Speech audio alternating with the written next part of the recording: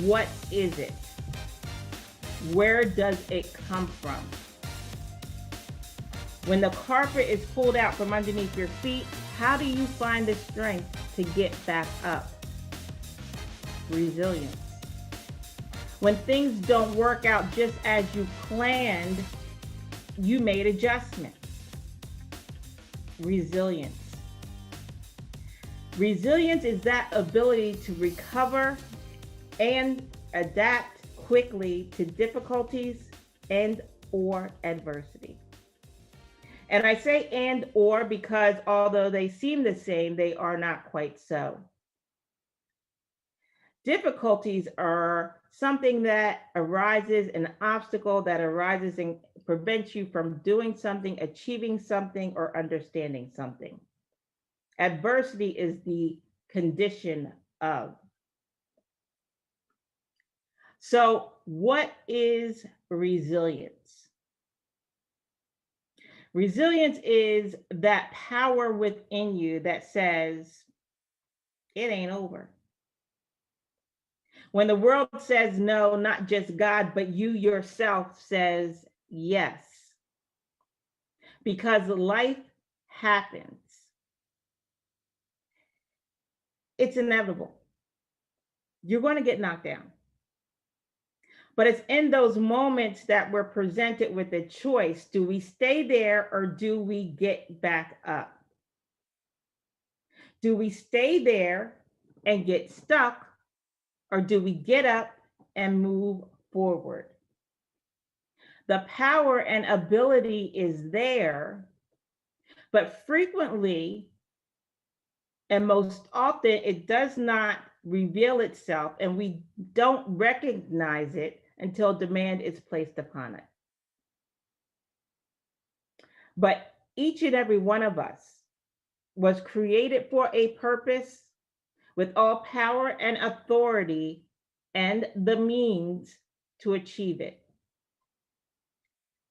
But the choice is yours.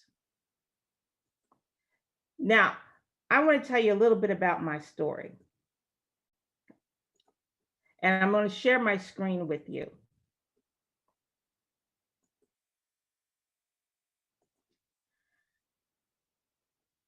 All those initials behind my name look really good, don't they? They add credibility. And that is fine and great. But they don't tell the whole story. I did not start there. This is where I started. I started as an unmarried teenage mom, just leaving a domestic situation with no job, no prospects, broke, busted, and all the way disgusted. So how did I get from there to there? Resilience. Resilience. You know, it took me, as it does frequently with a lot of us, it took me to get to a place of being sick and tired of being sick and tired. I had to get to the place of that something inside of me kicking in saying, you deserve better. You can be and you are better. So resilience pushed me to leave that situation, go back to school, and become a nurse so I could provide for my son.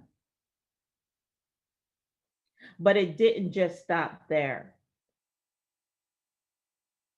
There was still that something bubbling inside of me. I wanted my own spa. So I decided to go back to school and become a certified massage therapist. And I started my own massage company. And my niche was, I was a home therapist. I came to you. it set me apart from the pack. Now, in 2021, it might not seem so, but way back in the early 90s, massage therapy was just coming into its own. Indeed, New York was the only company that required a massage therapist to be certified. But then what? Life happened. I was involved in a very significant motor vehicle accident, which pulled the rug right out from underneath me. I could no longer be that home therapist carrying that table back and forth. But again, resilience kicked in. I was still working as a nurse, so I went back to school, this time for my bachelor's degree. And my focus was on becoming a certified nurse anesthetist. That's when a nurse anesthetist was all the rage. But God. How many know that sometimes your plans just aren't God's plans? So while I was in that program, God connected me to a dean at NJIT. She was actually one of my professors. And she challenged me to be different. Indeed, her exact words to me were, be different. She did not want me to go down that expected path of being a nurse anesthetist. So she challenged me. And she not only challenged me, she actually pestered the heck out of me. For those of you, some of you who know the story, she kept on me and she kept on me that we made a bet. We made a bet that I would sit for the LSAT, and if I did well, I would go to law school. And if I didn't, she would leave me alone, and I would continue down that expected path. Lo and behold, I did well, got accepted into Rutgers Law, and went to law school. And so I pivoted down another expected path, the path of serving as a law clerk during law school. During the summer, I interned at the federal courthouse, and upon graduation, I started a state judicial clerkship. But once again, life happened. This time, it took the form of a brain tumor. Treatment and recovery from that took over a year. Until I got what? I got sick and tired of being sick and tired.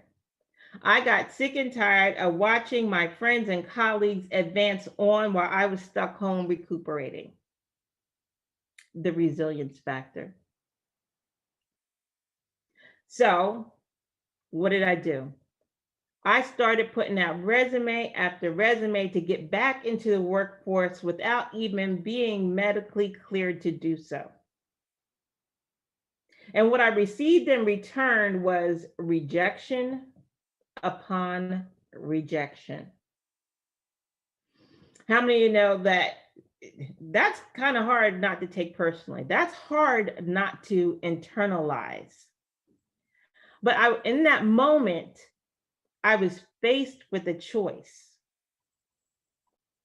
Would I allow others to define me, hold me down, and hold me back? Or would I make adjustments? Resilience. And I came to the conclusion that others don't define me. Others do not and will not determine my path. So when they would not accept me, I decided to make my own way. I initially partnered with another solo practitioner to be of counsel for his office and to be the director of his newly formed medical malpractice division. From there, I went out on my own. Resilience has allowed me to now, because of that, continue on and be the CEO of Triumph Services, a transformation strategist, administrator of Facebook groups, and host of weekly Meet the Expert series and a quarterly or monthly Real Talk series. It allowed me to add all those initials behind my name. Resilience.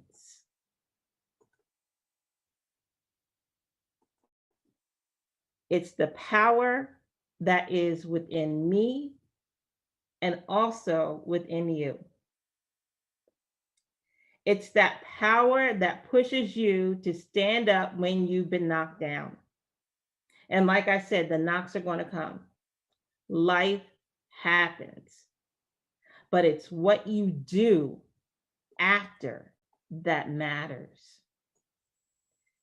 We are presented with a choice. The power and the ability is there. It's a choice that starts in the mind to exercise your resilience. Be ye transformed by the renewing of your mind, we say. You have to believe that you are able and worthy to exercise your resilience, to not just bounce back, but bounce forward. I sometimes tell the story of being in a do-over moment. And for those of you who don't know what a do-over moment is or have not read the book, it's those moments where you stop, you reassess, and you start over. At that point of time in my life, I was playing small. And I was comfortable playing small. But God had had it with me being comfortable, and he had had it with me playing small. So what does he frequently do in those situations? He made my comfortable situation uncomfortable. So much so that I decided to embark on a do-over moment. And as a single parent, you are ever cognizant that the buck stops with you. No matter who is there, who's not there, who's doing, who's not doing, it doesn't matter. The buck stops with you. So as I was in this do-over moment, I was becoming ever increasingly anxious about what path I should take so I could meet my responsibilities. And on this particular day, I was led to a passage that says how God takes care of the lilies of the field, the birds of the air, the grass, which is green one day, then burned the next. And I'm summarizing all of this, but it ends with a question. And the question is, aren't you more worthy than they? And I clearly heard in my mind, you know, but do you believe? You have to know that you not only possess that power and that ability, but that you are worthy of exercising your resilience. It's like that bobblehead doll. It's a toy that we had when I was growing up, the Weeble Wobble. And for those of you young folks, the Weeble Wobble was a little egg-shaped toy that no matter which way you hit it, no matter which way you came at it, you knocked it down, it bounced back up. And frequently it bounced past the point that it started from. It's like the Weeble Wobble toy. Resilience helps you bounce back up. Just like that boxer with a punching bag that comes back, Adam, he keeps on punching. And as you exercise your resilience, as an athlete would, or as that boxer does, it builds and it develops like a muscle. So when those hits come, pop right back up. When hard times arise, make adjustments. When those plans don't work out just the way that you thought they would or that you envisioned, go on and pivot. You do what you have to do to keep moving forward. Keep pursuing your goals and keep pressing toward that high mark. But the choice is yours. As a man thinks in his heart, so is he. You have to know. You have to believe. Because as a Black woman in business, especially as a Black woman in business, people are going to try and attempt to label you. They're going to attempt to classify you, pigeonhole you, and put you in a box. Microaggressions are going to come your way. But that power within you, that resilience factor, has to stand up in the face of adversity and push through. It is that resilience factor that stands up and stands in agreement with God to say yes when the world says no. The resilience factor says, no, I will not dim my brilliance. The resilience factor says, I will not cower, but be bold. The resilience factor says, I will not be pigeonholed or kept in a box. The resilience factor says, I am unstoppable. Resilience. Will you tap into it or will you let it lie? Will you stand for the status quo? Or are you going to stand up and make a change? Will you continue to play small? Or will you embrace the power within and be iconic? It's time. It's time. Each and every one of us, as I said before, was created for a purpose with all power, authority, and the means to achieve it. God will never provide you with a vision that he doesn't give you the means or the resources to achieve it. It's time to tap into that power within. It's time to exercise your resilience. It's time to be iconic. Thank you for your time and your attention. Once again, I am Monique White of Triumph Services, a coaching and consulting firm.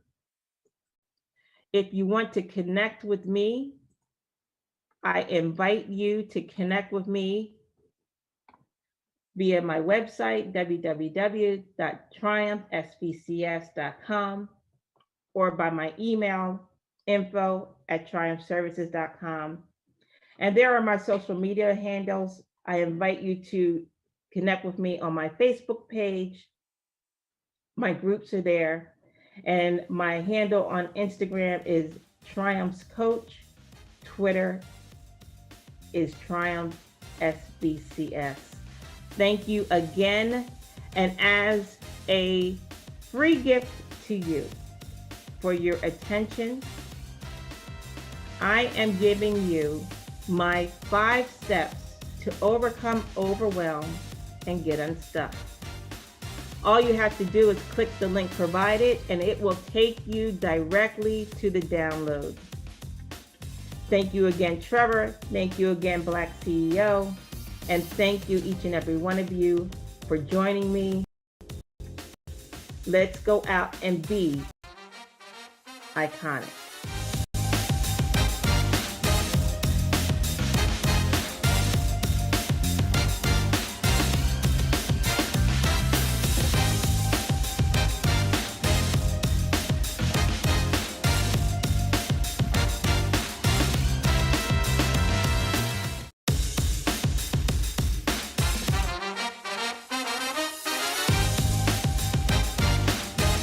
Hey y'all, this is Shanae with SBS Hair Studios and SBS Restoration Clinic. Today I wanted to talk to you guys a little bit about the spiritual warfare on hair. What do I mean about spiritual warfare on hair? There's so many things that we are doing to our hair and the environmental stressors, and also products and styling techniques that is destroying our temple. No one understands how important hair is. They just look at it as adornment. But it's more than just that. It's more than just for beautification. Hair is spiritual. Hair has strength, and hair gives power. A lot of us eliminate that aspect of hair. But in the Bible, biblically, it talks so much about hair in about 18 chapters.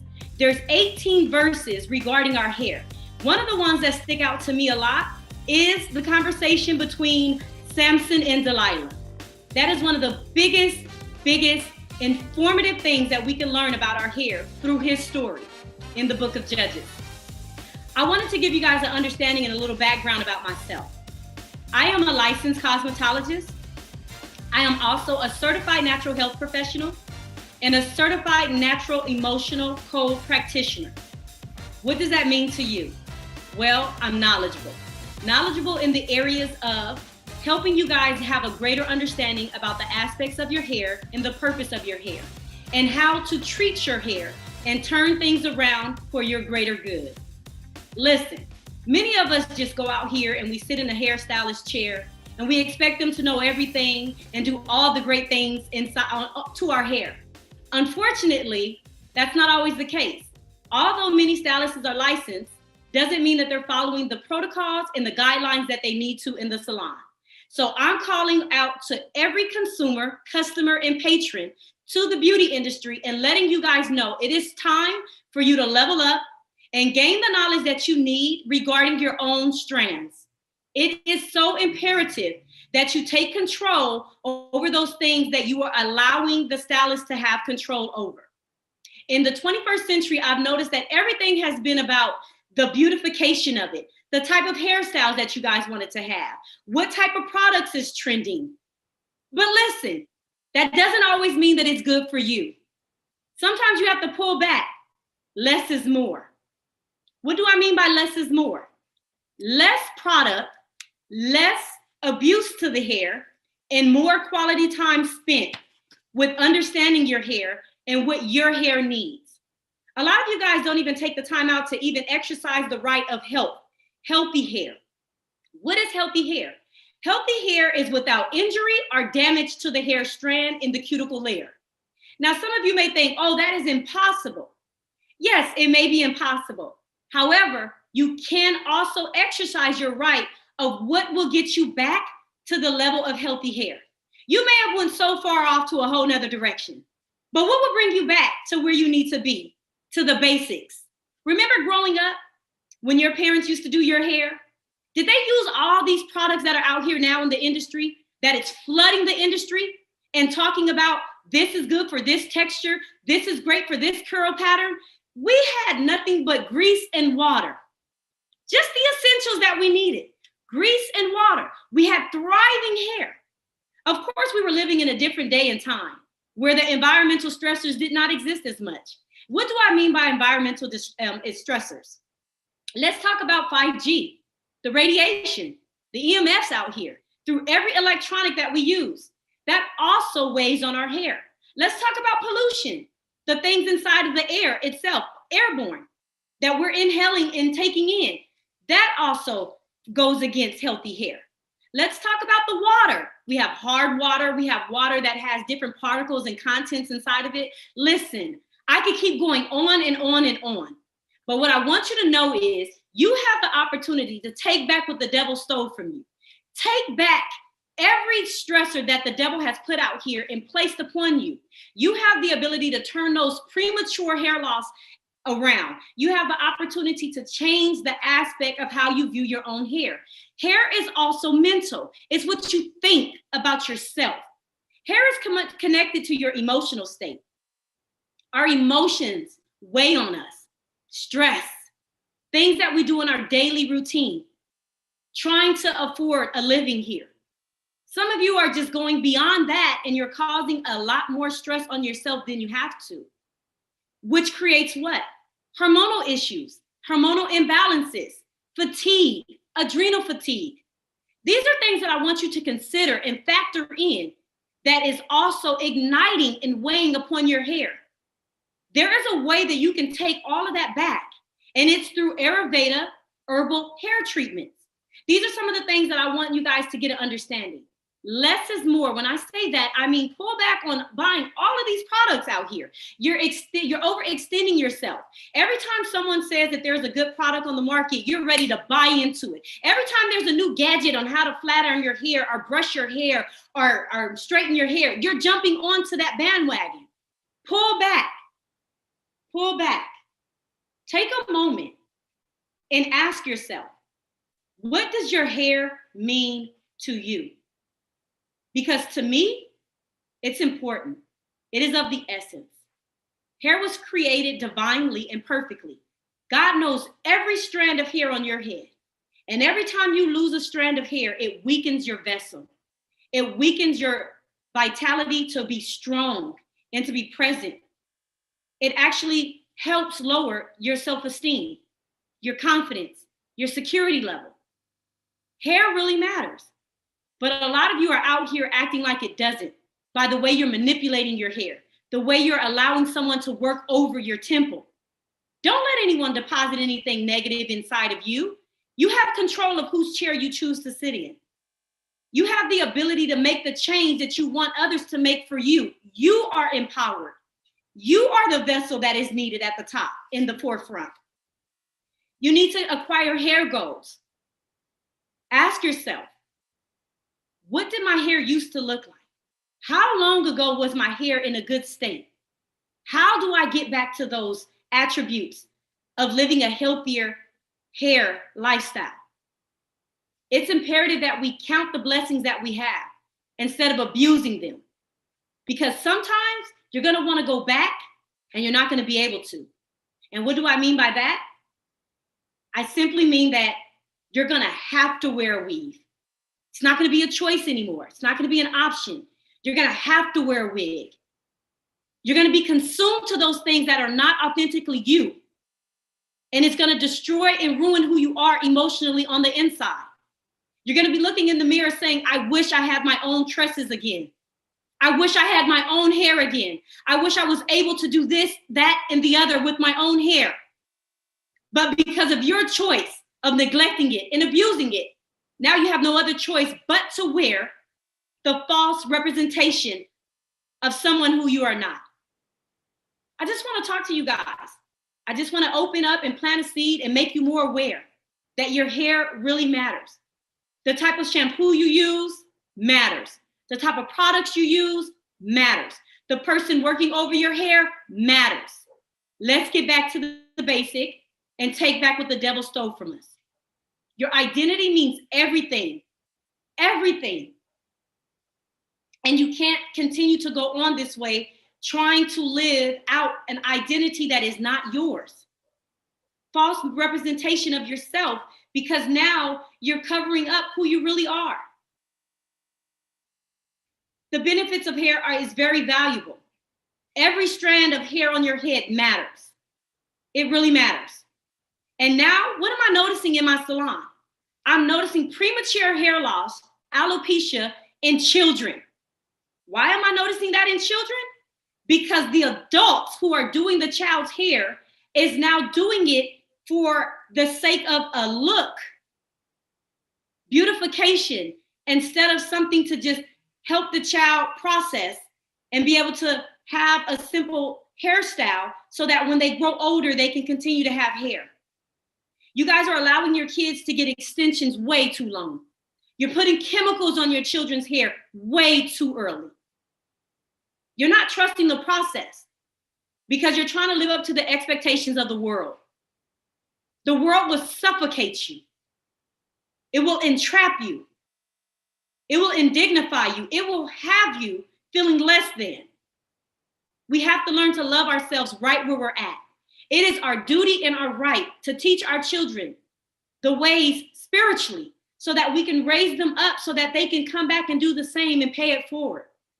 Our children are losing their identity earlier and earlier. You're allowing your children to get these hairstyles that are not their age, that is not of their age level. They're looking like grown adults, which is now putting on more pressure and more weight. The social media is really influencing our children instead of us influencing them within our house. There's just things I'm a mother of two girls, and I'm a hairstylist. But there's things that I will not allow my children to do or wear at such certain ages.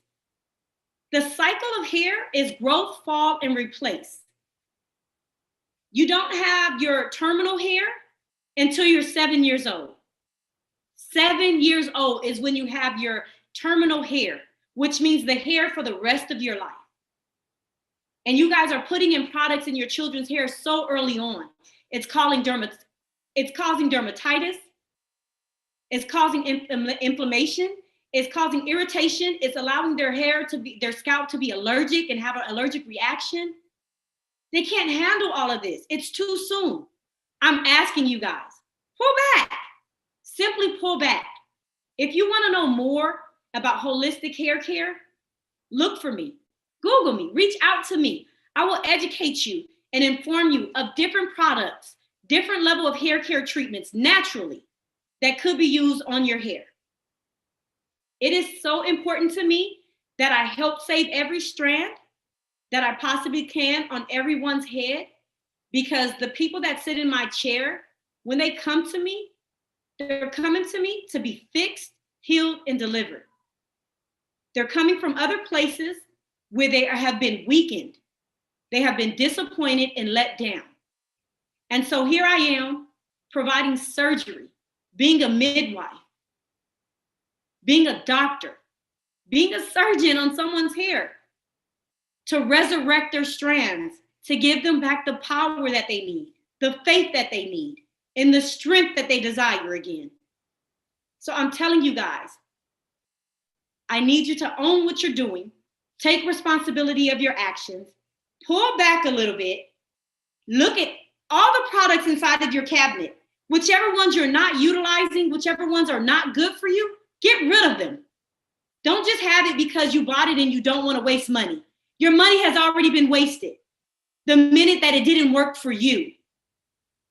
Everything that someone else is doing and that they're advertising out here may not be for you. The thing about Samson and Delilah, Samson knew where his strength lied. He knew that his strength lied in his hair. He understood the importance of his hair. And he also realized that when Delilah cut his hair, that his strength had left him, that God had left him. The presence of God had left him. So without the strength, he could do nothing. But with the strength of his hair, he was unstoppable. He can do any and everything through Christ Jesus who strengthened him. So I ask you guys, where does your strength lie? Have you ever thought about that? Have you ever thought about where did God place your strength? We know that it's in your DNA, and you cannot change your DNA.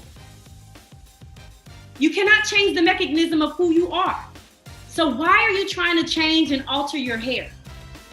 Why are you losing your identity? Why are you having this war, this battle? It's time to become victorious. It's time to win the battle, defeat the enemy, and take back what the devil stole from you. I'm Shanae Reddick, and I'm just trying to teach you how to live a healthier, holistic hair lifestyle. Holla.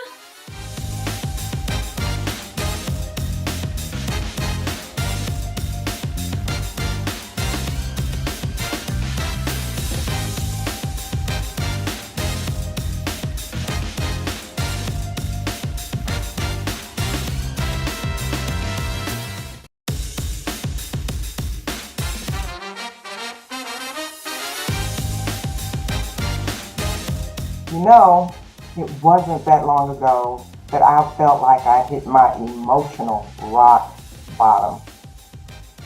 I lost my mom unexpectedly, which ripped my heart out, and I had to quickly pivot into a caregiver role for my dad. And I'm a daddy's girl.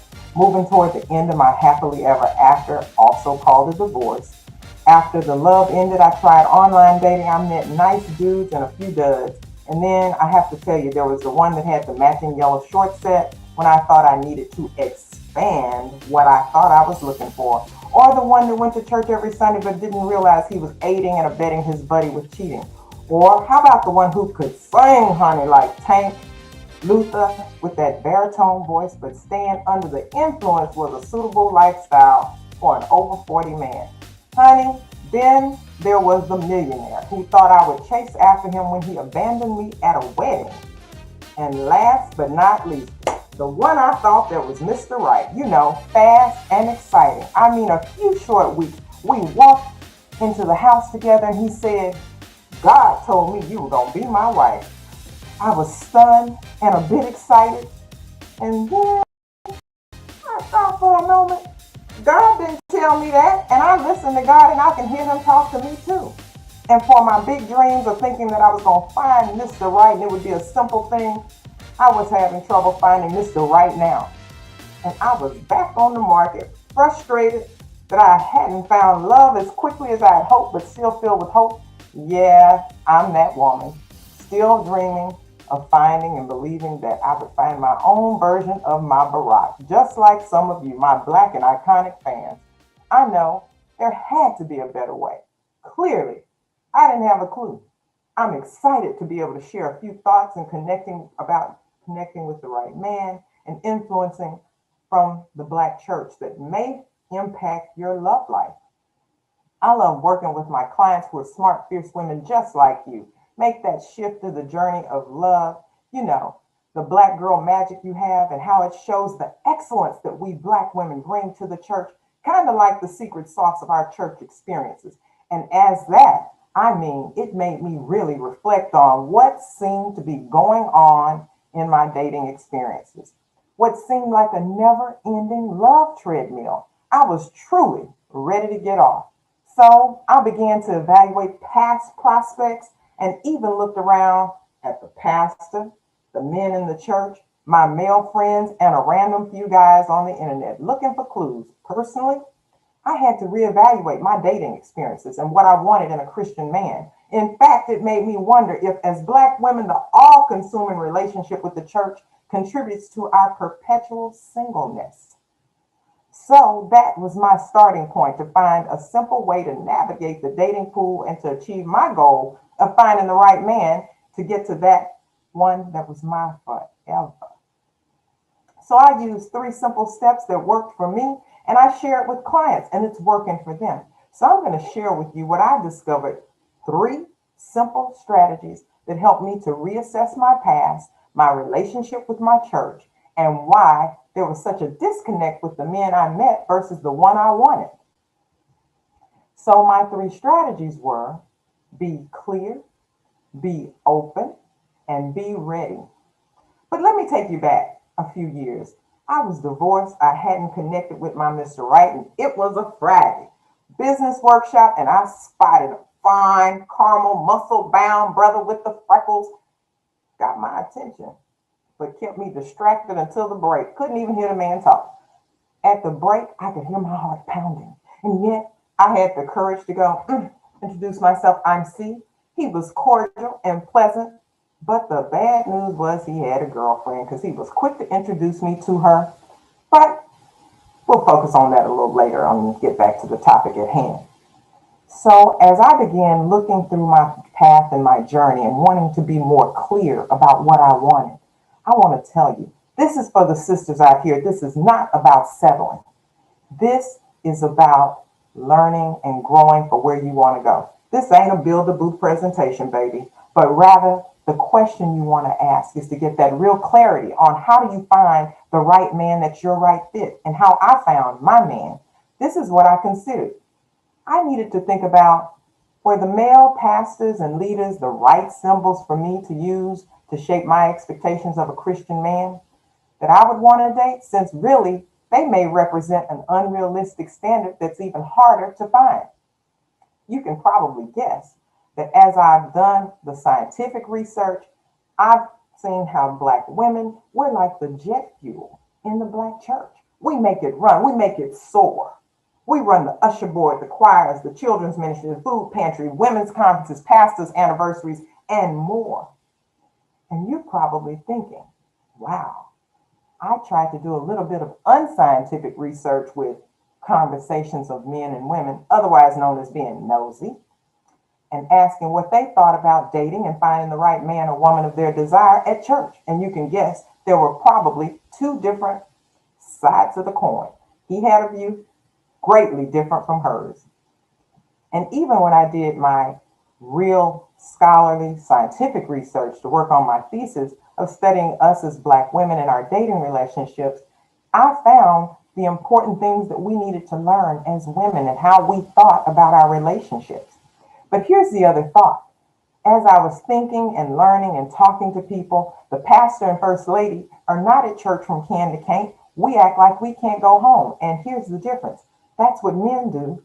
They go home. They don't do church the same way we do as single women, based on the fact that most men in general and single ones in particular don't spend all of that time at church. So I began to ask myself if all my church activities were keeping me single. Service on Sunday, ministry meeting on Tuesday, Bible study on Wednesdays, and special events on Thursdays and Saturdays. Wow. And for those of you who have children, I don't know where you're going to find the time for a relationship with a man. So I shared this question with a woman that she suggested to me. See, using pastors as your symbol of a Christian man is like basing your relationship on a reality TV show. Most are not based on reality at all. And based on my dating desires on a man whose job it is to study and present the Bible and its teaching is like trying to study and look at a film show without a script. A Christian single man probably doesn't know the script, even though he may be a praying man. So aside from the prayer that I use, some of the practical research that I used to find the characteristics and traits that I wanted in a man. I wanted things like honesty, character, leadership. Those were the things that I looked at when it came to my list. So I realized it was really important for me to be clear, to get that solid foundation for love. And next, my second strategy for my dating remix was to be open. For me, being open meant understanding that Mr. Right might not be at my church. He may not be as involved in the church as I was. This for me was a bit aggravating because let me tell you, there is a huge disconnect in the messages we women receive versus men at church.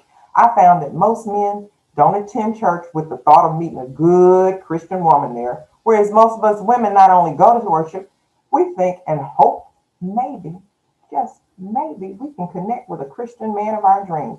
After all, we are at the same church. Great theory, but not in reality. Not so much. Not to mention, Black women are often reminded that Jesus was single and we should focus on doing the Lord's work. Well, I remember thinking, I ain't Jesus and I want a husband. And my barbershop research seems to point to the fact that Black men see and hear a totally different side of pastors and deacons and church leaders, which means they don't idolize another Black man. They see him and the flaws that he has. Whereas at church, we see him shined up with his suit on, preaching from the pulpit, much more idyllic, maybe like a father, and the testimonies of their wives talking about how perfect they are. Well, the more I got to know pastors and church leaders on a personal level, I realized that they were not perfect and they got on my nerves just like any other man. That freed me to broaden my thought and idea of a Christian man. And maybe, just maybe, my guy would be imperfect too, but perfect for me. So this clarity and openness with myself first allowed me a little bit more of humanity, to see men a little bit different, and the fact that they really just want to be respected, admired, loved, just like we do. So strategy number one was to be clear. Strategy number two was to be open. My third strategy was to be ready. This one got me fighting mad because messages received at church made me think about how I could easily meet him at church, but that didn't work out like that. In my experiences, the ones that I was interested in were married, had girlfriends, and through the experiences of other women, we quickly realized that the choices at the Black church was slim. And that became really clear. I began to get more insight from other men and how they approach going to church. And one of my friends said to me, see, I can't go to church and get my praise on trying to look at another woman's butt, and God will strike me down. And I found it funny, but quite refreshing that he was honest with me. And so that led me to think, okay, I may not meet that like-minded man at church. And I had to look at my list and think about, what did I really want? I even tried the singles ministries and book clubs, only to realize those activities were much more like the women's guilds and the ladies' auxiliary meetings, meaning there were lots more women than men. So the problem was, I was ready to not give up hope on church. I knew I probably wouldn't meet him there, so I had to rethink my strategy and preparation, even though so often married church leaders actually tell us, wait on the Lord, and try to make us feel guilty for wanting a man. Yet they encourage us to participate in the singles activities. However, me, along with other women, grew frustrated at those black girl magic events filled with lots of women, where it was at the singles banquet, the Bible study, the party, the singles game night. Now, don't get me wrong, I attend a huge black church. You would think the numbers would be on my side with more men in the mix. It didn't. And while I'm not a Bible scholar, I do know that the Bible speaks on preparation, as in Proverbs 24:27. And I took that scripture to heart. And baby, I got prepared. Now, I got to confess, I had to eliminate some of my unrealistic expectations and dreams, like the ones known as the Holy Grail of what we think of as the Black Prince Charming. You know, fine, chocolate, 6 feet, 6-pack abs, 6 figures. Funny how those requirements represent 666. Need I say more?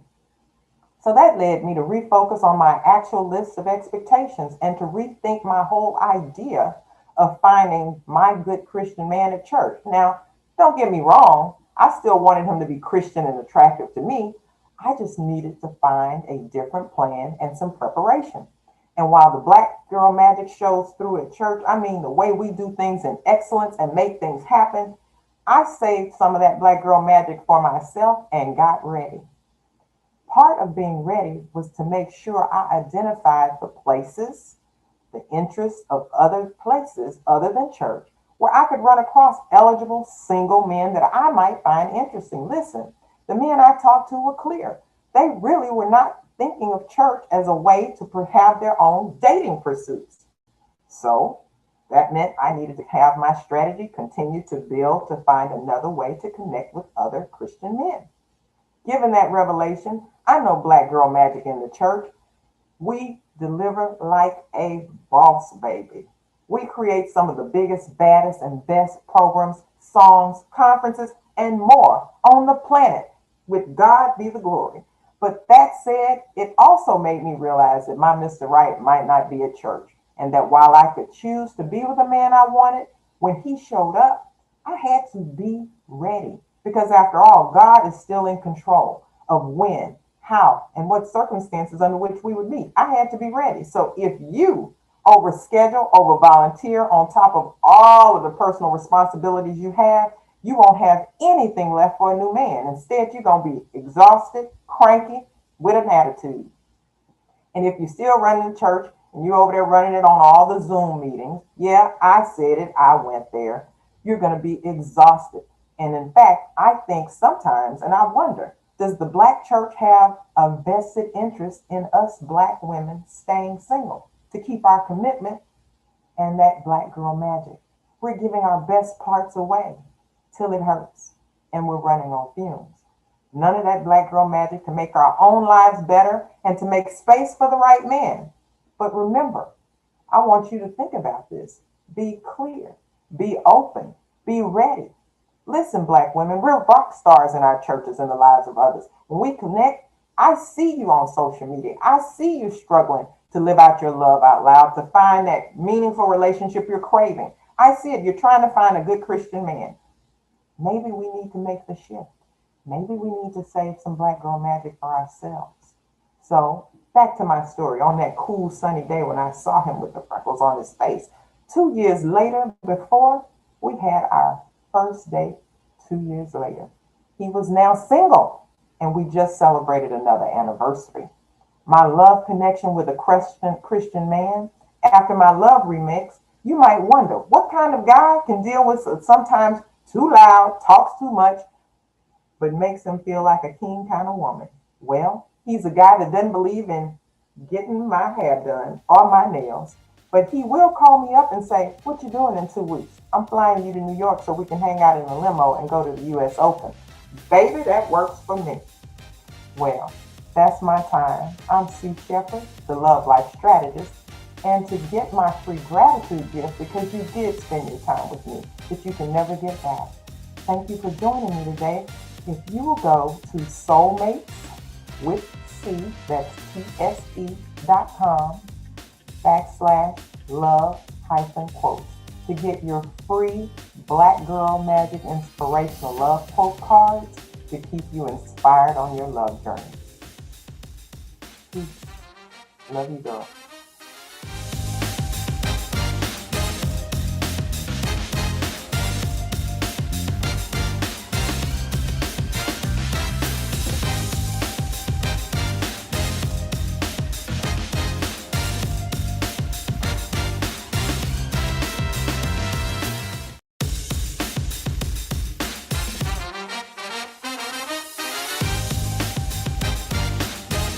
My name is Sabrina Moore. I currently reside in Fredericksburg, Virginia with my husband, Anthony Moore. We have one son, Aaron Moore, that is off to college at Old Dominion University. Woohoo! And I just want to speak on motivation today.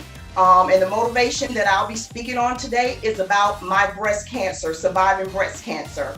I originally was going to deploy to Afghanistan. And I had to do all my medical work and everything, but then bam, it hit me. In my medical screening, they found out that I had breast cancer. I said, no, this cannot be possible. So in my mind, all I thought about was money. All I thought about was going to Afghanistan because I did my own salary. So all I could see was dollar signs, dollar signs, dollar signs. And I went ahead and I went through with the process with the treatments and everything. So as I was going through my treatments, everything just started falling apart. Everything was falling apart. My husband lost his job. I got laid off. It was just a mess. But I tell you what, on my very first treatment, when I went in for my chemo, it was like someone sat beside me and said, if you encourage others, watch what I do for you. So I looked around the room, I asked the nurse, did you hear anything? Nobody heard anything. So I put my headphones back on. I thought I was going crazy. Other people thought I was crazy in the room. But as I sat there, it happened 2 more times. So I said, okay, this must be God speaking to my spirit. So as I went on, I said, okay, God, if you encourage others, watch what I do for you. So that very same day, I had to put that into action. And motivation to me is like, you know, when I have a desire or a need and I push forward to get the desired result for not for me, but for other people. So as I went on about this and I got cursed out, it was just things thrown up against me when I tried to motivate others during my journey. But I said, okay, God, I know this was from you. So I have to move forth and do what I know that I was called to do. So as I moved on, I moved forth. I'm telling you, in this cancer journey, it was a journey like none other. Yes, my hair fell out. I had, you know, from the radiation, I was burnt or whatever, but that did not faze me. I went through, you know, with the healing process of the bandages or whatever, but that still did not faze me. I knew that I had a work to do, what I was called to do. And it wasn't about me. It wasn't about the cancer. It was about others who was out there suffering, who was depressed, who, you know, didn't have family members to look at or couldn't be there with them. So I said, okay, God, I'm that vessel. I'm open. I'm here to be used. And throughout my entire process, people think I'm crazy. They thought I was crazy. Well, why are you going through this process if you don't think you have cancer? No, I did not think I had cancer because I'm like, oh, no, God, not me. But as I went through, I saw that it was a journey It's Not Cancer, My Journey for Your Healing. That's the title of my book. I am a published author. And as I went through, I was just so amazed at myself and how God just used me, how I allowed God to use me to help and to bless other people. I mean, there were, an instance where someone was contemplating suicide. And I said, oh my gosh, I'm not a counselor. I can't deal with this. I don't know what to tell these people. So as I talked, and at the end, before my treatments were up, the lady came to me. We exchanged phone numbers and everything. And she told me, she just cried and thanked me for being there. And all I could do was cry. And I gave thanks to God because I know it wasn't me. I didn't know about these people. And I know that it was God that allowed me to go through this process for other people. And, even when the process was going, my husband, he had lost his job. And like I said, I got laid off because I couldn't go to Afghanistan and there were no jobs here at my particular company for me. So I said, okay, God, how are we going to pay these bills? The bills are behind. Okay, you're unemployment, but that's not going to pay the bills that we have. And God, he allowed people to just start walking up to us, giving us checks, giving us cash, giving us, saying, hey, here's a card, go to this store and buy what you want. It was just, oh my God, I just feel all over again how it was just such an amazement and a blessing to us because we asked nobody for nothing. But in that process, God said, you encourage others. Watch what I do for you. I didn't know what that meant at the very beginning, but as I went through and as people start blessing us, people on our job, people in our church, our neighbors, family members call and say, hey, how y'all doing? Whatever. We didn't share that we needed financial support from anyone. But in this process, I'm telling you, God allowed people and he used people to bless us as I stood as a willing vessel to encourage and motivate others. And I'm telling you, it is a blessing when you listen to the voice of God, because if I had not listened, I was just like, whatever, I know that's not for me. I don't want to help nobody. I'm in this, cancer situation, whatever. Why am I here? But I did not look at it like that. I thank God that I had a spiritual ear to hear and understand what the Spirit was saying to me on that very first treatment. Because if I did not, we may have lost everything. We may have had stuff turned off. Other people may have died. Other people may have committed suicide. Other people may have stayed in a depressed stage. But because I went forth and I stood as that willing vessel, I'm telling you, it's possible. All things are possible if we just believe. So I just want to encourage you today and motivate you and say, no matter what you're going through, no matter what it may seem like, it can be the worst of the worst. But I'm telling you, you just got to stay motivated, keep your head up, and know that it's going to be okay. It's going to be okay. And at the end, I just want to say thank you. My name is Sabrina Moore from Fredericksburg, Virginia, and I am a published author. And the title of my book is Not Cancer, My Journey for Your Healing. And that can be, you can contact me at notcancer@yahoo.com. That's notcancer@yahoo.com. Thank you so much for your time, and God bless.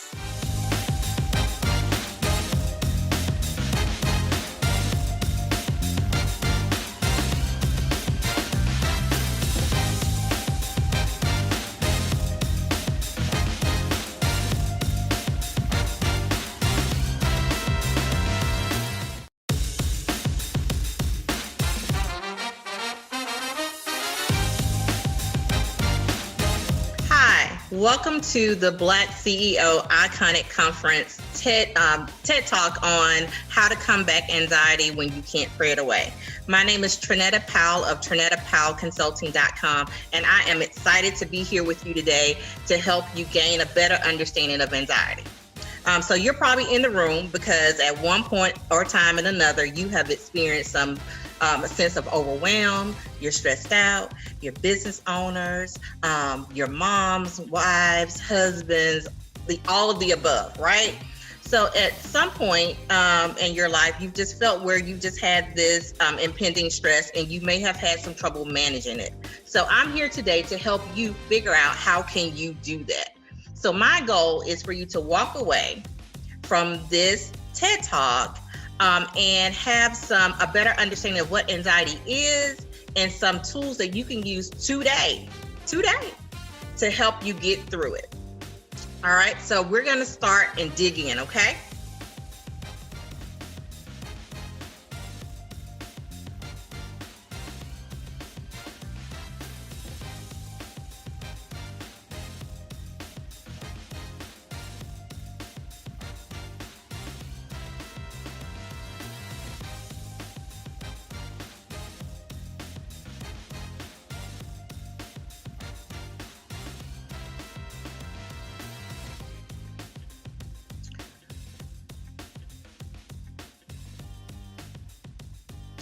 All right, so we got our PowerPoint up and we're ready to start.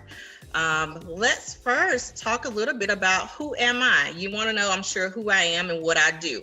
So some fun facts about me. I am an awesome cake baker. I am from the South, from Mobile, Alabama, the Gulf Coast, home of Mardi Gras and great seafood and barbecue. But I am really known by my family and friends for baking the best red velvet, German chocolate, and sour cream pound cakes. I'm a mom of 2 boys and 3 bonus kids. We have a blended family, and I am Gigi to 7 beautiful grandbabies. Now, I know I look young, the skin looks good, and I should not be a Gigi, but I am, and I do it to my best ability by spoiling those babies to death. I am also a wife of 15 years to my wonderful husband, William, and I decided to start a business in the middle of the pandemic last year. I know, crazy, when you talk about stress levels and anxiety, that was me last year. Some bonus facts about me. I am a licensed professional counselor. I run and operate a successful private practice for women of color in the state of Texas. My practice focuses on women of color who are struggling with anxiety, finding themselves in some unhealthy thinking patterns, unhealthy relationships, who are seeking me for help to be able to get off that hamster wheel of thinking and find some peace and rest in their life. So also, I'm a private practice business consultant. So I help other mental health clinicians get started in building their own private practices. And also a goal fulfillment strategist. With this, I like to help women who are kind of stuck in this place of imposter syndrome and limiting beliefs, and they're not allowing themselves to move forward in life with the dreams that God has placed in their heart. So I come in and help them remove that blockage, release those limiting beliefs so they can live the life that God has ordained for them.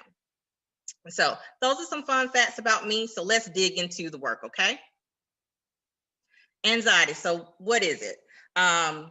Many people have different definitions of what it is. We describe it in many different ways.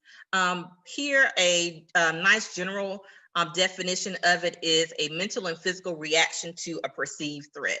Some of us may call it something in more simpler terms, what may be like, I just worry a lot. It's just that uncontrollable worry and the overthinking and the what ifs that kind of go in your mind all the time over and over again. Everyone experiences stress and anxiety at one time or another in their lives, but there is a difference between stress and anxiety. So stress is a response to a threat in a situation, and anxiety is a reaction to that stress. So I'll say that again. So stress is a response to a threat in a situation, and anxiety is a reaction to that stress. So how does it show up? It shows up differently for different people. Some of people really most commonly express that they have that sense of uncontrollable worry. What if this happens? What if that happens? I start the business and the business fails. What are people going to think about me when I do this? Just that overbearing thinking of letting someone down, letting yourself down, and just worrying about different aspects of your life. Also, there's maybe muscle tension. You may feel yourself sitting at work, working on your business, or at home doing things, and your body is just tense and tight. Your jaws may be clenching, and you don't even realize it. Some headaches, and of course, poor sleep, that running of the to-do list. You can't just shut your mind off at night. And maybe even an upset stomach where you feel like you have a bunch of knots in there and it makes it hard to eat. You just have this, some people may call it a nervous stomach. and increased heart rate. So all of these are common things that may show up. It's not the complete all list of things, but this is what I see most often in my practice. Here's a statistic for you. Did you know that anxiety mostly shows up most common in women than men? And for me, that's not a surprise, because women, especially women of color, we tend to take on this role of being, we put the S on our chest and we feel like we're Superwoman and we can do it all. But when we take on that persona, it has weight that comes along with it. And sometimes that weight is just too much. And we get that feeling of anxiety and worry and just overwhelmed, and we need relief. Another statistics by the National Mental Health is that anxiety shows up most commonly between the ages of 30 and 44. And that's kind of where, not to tell my age, but that's kind of where I am. I'm 43, and I really started to feel that increase of anxiety at 30. It's just something about 30. We turn 30 and our body just starts to break down and we gain more responsibilities. We're usually getting married, having children, and toward the late 40s, we may be becoming more of a caregiver to some of our parents. So there's just more things added onto the plate. The plate is just running over of responsibilities. So let's look at some different types of anxiety. So here, I'm only going to talk about 3. There's several different types, but these are just some general ones. So we have GAD, which is generalized anxiety disorder. So this is when we have that excessive amount of worry in different areas of our life. So it could be about work, school, if you're a student, home life, marriage, parenting, running a business, all those things. Also, there's panic. So this is more of an extreme anxious response where a person may actually have a panic attack, and then phobias, which a lot of people are familiar with, where you may have an intense fear of a situation or a particular object. So for me, my phobias are heights and snakes. Like, do not put me on a roller coaster. Do not put me in a room full of snakes, or we're going to have a problem, okay? Yeah, I don't do reptiles, y'all. I don't. Okay, so now let's talk about the cycle of anxiety. So we need to understand better of how it works before we can start looking at how do we deal with it and manage it better. So here at the beginning, we have anxiety. So we are exposed to a certain situation or thing that's kind of building that frustration or impending doom or that overwhelming feeling. And then what are we going to naturally do?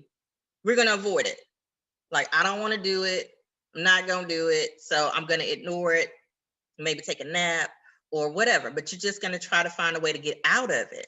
So when we do that, we have this short-term relief. You're okay for the moment, but what happens is when you're re-exposed to that thing or situation, the anxiety grows. It just grows and grows. So then we're back in the cycle again, back in the situation, dealing with the same issue, anxiety up, we're going to try to avoid it, short-term relief, exposure again, anxiety grows. So how do we break the cycle? How do we deal with it when we're finding ourselves in these situations?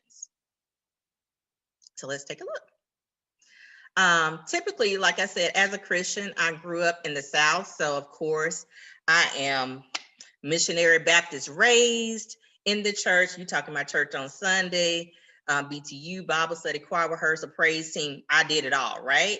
And in the church, we're taught that you should pray about everything. What's the scripture say? Worry about nothing, pray about everything, right? So we try. We call up the prayer warriors and we tell them we got an issue going on and we're looking for them to pray for us. Now we have small groups or life groups. So we may call up our life group sisters or couples or what have you and tell them what's going on and try to get prayer from them. We're reading our Bible and we're saying our scriptures. And, we go to bed and we wake up and we're still worried or we're still stressed out. So then you may go like, I'm going to just drink me a glass of wine. I'm just going to go out Friday night. It's going to be all right. You may call a friend and try to talk to them about it. But nothing's working. It's all temporary. It's just temporary. So you prayed about it. You asked for help. You asked other people to pray for you. You drank the wine. You talked to the friend, but still, the anxiety is still there. The stress is still there. So what I want to talk to you about now is how do we treat it? How do we treat it? So there's a couple different ways. Like I said, I'm a licensed professional counselor. So in my practice, there's treatment models that each clinician may choose to do where it's appropriate. So we have exposure therapy. So this is kind of a type of therapy that's used when it's more of the phobias. So the clinician will help the client slowly visualize and expose themselves to the thing that's causing the intense fear. Then we have cognitive behavior therapy. So this is more of when we're looking at those unhealthy thinking patterns that's causing us to stress and turn those into healthy thinking patterns through different types of techniques. And relaxation skills actually can be a part of cognitive behavior therapy. So with relaxation skills, we think we know how to relax, right? We're going to take a nap. We may take a vacation. But there's additional things that you can do to help yourself relax that you may not be knowledgeable of, or that you just quite honestly just don't know how to do. And that's where a therapist can come in and help you. And then the other treatment method is medication. Now, medication is not for everybody. That is something that definitely has to be determined between your therapist and a psychiatrist. But evidence has shown through studies that medication and therapy together produces the best results for relief. So that's always my suggestion with clients. If they go the medication route, definitely make sure you're staying in therapy to get the best result. So now we're going to take a minute, and this is where I'm giving you those tools that you can use now to be able to help yourself after you leave this conference. So the first one is breathe, right? I know you're gonna be like, I know how to breathe. You sitting in your chair watching this TED Talk and going like, yeah, I know how to breathe. I know how to breathe, Trinetta. But I promise you, you're not doing it the right way. So when we're talking about breathing and meditation in the sense of finding relaxation and relief from anxiety, it looks a little bit different. So you would find yourself a place where you can sit, where your feet can be flat on the floor and you can be comfortable. And you're going to do something I call with my clients the 4-4-6. Now, there's many different ways you can do breathing exercises, but we kind of concentrate on the 4-4-6. It's easy. Sometimes I have them write 4-4-6 on a sticky note on their monitors at work or on a notebook where they can see it so they can remind themselves to do it when they feel stressed or overwhelmed. So what the 4-4-6 is that you're going to inhale through your nose for 4 seconds, and you're going to be counting to 4. You're going to hold your breath for 4 seconds, counting in your head 1 through 4. And then you're going to exhale through your mouth for 6 seconds. So what happens is, and you're going to repeat this cycle for about 4 or 5 times so you feel like your body is starting to relax again and you're feeling better. But what happens when you're counting, you can't count and think the thoughts at the same time. So it's a distraction method. So try it. I challenge you to do that. If you feel like you need a guide, there are some great apps out there. One is called Headspace, another one is called Calm, and then there's a Christian-based app called Abide, A-B-I-D-E, like abide in him. Get it? So yeah, you can try those apps. I love them all. I've used them all myself personally, so I'm not telling you anything that I haven't used and found helpful. My clients have found it helpful, and they're great. They have additional things like meditation music and meditation stories, which I like the meditation stories to listen to at night to help with going to sleep. I have yet to hear the end of a meditation story. They're good. You're out in like 3 minutes, I promise. So the next strategy or tool is thoughts, like taking your thoughts captive. We are emotional beings, right? We can get caught up in our feelings real quick. And doing that also causes us to get into this cycle of negative thinking. So our thoughts can be negative, leading to you feeling bad, shame, and guilt, which leads to an unhealthy behavior. So how you think affects how you feel, which affects how you behave. How you behave affects how you feel, which is going to affect how you think. They're interconnected. They're all three intertwined. So taking those thoughts captive is an excellent way to help manage your anxiety. All right, grounding. Now, grounding is something that is used more if you're kind of in a space where there's a panic attack happening. and you want to find a quiet place if possible. Again, have a seat somewhere where you can sit like the yoga lady, or you just put your feet flat on the floors, and you're going to use your 5 senses. So again, this is a distraction method. You want to get out of your head and just get your attention focused on something else.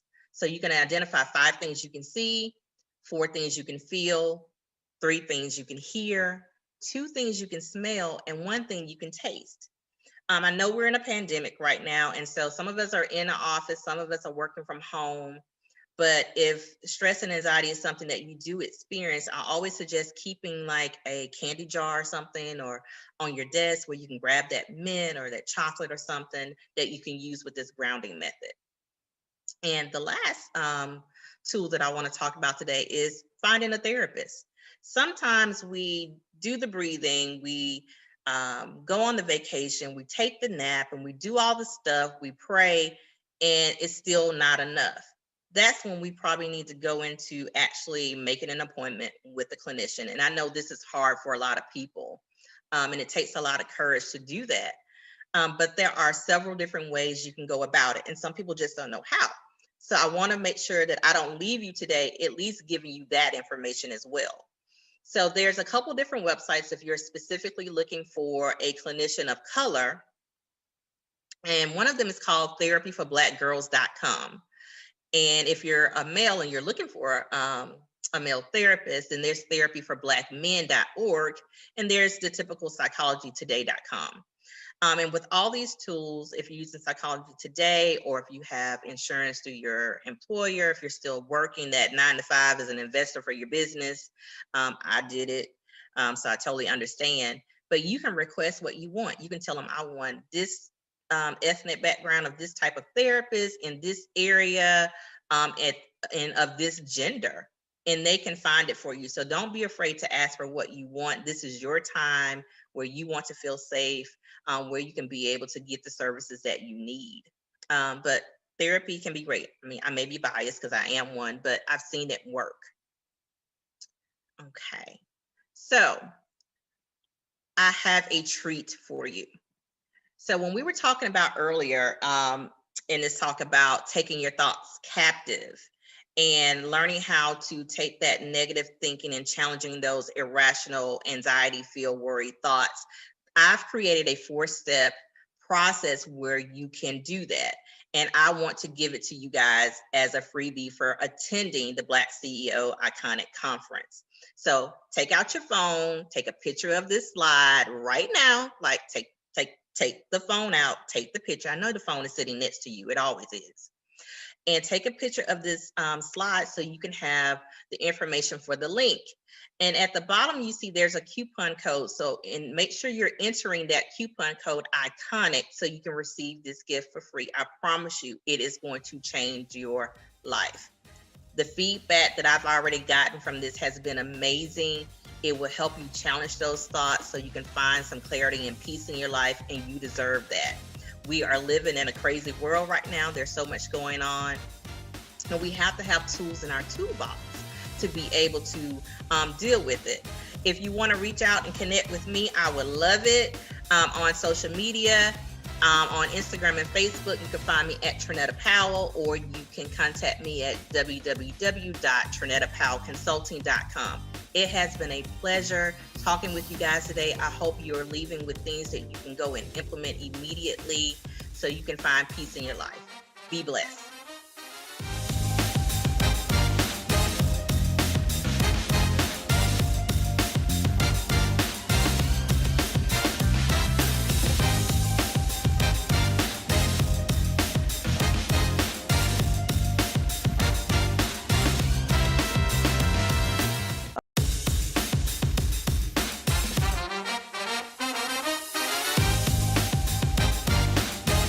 Hello, I'm Cynthia McAllister, owner of the IT company Quality SAP, and the author of the book, Yes You Can, 10 Great Ways to Market Your Business.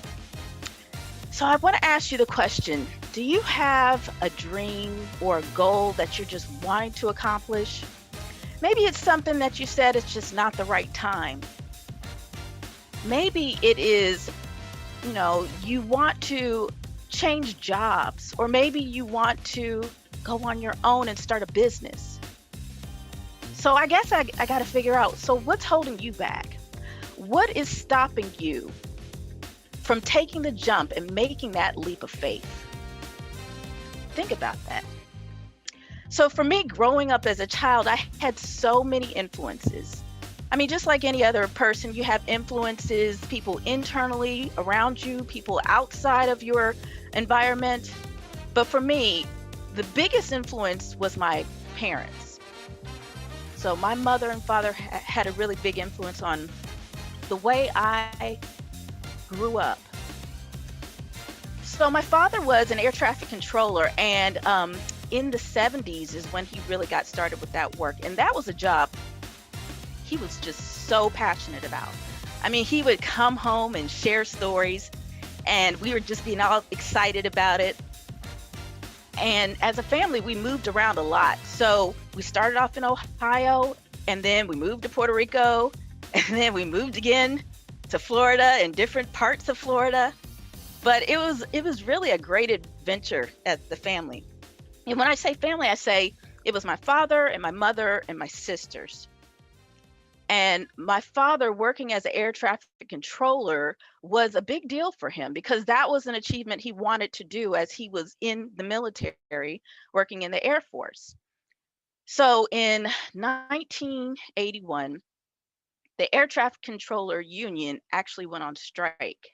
This was a big deal because this was like the first big strike that's happened to that organization. And my father was amongst the people who went on strike. And the strike was really about, wages and working conditions. So they wanted to get into an agreement with the FAA about that. And, over a period of time, those two organizations, they didn't agree. Eventually, the president in August of 1981 made the decision: we're going to fire all of the air traffic controllers. So over 11,000 air traffic controllers, including my father, was fired. And of course, that was devastating to my family because, financially, his income was a big contribution to us.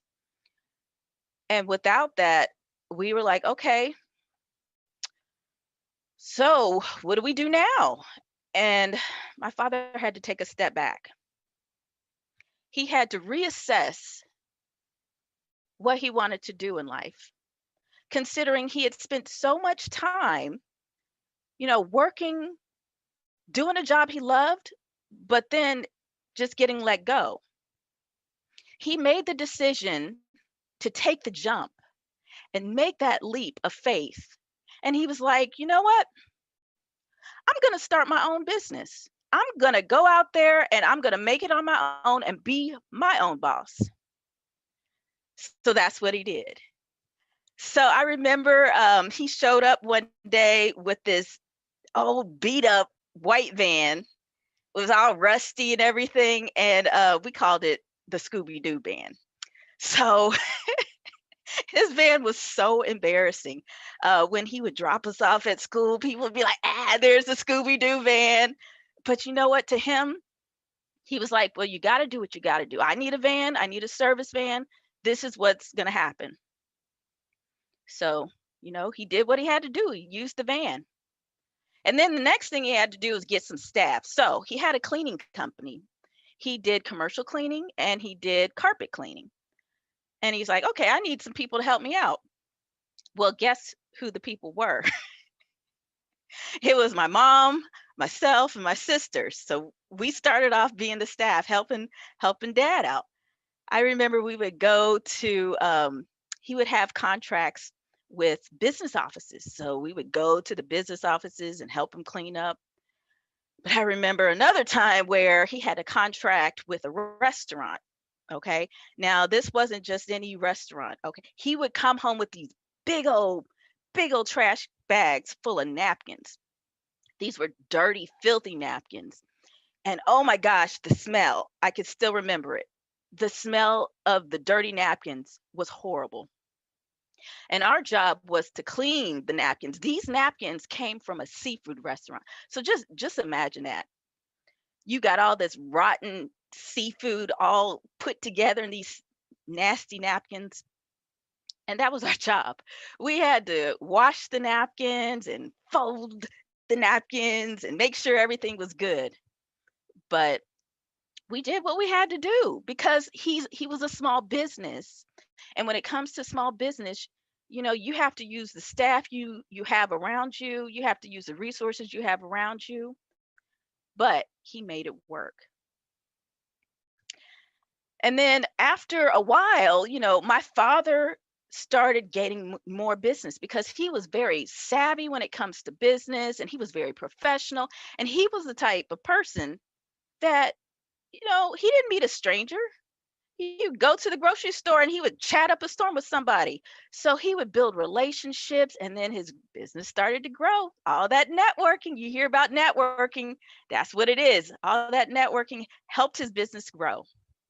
And then one day, I remember he drove up with this brand new white van.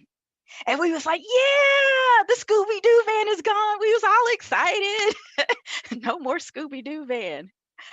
And the thing was, we as a family, my sisters, my mom, we was so proud of him. So proud to see his achievements and to see him reaching some success in his business. And then we got to the point where we didn't have to be the staff anymore. So we was happy with that. So time went on and he continued to grow. And then in the late 80s, my mom and dad, who were from Ohio, they made the decision, hey, you know what? I think we should move back home. I think we should go back to Ohio. I mean, they were gone from their family for years. And then they decided to go back to Ohio, so pick up the family and leave. So it was summer 1989 is when we moved back from Florida to Ohio. And for me, that was a shock because I wasn't raised in Ohio. I was raised in Florida. So that was one thing. But, it was a lot of adjustments to be made. And I could say about a few months later, 6 months later, phone call rang. So I was the one to pick up the phone. So picking up the phone, hello. So the person on the other line was like, your father collapsed and you need to get to the hospital. So I'm like, oh, he must have fell. Okay, because collapsed. Okay, he fell. All right, thank you. Hang up the phone. I got my mom, woke up my mom, my sisters, like, okay, guys, we got to go to the hospital. Dad must have fell. He collapsed.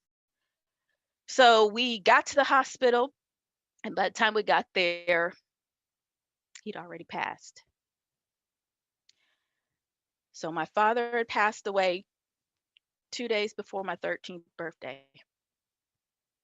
Now, passing away is a very sad thing, but you got to think about the life he lived and the lessons that I learned. Okay. I was young, but I got so much from the time that I spent with him. So he left a legacy with me, and I would not let that go. My mom, who had been the rock for me and my sisters, she had to start brand new and get a job and find work so she could help support us. So while she's doing that, I, as a teenager, I'm trying to figure out, okay, so what am I going to do with my life now that my father's passed? I could do one of two things, make one of two choices. One, as teenagers do, they rebel and they're like, you know what? I don't like anybody. I'm mad at the world and I don't care. Or two, I can remember what he taught me growing up, and I could live up to his expectations and focus on my education. I chose option 2. I wanted to do good. I wanted to be positive and make sure he would be proud of me.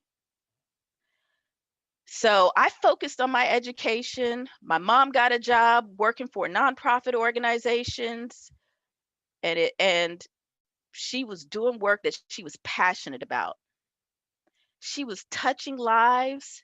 She was making an impact. And I remember I was there to help her with her program. So she worked at the drug and alcohol abuse. She worked as a drug and alcohol abuse counselor. She worked for the AIDS Foundation, and I would be like the resident photographer for her different programs. And it'd be funny. I'd be watching her, interact with people, and they would just be giving her big hugs and saying how much she's done so many good things to help and to support them. And it was just a great thing to see. My mom was really, really special and doing lots of good things to impact the community. After graduating from high school, I went on to college and I began working I went on to college, got my electrical engineering degree. And then after graduating from college, I got a great job working in corporate America, but it wasn't in engineering, it was in IT. And I, worked really hard. I got to like the top of my craft. And it was about 10 years into it. I had the sense that, you know what? Something's not right. Even though when I started my career, I knew in my gut, sometimes you have a feeling about something. I knew in my gut that I would not always be in corporate because I wanted to be my own boss. I wanted to be an entrepreneur. I didn't know when it was going to happen, but I knew that I wanted to be my own boss and to help other people and grow and do positive things in the community. So it was in 2007 that I was on my way back from a business trip. So it happened to be a management training. I was doing the thing there and it hit me. You know how you get thoughts that flood your head that come out of nowhere? Well, that's what it was for me. It hit me. I need to make a change. I need to change where I'm going and I need to make a move. I need to make a jump and take that leap of faith to start my own business. Now, by this time, I had already been over 10 years working in corporate. I knew what I was doing. I knew the people, had the connections, and I knew what I could do. I was confident in my capabilities in the area that I worked in. And I did it. It was April 2007 is when I started my own company, Quality SAP. I started Quality SAP, which was an IT company. And it was all about IT consulting, website development. And it was great. It was a great feeling. And the other thing that I did in 2007 was I got my master's degree in IT management. So I achieved two big things during that year. And my mom, who was my biggest cheerleader, she was like, I am so proud of you, and your dad would be so proud of you. And you need to always remember, you're nobody's patty cake. That was one of the sayings. You're nobody's patty cake. So basically, she's saying that you could do whatever you want to do and don't let nobody run over you. So I'm like, thank you, Mom. So I was able to achieve that. But guess what? I wasn't the only one that took the leap and was able to follow their passion. My mom, who had spent so much time working for nonprofit organizations, she had it in her heart. She wanted to become a minister. And I was like, okay, all right. So she went through the process. She got ordained a minister, and she was able to teach people the word and minister and give them that spiritual guidance. And that was her passion. And we were so proud to see her do what she wanted to do. So not only was she our cheerleader, me and my sisters, but we was cheering her on as well. She was able to travel all over the country, and she even got a chance to go to Jerusalem. So that was fantastic. But again, in March 2012, sadly, she passed away. But that's not the end of the story, because what she did and how she touched me and my sisters, that lives on. That does not die. She made the jump, took the leap of faith to do what her passion was. I made the jump, took the leap of faith to start my own business and follow my passion. My father took the jump and made that leap of faith to follow his passion. So what are you doing? Are you sitting there? Are you still thinking about what you need to do? Don't be afraid. Don't be afraid to jump. So in 2015, I woke up to a dream. Literally, I was sleeping and then I woke up because I had a dream that was divinely inspired. And this dream was all about bringing it all together. It was all about what I experienced with my father, what I experienced with my mother, and bringing it all together. The idea was to create an app called KeySpot. So KeySpot was an app that was about connecting the community and supporting small businesses. 15, there was not a whole bunch of apps out there. Mobile app development was new. Companies like McDonald's and Burger King, they were just launching their apps. And different stores, they were just launching their apps. So when I had this idea, it was all new. But I knew, because of the divine inspiration and because of where it came from, no matter what, I had to see this through. So it took a lot of work. It took a lot of financial investment. It was tough times, but I made sure to make it happen. And in 2016, KeySpot was born. And now KeySpot is all over the country. So we are supporting small businesses by sharing their business services and events all across the country. And we are connecting communities, and we are doing positive things to impact people and their lives. So I made it a mission to not let my parents' passing be in vain.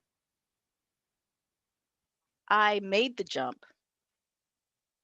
I took the leap of faith, and I am living their legacy, supporting small businesses, giving back to the community. So if you are someone who is still looking and searching for what your passion is, or if you are somebody who knows their passion but is not taking any action, you have to ask yourself, what is holding you back? What is holding you back from making the jump and taking that leap of faith? Because don't be afraid. Don't be afraid.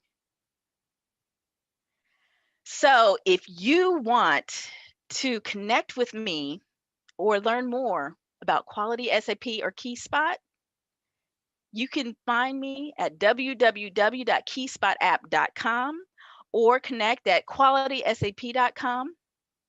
And if you are a small business, a minority business, or a Black-owned business who wants that support, we offer free promotion on our KeySpot app for you, small business.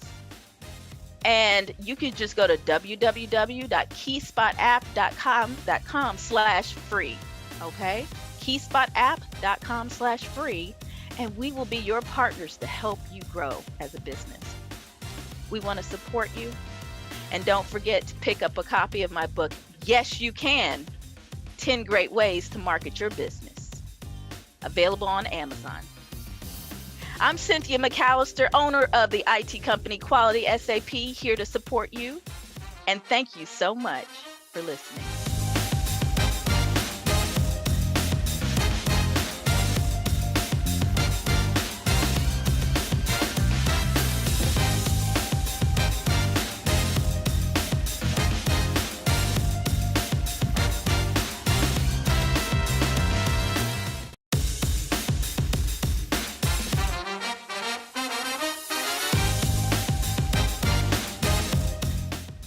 I am Zacchaeus Moss, and time, tick, tock, tick, tock, tick, tock.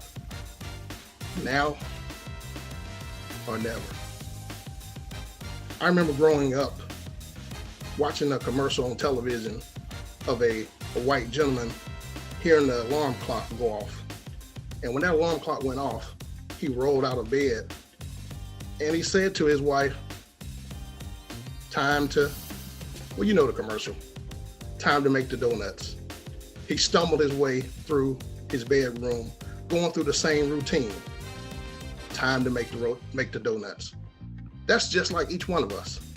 That same routine, going to the same place, the same traffic, the same cubicle, the same coworkers, the same frustration. Nothing different. Excited about Friday, dreading Monday, trying to get over the hump. But is there time to do something a little bit different? You get the frustration. You get all the things that come with a job, the benefits, but there's still something missing. There's still something that you know there must be more. There is certainly more to life than just going through the same old, same old. What is that thing that's on the inside that you've been ignoring? What's that thing on the inside that you have not paid close attention to? What's that voice that's been speaking to you that you've been ignoring? It is the call to greatness. It is the call to impact. Of course, we all experienced COVID-19 and the impact. And the funny thing about COVID-19 and the impact, it forced a lot of us to dig deep and to look inwardly and really answer the call, to do that thing that we wanted to do all along, but for whatever reason, we wouldn't take the first step. So just think for a second. What if I do that thing that I was called to do? What if I answer the call? What if I move forward? That's something to think about. But when we look at the call, there's a certain anatomy of the call. The first thing is hearing the call. We think about the ears. Did you hear it clearly? What was that whisper that said, this is something that I should do? I've seen other people step out. I'm hearing their stories of greatness. I'm hearing their stories of impact. But what can I do? What voice am I listening to? Is it the voices of my mistakes? Is it the voices of my family members that say, you can't do that? You're not good enough. What is the voice that's coming out? What is the voice that you're going to listen to? That's the anatomy of the call, the ears. Next, then, there is the mouth. Speaking. What words are you releasing? When you hear the call, first, when you hear any kind of call, when somebody calls you up, you first have to answer. You must speak and say hello. You must say something. So when it comes to the call to greatness, what are you saying in response to that call that you know that's on the inside, that's saying, move forward and do that thing that you know that you're supposed to do? It starts with the mouth. There is power in our mouth and what we speak, in what we say, and what we do based on what we say. Then when it comes to another part of the anatomy of the call, you think about the eyes. How do you see yourself in the area of being great and having impact? Do you see yourself as a lowly person that can't? But when you see see this call and who you have the potential to impact, then all of a sudden, everything is so much different. It's all about vision. How do you see yourself? Do you want to see yourself in the same state that you once were? Or do you want to see yourself differently?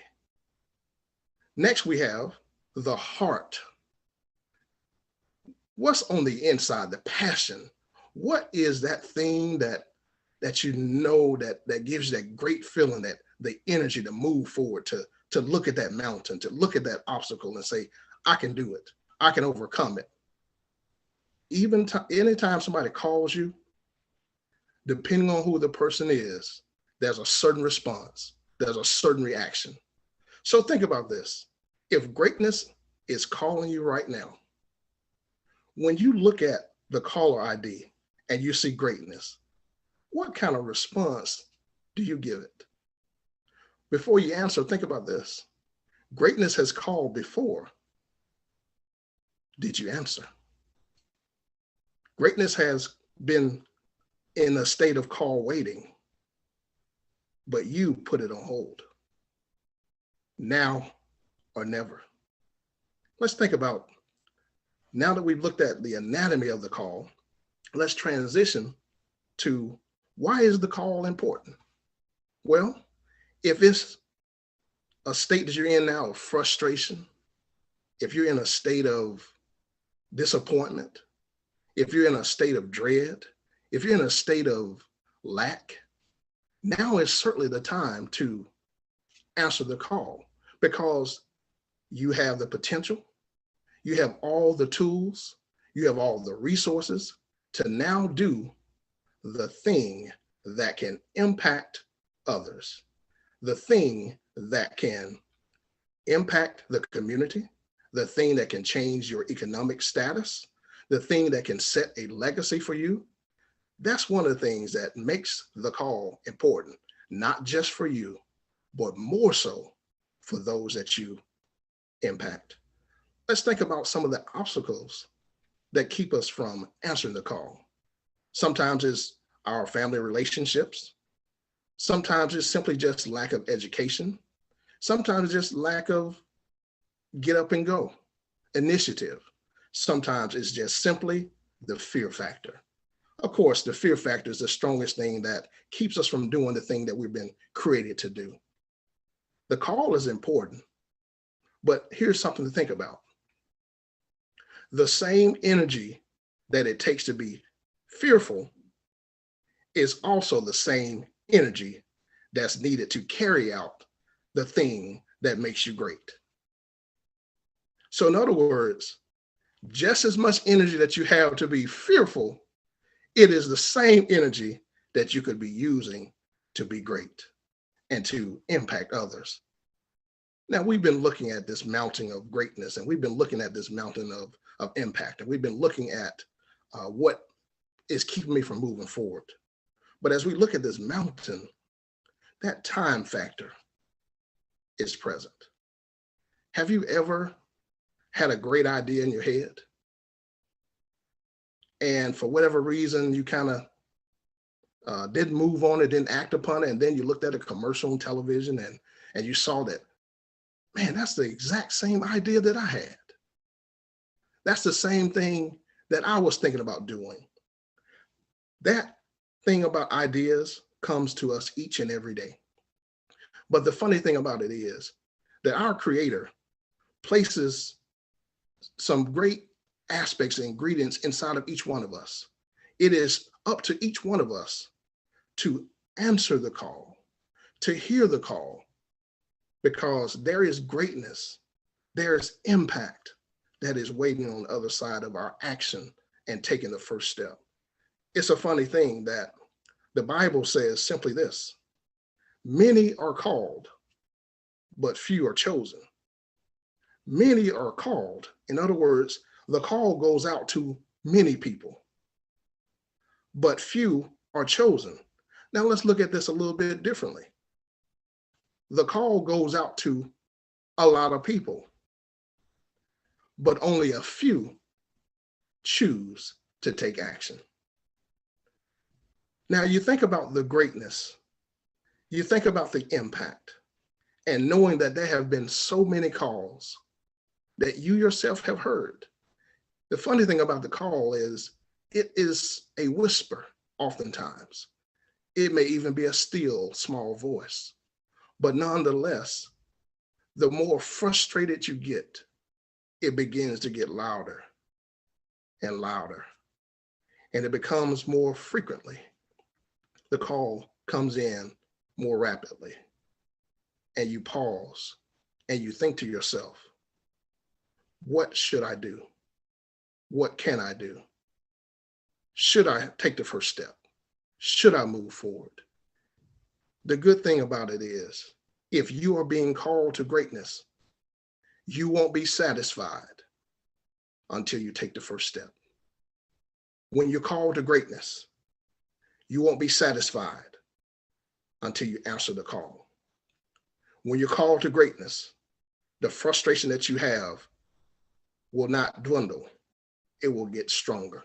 But the good news is, when you turn and look and answer the call to greatness, the excitement, the exuberant, everything that you desire to have is manifested.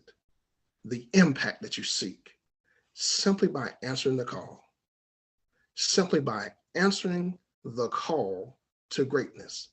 And it is a personal call. It's a private call. It comes directly to your phone, you being the smartphone, you having all the applications. It comes directly to you.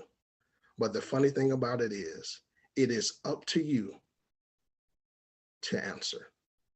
Sometimes it's disguised as frustration.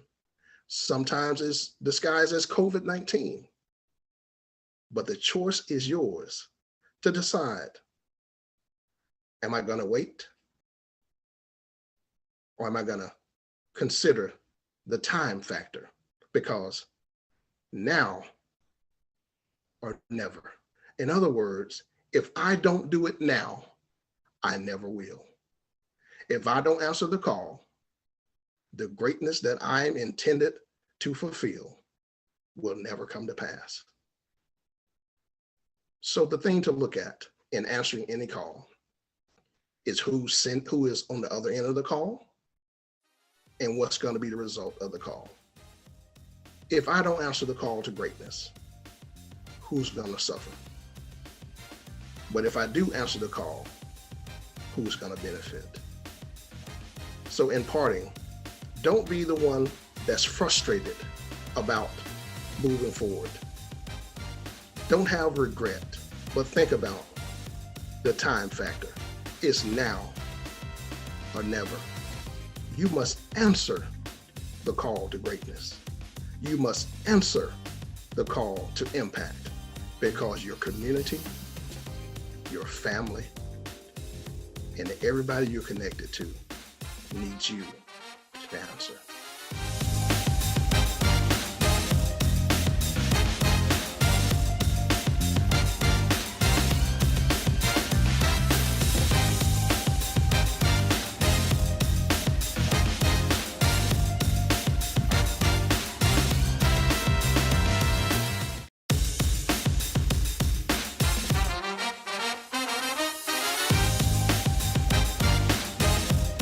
This is Tiran Jackson, owner of Reborn Resilient.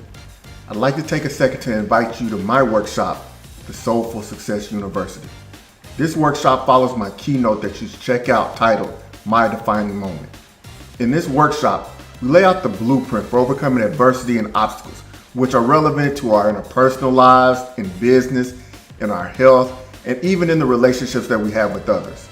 I invite you to join me to learn more about how to get past these challenges that may be holding you from reaching your fullest potential. Look for my keynote, My Defining Moment, in the workshop, the Soulful Success University. This is Tiran Jackson. It's a pleasure to connect with you. Thank you and have a blessed day.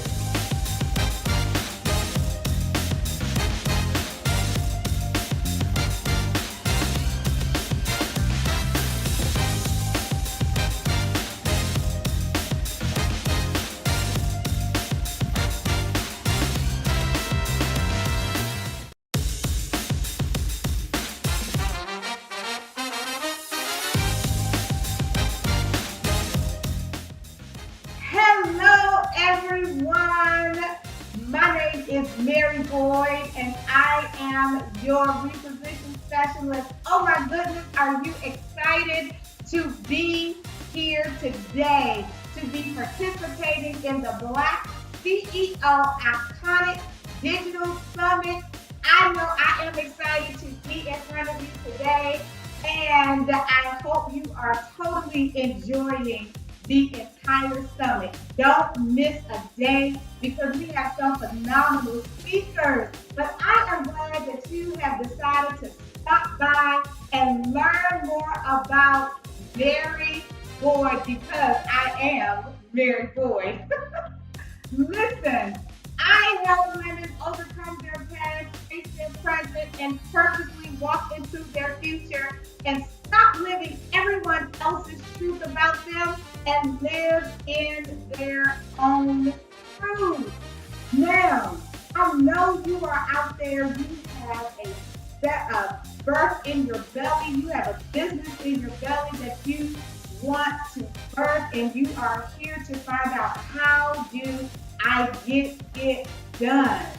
Listen, if you were like me, right? I've been an entrepreneur all of my life that I can think of. I've always had that entrepreneurial spirit. And I don't know about you, but I came from a background in Washington, D.C., right? That's from but I live in Atlanta now.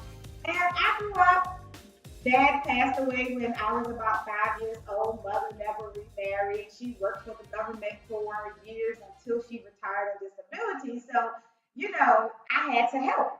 And so I've been working since I was 14 years old. And if you are like me, that money had to go into the house, right? And so you really didn't have it for yourself. And your mind said, when I get grown, I'm going to work, I'm going to make my money, and I'm going to do what I want to do with my money, right? I know that's what I said. And guess what? I did. And guess what the result of that was? Bad debt. Right? Right? Credit loans. Oh my God, credit card out the wazoo. See, because I wasn't taught about money. I wasn't taught the fundamentals. My education when it came to money and finances was pay your bills on time. Anybody out there? Right? Pay your bills on time. That was it. Right? So I grew up, even though I had that entrepreneurial spirit, I came in my adulthood still having the spirit, but not knowing what to do with it. Making decent money, working, right? But not having anything to show for it. Constantly being in debt, paying for student loans for school, coach chasing. I'm going to explain that in a minute, right? All of that, and still not getting anywhere. And what I have come to understand, that there is a mindset behind the money. And that is what I'm here to talk to you about tonight, ladies and gentlemen. There's a mindset behind the money. Listen, it's not enough to chase the bag, okay? Now, between me and you shouldn't be chasing the bag anyway. How about that? All right? The bag is supposed to be there waiting for you. All right?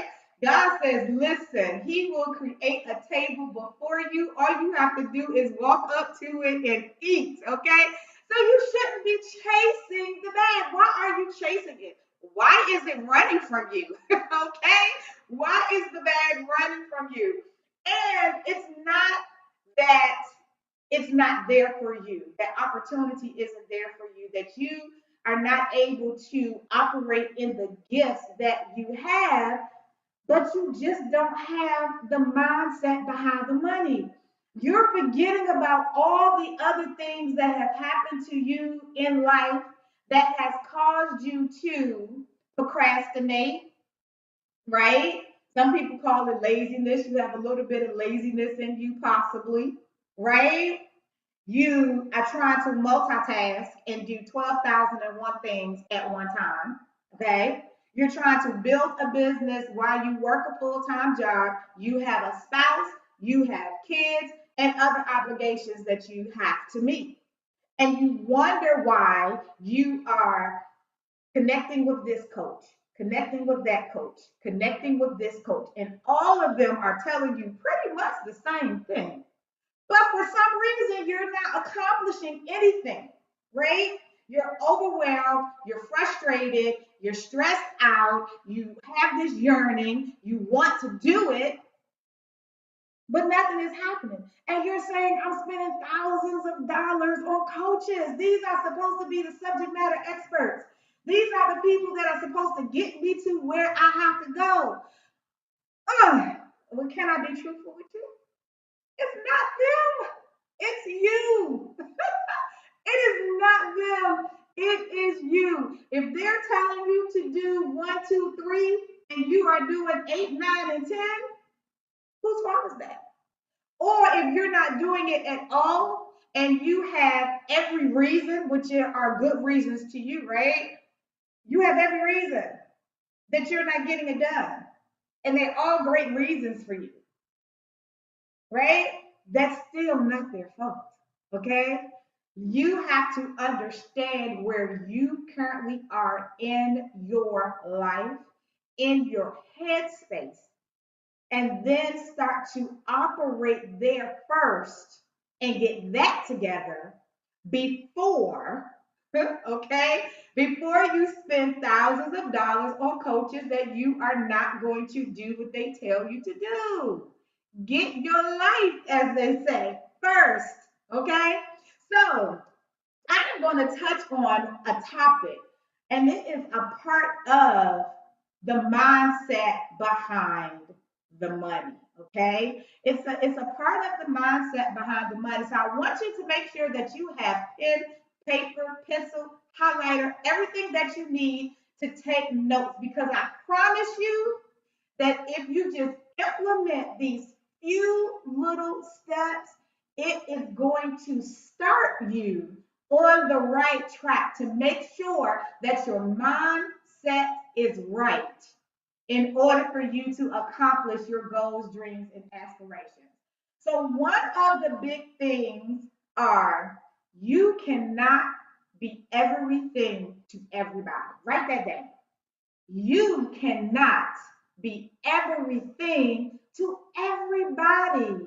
How is that possible? How do you get anything done if you are saying yes to everything? You can't. See, Warren Buffett said the difference between successful people and very successful people is that very successful people say no to almost everything. Very successful people say no to almost everything. See, they're laser focused. They're focused on their goals. So no, I don't have time to go to the cookout with you today. No, I don't have time to go hang out in the mall. No, I don't have time to sit on the phone with you for 2 hours and cut the breeze. No, I don't have time to do a girls' night and do dinner tonight. Now, are we saying that you can never have your time? You can never have your fun time? You can never have your play time? Absolutely not. That's not what we're saying, right? That's not what I'm saying. Listen, you have to have harmony. I want you to write this down. There is no such thing as balance when you are starting and running your business. Yeah, I said it. And anybody that told you you got to find balance, tell them Mary Boyde said there's no such thing as balance. What is balance? Balance is when you have two things and they are equal, right? They are equal in weight, they are equal in time, they are equal. Now, how many of you know that you started your business? Where's the equality? You can't give everything the equal amount of time. So there's no such thing as balance. But there is a such thing as harmony. You have to find harmony in this journey, right? So again, it's not that you don't ever do anything, you don't ever hang out with the girls, you don't ever do your fun time, you don't ever have self-care, because that is extremely important, right? But there's harmony in that. And you have to find the harmony based on what you're doing and your schedule, okay? In order to get things done the way that you need to get done, okay? Write this down. It's focus, focus, not hocus pocus. It's focus, focus, not hocus pocus, okay? The stuff doesn't magically appear. It doesn't magically get done. You don't wave a magic wand around like you in a Harry Potter movie, okay? And miraculously stuff gets done. No, it takes focus. You have to focus on your goal, okay? You have to focus on your goal. So, one step about focus is figuring out to do or not to do. That is the question, okay? To do or not to do. You're like, Mary, I got this to do and that to do. I got to take the kids. I got to deal with the husband. I got 5,000 phone calls to make. How do I do this all? Listen, what I'm about to tell you is a secret. Nobody ever told you this before. Make a list. Make a list. Listen, yes, we are very creative people. Entrepreneurs are very creative people. And sometimes we forget about the simplicity of things, okay? I am very creative, and sometimes I make things a lot harder than it has to be. My creative juices start flowing, and then I'm telling you, I get real off, okay? But sometimes a simple list, make you a to-do list. This is what I want you to start. Make you a to-do list, and you're only going to make one. You're not going to have a to-do list for home, a to-do list for kids, a to-do list for the business, because then you're still all over the place. Okay? You're still all over the place. So you are going to start with your goals. Make a list of your goals. And that's all inclusive, not just business. Because guess what? Your personal life is part of your business. There's no separation. Your personal life is part of your business. Your personal life is you. Your business is you. So you can't separate the two. All right? So you're just going to all your goals. Make a list of all your goals. Then these are big goals, okay? From there, step 2 is to make smaller goals from those big goals that you have. You know that old saying, what's the best way to eat a burger? One bite at a time. Well, that's what I'm taking you through, one bite at a time. Now you know what your goals are, right? For the week, for the day. You can do your list for the week. You can do your list for the day, right? So whatever it is, you're going to set your goals. Then you're going to make smaller goals, okay? Milestones along the way. And then from those smaller goals, you're going to create tasks. See, time management is about getting the task done that you need to get done in the amount of time that you have. Because we all have 24 hours in a day, right? It's what are you doing with those 24 hours, okay? So you're going to then create tasks. What tasks do I need to complete in order to accomplish this goal, right? So again, you're going to write your goals out, what you want to accomplish for the day. You're going to take that big goal and break it down to some smaller goals, some milestones. And then thirdly, you are going to create tasks that will help you accomplish those goals, okay? Now, again, there's only one list, ladies and gentlemen. You do not want to have 3 or 4 or 5 lists and sticky notes all over the place. one. Have your one list and then put that list in order, right? If taking little Johnny to football practice is a non-negotiable and you are in the car during that time at 5 p.m. or 6 p.m., guess what? You cannot have a list over here that says you're supposed to be in a business meeting at 6 p.m. And you forgot all about you had the business meeting at 6 p.m. because the only thing on your mind was to take little Johnny to football practice. And because that wasn't integrated into your one list, you forgot. So a lot of times you like, I got this, I got this calendar over here, then I have stuff written in my hard calendar, and then I got a list over here, and then none of the lists are ever together at the same time, by the way, right? You took your personal list with you in the car, you left your business list at home, but then you think of some business, something that you have to do while you're in the car, but you don't quite remember what it is because that one list that don't make any sense. So just have one list, okay? Simplify this, okay? And you're going to put that list in order. You are going to put that list in order, okay? From most important to least important, right? Everything cannot be done at the same time. Everything cannot be number one on the list. You cannot have 10 number ones. All right.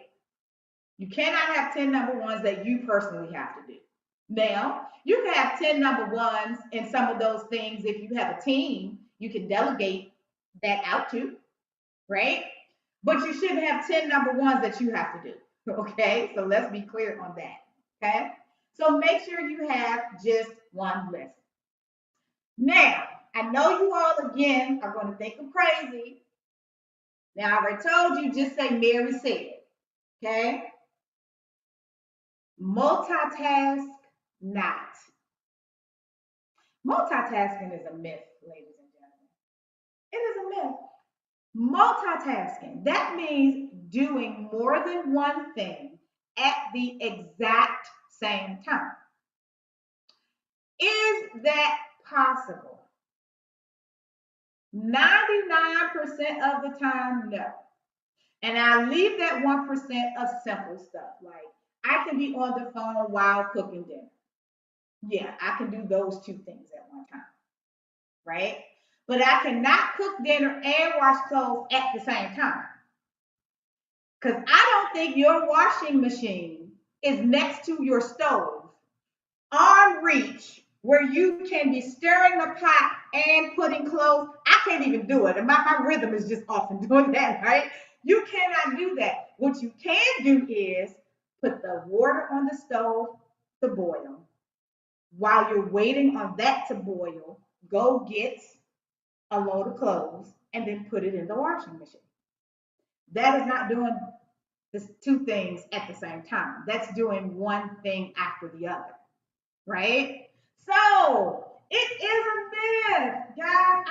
I just really want you to stop trying to multitask in that manner. And when you have your task list and you have placed your task list in order, right? And you have designated your time in which that will happen, those different tasks, then you will get things accomplished. You won't feel like I'm worn out at the end of the day. And I know I did a lot of stuff. But for the life of me, I can't figure out what I did. Anybody else felt like that? What did I do? I know I'm exhausted. My body hurt. My mind is tired. But I swear, I just don't feel like I checked anything off the list. You're going to stop doing that. And you're going to stop doing that today. Now, I have this funny thing of saying, you're killing my focus, man.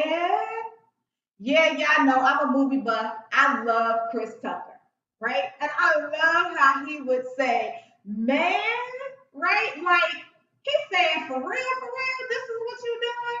Listen, There are things that are killing your focus. There are people that are killing your focus.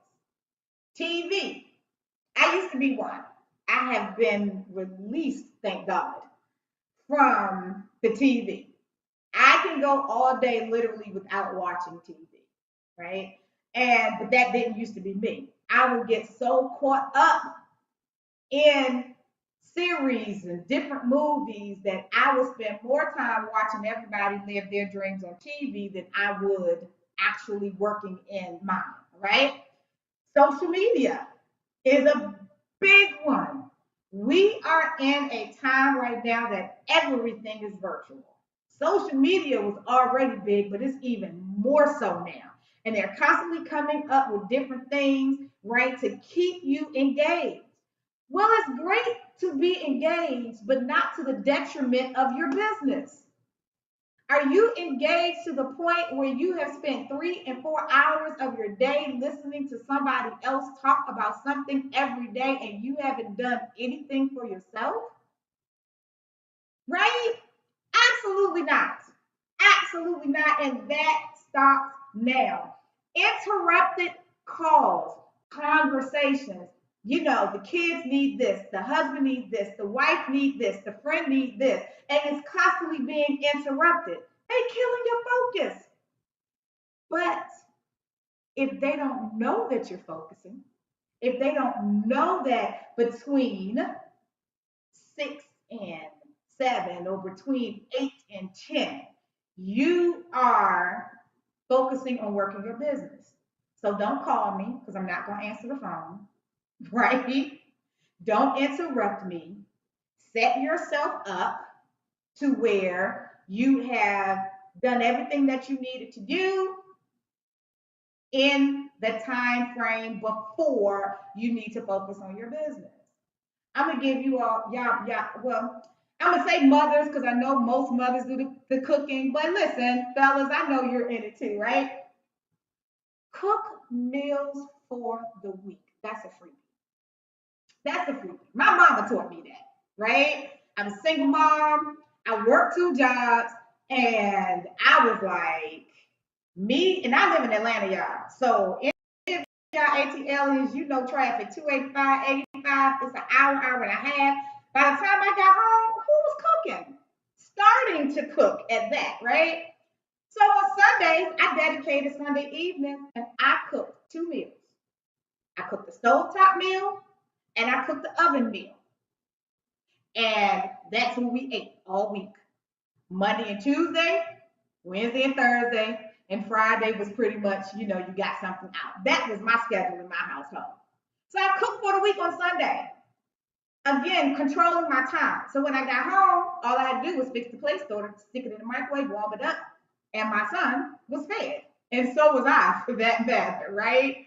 So I just took my time back. So there are certain things that you have to do, but you have to let those that know or those that would affect your time and what it is that you're doing and that can cause you to get off focus, you have to let them know your schedule. Your good girlfriend that you sit on the phone with for 2 hours all the time needs to know, don't call me at 8 o'clock. I'm not answering. All right? If you don't need your phone during that time, give your phone, turn it off, or if you can't turn it off, give it to somebody in the house and say, listen, unless they say that they dying, the world is exploding or something like that, don't bring this phone back in here with me because I need to focus. All right? So I have a task for you. I have a task for you in concluding. I want you definitely to improve your focus. Okay. This will start you on the journey of being able to get accomplished all of those wonderful things that your coaches are telling you to do in order to get your business up and running, to scale your business, to take it to a next level, to have that $100,000, $500,000, $1 million year that you need, right? You are going to take a piece of paper and on one side, and if you're a computer person, don't like writing, do it in Excel, however Don't matter. Just do it, okay? On one side, you are going to put focus killers. Focus killers. And on the other side, you are going to put focus tips, okay? Now, on your focus killer side, you are going to evaluate your life and be honest with yourself, okay? How long are you talking on the phone with people? Shooting the breeze. How many hours are you doing that? How many hours are you spending watching the 90 Day Fiance or Love and Basketball? I don't even know if that's still come on or not, or Atlanta Housewives, whatever, right? How long are you spending in doing that? Okay? What different things are killing your focus? Okay? And then once you write that list, beside it in the focus tips, I want you to implement some of these things. And this is just a few, and there may be some that you're like, oh, I can do this, I can do that. Of course, create your own, right? Number one, you need to, again, focus on goals, right? Focus on goals is a tip. So, for instance, if you, that multitask thing, right? And you got 5,000 things that you're trying to do and not understanding what's a goal, what's a task, you need to define that and write your focus on goals. These are goals. These is what I need to focus on, right? Again, if you have 1,001 things, is to create you a to-do list and prioritize it, okay? If you have stuff all over the place and that's making you lose focus because you're constantly, your mind is just in 1,000 different places, okay? Create one to-do list. Eliminate non-essentials. What is a non-essential in your life? To me, like I said, for me, it was TV. TV was a non-essential, right? I don't have to watch TV. I know enough people that watch it when stuff happens in the news, they just tell me what's going on, right? That was a non-essential for me, right? So some things that you just do, like that's just me, some of that stuff is non-essential, okay? So make sure you recognize that and eliminate it. Schedule time to focus. Yep. Schedule your time where you are sitting down and you're planning. Your focus time is your planning time. Your planning time is your focus time, okay? Where you want to sit down and you just want to take a deep breath, write everything out. You're writing your plan together. You're getting the things that you know you want to do. You are planning your focus time. So you definitely want to do that, okay? I'm going to put my hands on my hip as I say this. No multitasking. Stop it right now. No multitasking. That right? Don't do it. There's no such thing. So if you do the first thing, that will automatically give you the second thing. Okay? You won't be able to multitask because you have your to-do list. Know the warning signs. You ever heard talk to somebody and they just didn't quite give you the right feeling? It's like, I don't know about that person, right? There are warning signs that let you know that your attention is about to do this or your attention is about to do that, but you're not focused, okay? Recognize those warning signs and immediately stop it, okay? You have to learn yourself if you don't know yourself already. You have to learn yourself and recognize those warning signs. Again, continue to identify your focus killers and develop a pre-work ritual, whatever that is. Mine is devotion, prayer. I get a cup of tea or a cup of coffee in the morning. Whatever your ritual is, so that you're not hopping out of bed and going right to work. Okay, you're having a moment of self. You're taking some self-care. You're having a moment for you. You're breathing. You're getting it together. You're reviewing. You have a pre-work ritual, and then you start your day. So ladies and gentlemen of our Black CEO Iconic Summit. I hope that these tips have blessed you today. I hope that you can take some of this and start getting yourself organized, your life together, getting your mind right, and understanding that there is a mindset behind the money. And if you don't have the right mindset, you will be forever chasing the bag. My name is Mary Boyde. It's been a pleasure being here with you. I am your reposition specialist. You can contact me at info at iammaryboyde.com. And Boyde is Boyde. Yes, I'm unique. I have an E on the end of Boyde, right? So info at iammaryboyde.com. You can connect with me on Facebook at Mary Boyde, and you can connect with me on Instagram at I am Mary Boyde. I thank you all for joining. Make it a harmonious day.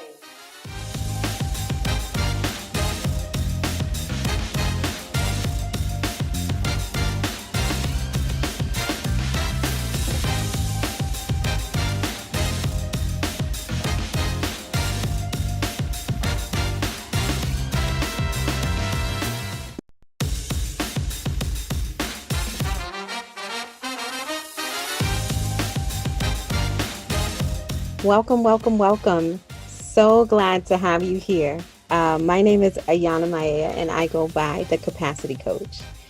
And I work with women around helping them see their value in their own eyes and increasing what that means to them. And so how that started for me was what I call my sort of problems to Proverbs story, right? It's my journey into womanhood. And, you know, I had no idea what a Proverbs 31 woman looked like. I wasn't in the church. I didn't grow up in the church. I didn't know anything about the Bible. I didn't know anything about women in the Bible. I just knew that God was calling me to him because he would whisper to me in my ear that he was waiting for me. And I would just say, okay, God, I got it. I hear you. I'm coming. I'm going to get there. But I didn't, that took 35 years. I didn't give my life to Christ until I was about 35 years old. And I would just continue again to hear him whisper in my ear, Ayana, I need you. You need to come to me. And I would just say, okay, God, I got it. I'm coming. I'm getting there. And he was just so patient with me. But in coming to him, I didn't realize I was actually starting the healthier path to womanhood, right? Have you ever been so filled up with other people's opinions, what society says, what, you see on social media, what you see in the market about what a woman should be, how she should show up for others, who she was designed to be, how her body should look like, how she should carry herself, right? We're getting all these sort of different pieces of infiltration in terms of what womanhood should actually look like what the journey actually looks like. And, it's defined for us by society, right? We're looking at, just different messages that veer us off the path of who we are destined to be. We have a path, that's laid out for us, right? And it's a part of our journey. It's about, us coming from being, in the womb all the way to womanhood. We can't block out the outside noise. We're veering off our path and we're having trouble, walking in our identity and who we are as a woman. And sometimes we stumble into it. So for me, what happened was I didn't start my womanhood journey, in the traditional sense. Most people assume that for women, we become one when we maybe get our period or when our body starts to change or, at the pivotal points in our life, those, sort of sacred age moments of 18 and 21 when we're in adulthood. But that doesn't necessarily mean that we're in womanhood, right? And so how I define womanhood is walking in your authentic self and your sort of inner superpower as a woman. Like, what is it that we were designed to do? Who is it that we were designed to be? And what is our divine purpose that was instilled in us? For me, I stumbled into it at 5, right? I stumbled into it when I was violated by a man. And you think, well, how does that translate to stumbling into womanhood? Well, because at 5, only 60 months into my life cycle, I already was introduced to thoughts that were well beyond kiddie play and what cereal am I going to have in the morning and Saturday morning cartoons. I was exposed prematurely to what um, I should have been thinking about at 5. At age 14, I was pregnant. My motherhood journey started at age 14, right? So again, I'm trying to be responsible for things I shouldn't even have to think about at 14. Knowing that I found out I was pregnant, but I knew I wasn't going to bring the baby home, right? And then starting that motherhood journey, actually like bringing the baby home 5 years later at age 19, bringing my firstborn son home. And all these ways, and you just kind of like trip up and say, oh my God, I got to be a woman. Oh, trip up. Oh my God, I got to do this. Oh, trip up. I didn't realize I was a woman, but now I have these certain responsibilities that society has said, once this happens, you're a woman, right? So here I am just stumbling into womanhood at different periods of my life. Not the traditional, like, oh, she got her flowers, she got her period, and now now she's becoming a woman. That was sort of ripped from me at such a young age that I didn't even realize I was starting the process of having an identity crisis. Ooh, that's a mouthful, right? An identity crisis, walking into my journey as a womanhood. Then I became a wife. Wasn't a Christian, hadn't given my life to Christ. And so you're trying to do things based on worldly perspective and was just failing at it because I didn't really know what it took to be a wife, right? What that meant. So again, another stumble into womanhood and trying to figure it out and trying to align myself, with what society is saying and what I'm actually doing. And the weight just started to compound because I just felt like I was not hitting the mark. Like it just kept coming harder and harder and harder to live up to this ideology of who a woman is supposed to be to her family, to her husband, to her, the world. Who is she supposed to be? What is it supposed to look like? And then by living up to the definition of what I thought was a woman was just so compounding that I eventually got to a point where the burden was so heavy that I sat in my kitchen. I had dropped my kids off at my mom's house, and my brother had come out and he was like, "Are you okay?" And I was like, "Yeah, I'm good." Um, but I wasn't. I just couldn't live up to this expectation that I thought I needed to be this sort of perfect woman um, in order to be, I don't know, I fulfilled, happy, fill in the blank. Were you frustrated? Like we get to these points as women where we're just not feeling as powerful as we know we can be. And it's frustrating to see your power and not be able to get it. It's almost like you're always almost there, almost there. And it's just so defeating to see it. So I had gone home that day. I had already given my life to Christ. So this is, about a year or so into my faith walk, and decided I was going to take my life because I wasn't meeting the expectations. I felt that. I felt that, just not feeling like I was being seen, not feeling unloved. I didn't know who I was in Christ. I didn't know what type of mom I was anymore. I didn't know what type of wife. I didn't know that I was actually helping my husband. I didn't feel like a helpmate to him. And then also just recognizing like my friendships were suffering. I wasn't connected with my family the way that I used to be. And I just felt extremely lost. I felt extremely frustrated. I was not in a place to consider the cost of my presence being gone.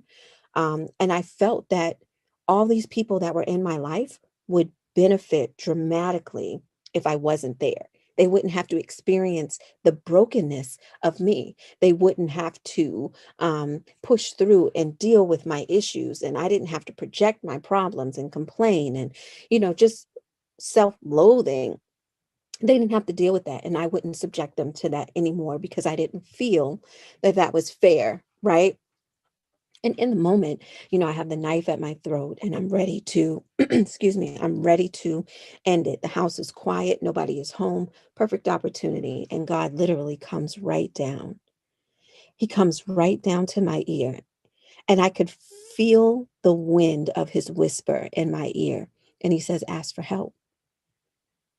And in the moment, I still have the knife at my throat. I'm now sobbing because I'm not alone. I thought I was alone. And he came right down and he spoke to me. And he said, ask for help. So I pick up my phone and I have the knife in my hand and I have the phone in this hand. And I reach out. And it's funny because I have a small hand. So I don't know how he made it work. He made it work because my fingers are small. And I reached out to a Facebook group of women that were part of a church that I was attending. And it was just a group for us women to connect at a deeper level. And all I typed was, I'm ready to end it. I don't know what to do. And within minutes, they started sending me text messages. I even had a couple call and I just didn't have the courage and I didn't have it to answer the phone. I didn't know if I wanted somebody to talk me out of the decision that I had made, right? And they started responding to the post and, God was like, just read it. And in the moment, he completely used that opportunity in my lowest and darkest moment as a woman to reshape exactly who that is, what a woman is in his eyes and not mine. He used a group of women to rally around me in my darkest moment and what could have been my final moment. He completely derailed it and interceded on my behalf because I couldn't do it for myself, right? I was just feeling so frustrated that I wasn't hitting all of these targets as a mom, as a wife, as a daughter, as a friend, as a sister. You name it, I wasn't feeling it. But the sweet part about what he did was after I had received all these messages and I was just sitting in my kitchen on the floor, just weeping, and it just felt like there was a cloud around my house. Like it was just, you ever know those dark days, like you're looking outside and it just gets kind of dark, like it's sunlight at first, or not even, it's just daylight. And then all of a sudden it just feels very dark. And in that moment when I sort of felt like, wow, there's like something over what I thought maybe was the enemy, like, come on, you can do it. You can take your life, really turned into what felt like God's covering. And he met me right in that moment. And he said, it's not about your titles. Yes, I've afforded you the opportunity to become a mom, to become a wife, you were born to your parents, so you're a daughter, you had siblings, so you're a sister, you've met people along your journey and you're a friend. But it was never about, any of those titles, any of those roles. He said to me, I designed you first to be a woman before you were anything else. I fashioned you in the womb to be a woman. And can I tell you the power and the divine purpose that he laid on my heart that day in that moment? Like the reason I was wanting to take my life is because I wasn't living up to the world's expectation of womanhood. And he was about to reshape it. One of the first things that he showed me was the term Ezer Kenegdo, right? That was the term that was used in Hebrew translation for helpmeet when he created Eve out of Adam, right? That I was specifically designed and fashioned in such a way to help. And so I thought, well, everybody helps. That's like very basic, God. Because, you got to talk to him in a real way. So I'm like, that's my basic. Like, everybody helps. Like, duh, that's what we do. And he said, no, no, no, no, no. I want you to look up help. I want you to look up what it actually means to help. And so as I started getting into sort of my true nerd power, right? I do word studies, such a nerd that way. And I learned that in order to help people, you have to have a certain level of inner strength to be able to pour from in order to help somebody, right? Because you're looking at where that person is, you're seeing that there's a disconnect, and there's something in you that you have to give, that you have to pull from in order to be able to help them. So he said to me, I have not only equipped you, but I have equipped all women with the ability to help. And with that comes a level of strength. It comes a level of endurance and will, like you have to be open and willing to help people. There's a level of nurturing that you have to have. And the world has told you that that is not a strength, that that is not something that you should be proud of. But it is the very thing and the very reason that I created women in the first place, is because I needed to equip them to handle the battlefields of the certain areas of their lives, i.e., your roles, right?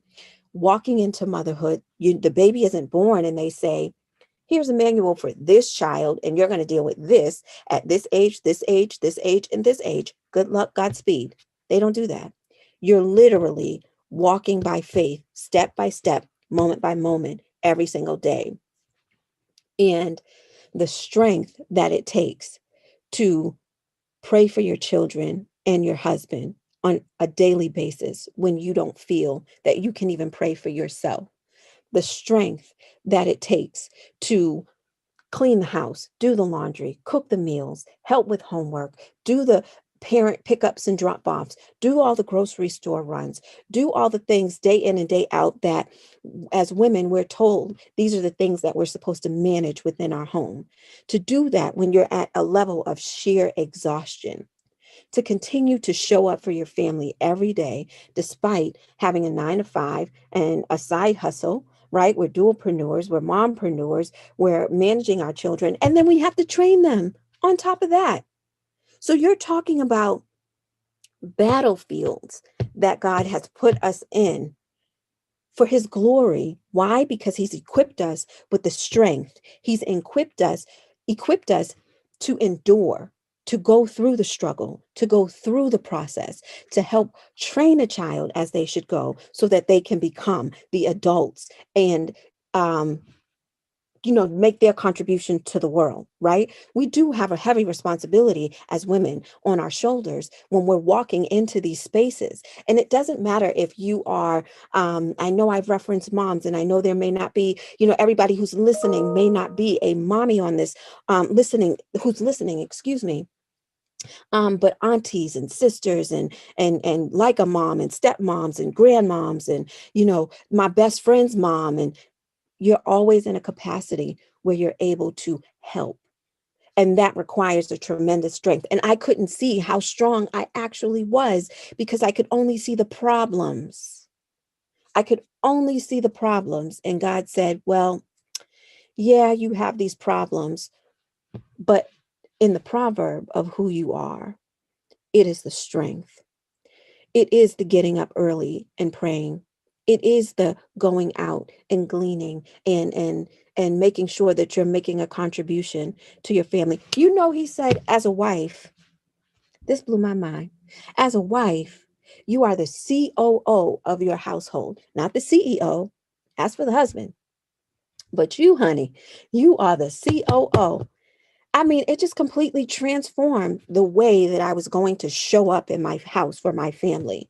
Like, I am the chief operating officer. I handle the operations of the house. You know what that means? That means I handle the appointments. I handle all the parent-teacher meetings. I handle all the play dates. I handle all the food and the nourishment. I handle all the routines and the training and development, right? And then aspects of discipline. We share that with, me and my husband. And when I walked into the authority, when I walked into the authority of being a woman, it just completely, it just changed everything, right? And so with him showing me Azer, what I learned about Azer Kenegdo is that that's also a military term. Like the only real other times that it's used in the Bible is in a military reference, right? And I learned that they're warriors. Hello, they're warriors. And he said, Ayana, you are a warrior in womanhood. I'm gonna let that, I'm just gonna, right? A warrior in womanhood. And I said, well, God, well, what does that mean? I feel it. You done told me I was a COO. Hello. I done got a whole title change. I said, praise God.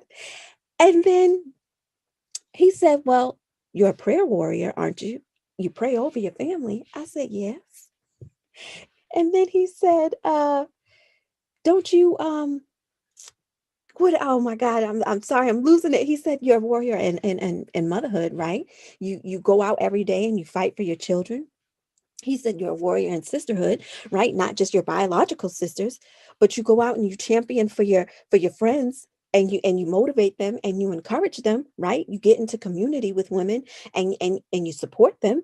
So you're a warrior in sisterhood. I said, okay, amen, God. Okay, keep going. All right, I'm getting this. Okay.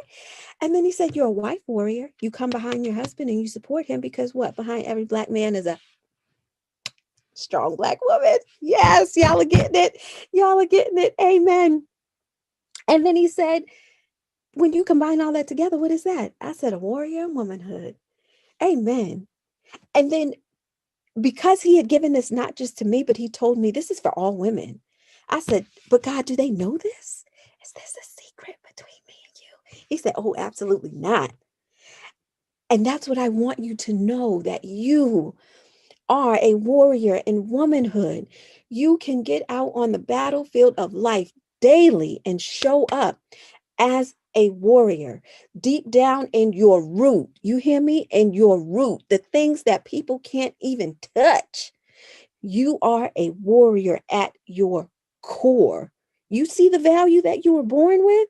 I mean, that is God-given. That is a vertical download. Hello? You were given that when you were in the womb. When he says, I fashioned you in the womb, listen, he knew what he was doing. I just didn't know until I had that moment.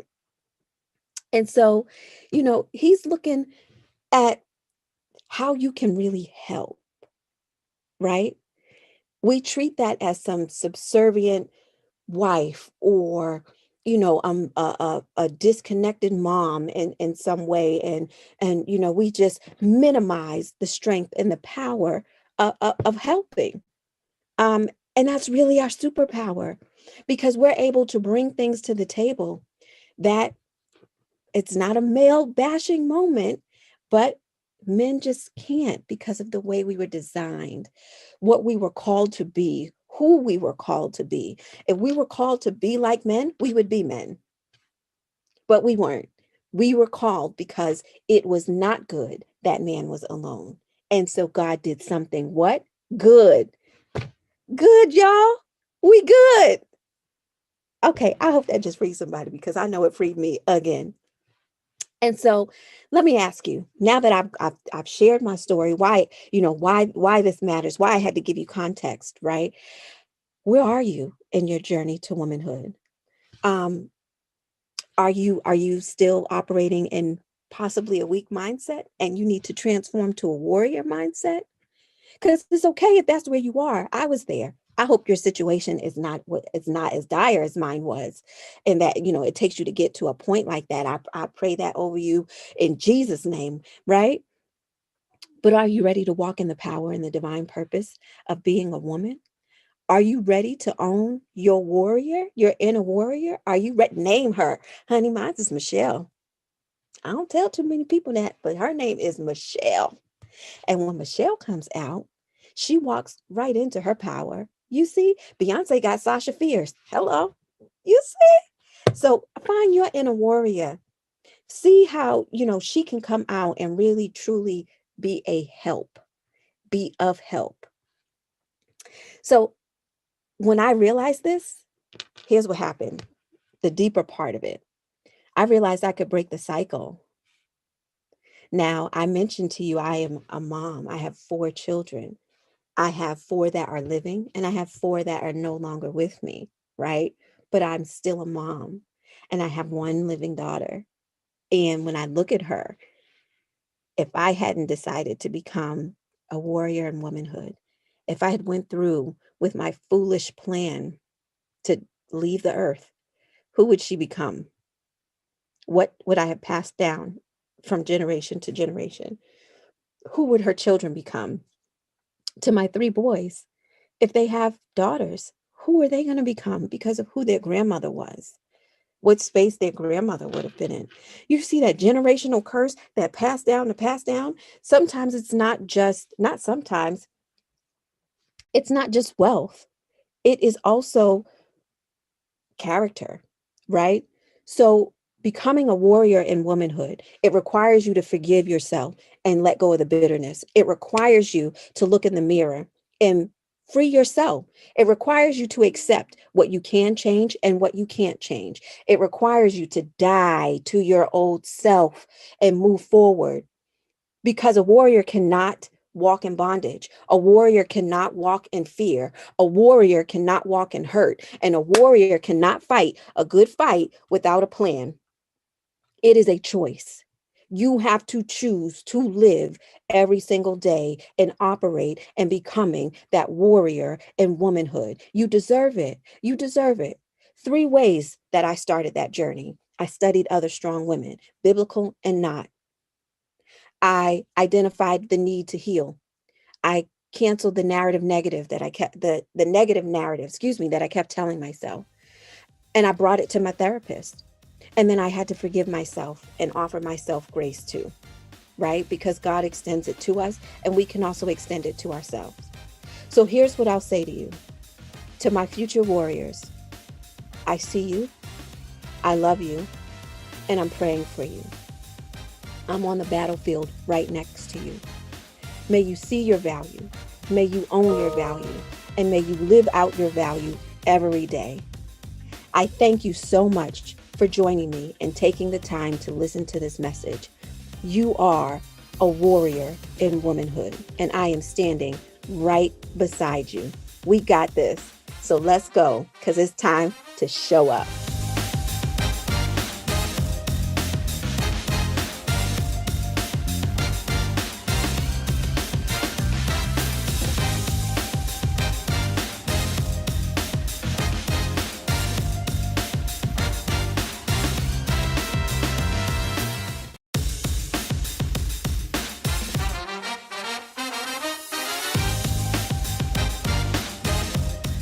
Before I begin the meat of this message, I want to pose a question to you.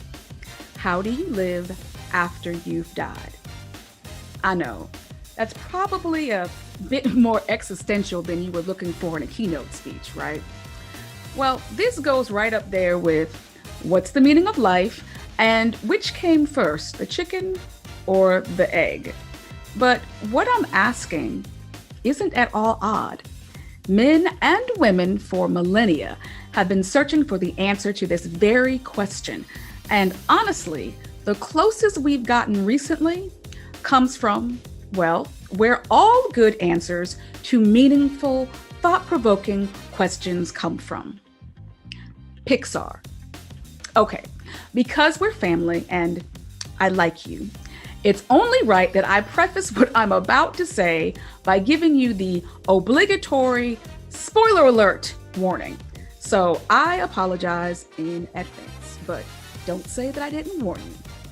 So on Christmas Day 2020, Disney Pixar offered up yet another bit of cinematic, self-reflective genius in the form of the movie Soul, the story of full-time middle school band teacher, part-time jazz aficionado, Joe Gardner, who finally gets the chance to play at the best jazz club in New York City, just to have that dream taken away from him when he falls down a manhole and finds himself in line on a long moving sidewalk heading for the great beyond. Y'all, Joe dies, okay?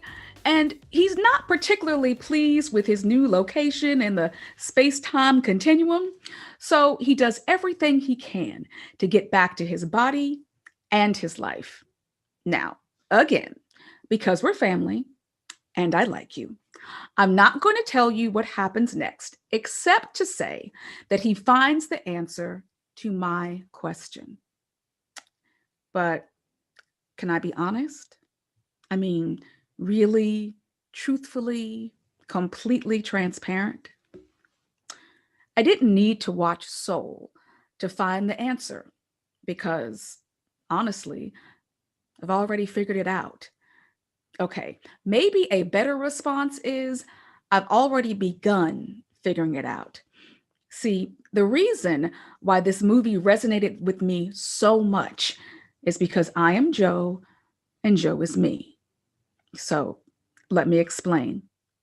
In the movie, we don't ever find out how old Joe is, but if you look at him, I'd put his age around 40, although he could be older because we already know that black does not crack, but we'll go with 40. So at what would be considered middle age, he finally gets the gig of a lifetime. Things finally seem to be going his way and life is good, great even. Then everything is upended by an unexpected situation that ends up taking his life. And that, my friends, is my story too. In 2018, just 3 months into my 45th year of life, I fell down a proverbial manhole when I woke up to discover I was having a heart attack.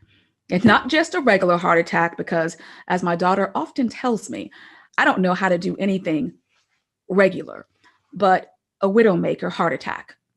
If you are unfamiliar with this type of heart attack, it's one so severe that the person ends up dying, which is what happened to me.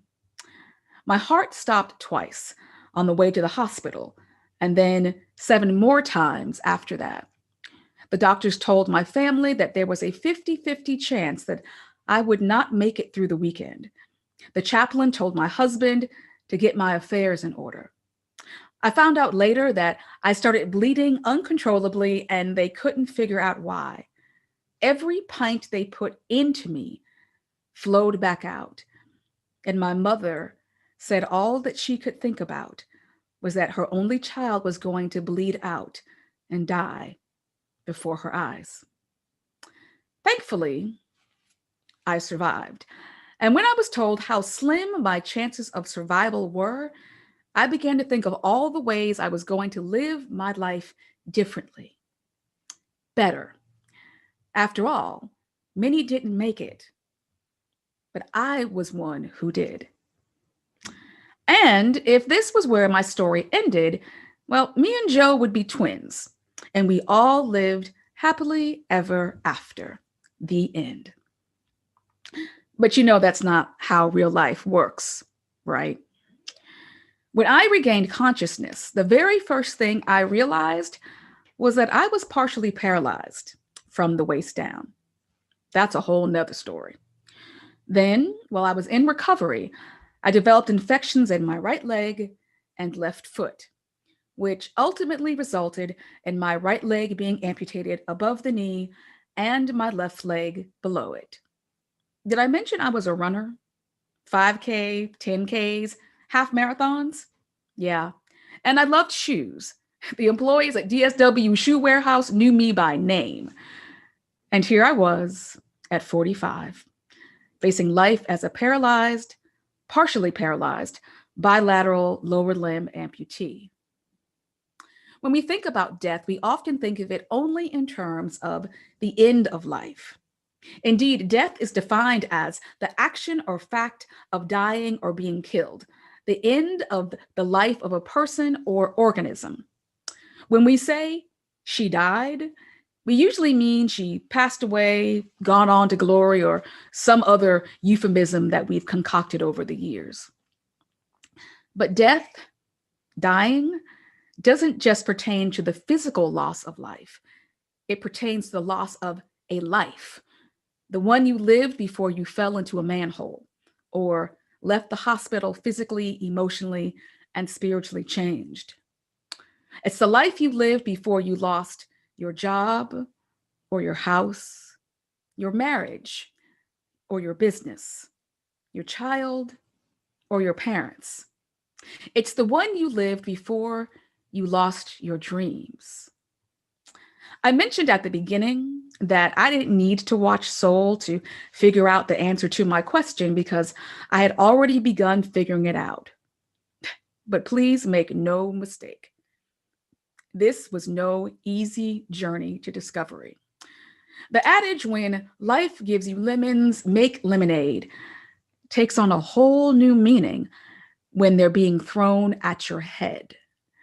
And that's what I've been doing the past 3 years of my life, learning how to take life's lemons and make lemonade, and lemon pound cake, and lemon meringue pie, and one hell of a good lemon drop martini. Now, I realize that my story isn't your story. And I also realize that some of you have never had not one crappy day, month, week, or year in your life. So this message ain't for you. But thanks for listening. But for everybody else, let's work on answering that question, shall we? What I am going to share with you now are the principles of the raft. There are actually 15, but for sake of time, we're only going to cover 5. Before I begin, let me explain that RAFT is actually an acronym for resilience and flexible thinking. I know, clever, right? And flexible thinking and resilience mean our ability to bounce back and pivot when necessary. Had to do a lot of that in 2020. So if you're going to come back to life after you've died, you need to be able to do both successfully. So let's start with the resilience principles first. Principle number 1, practice self-awareness. So emotional intelligence is defined as our ability to identify, assess, and control one's emotions and the emotions of others. And according to Daniel Goleman, who's the preeminent researcher on this topic, one of the 4 components you need in order to have emotional intelligence is self-awareness. And to find an excellent example of what this looks like, we just need to channel our inner Shakespeare just a little bit and take this advice. To thine own self be true. In other words, be authentically you. That's what self-awareness is. It's all about understanding and embracing who we are and what we value and what we believe. Now, what does that have to do with resilience? Well, if we are going to build true resilience, we have to know what sets us off so that we can then have a plan to overcome the obstacles. Practicing self-awareness means being able to accurately evaluate ourselves objectively and take an honest look at who we are, especially when we are facing challenges. Now, remember, we are our most authentic selves when all hell is breaking loose, and our ability to persevere is contingent upon us being honest with ourselves first. Can't be honest with anybody unless you're honest with yourself in the beginning. All right, so principle number 2 is prioritize self-care. One of the funniest shows of all time, in my opinion, is Parks and Recreation. If you're unfamiliar with the show, but you are familiar with The Office, well, it's what The Office would be if it were located in the Parks and Recreation office of a small Midwestern town. In season 4, 2 characters named Tom and Donna celebrate their favorite day, October 13th, Treat Yourself Day. This is the day that Tom and Donna set aside every year to, well, treat themselves. Whatever they feel like doing that's going to make them happy or feel good, that's what they do. Now, while the writers made up this day for the show, the idea is a great one. And one we need to practice ourselves, because the truth is, you can't recover from any issue or setback if you don't take the time to treat yourself. We've all heard the adage, right? You can't pour from an empty cup, which simply means you can't give what you don't have. We can't be resilient if we're worn out or sick from taking care of everything and everyone else except for ourselves. We need every bit of strength and sanity to tackle obstacles as they come. So we have to be good at taking care of ourselves first. All right. So principle number 3 is push out fear. Answer: snakes, worms, bugs, unicorns, and dragons. Question: what are things I've been afraid of in my lifetime? Okay, I'm not afraid of unicorns and dragons anymore, but both of them kept me up at night when I was a child. I was scared they were under my bed, conspiring to get me. Mind you, I had no idea what they would do if they actually got me, but I didn't want to find out.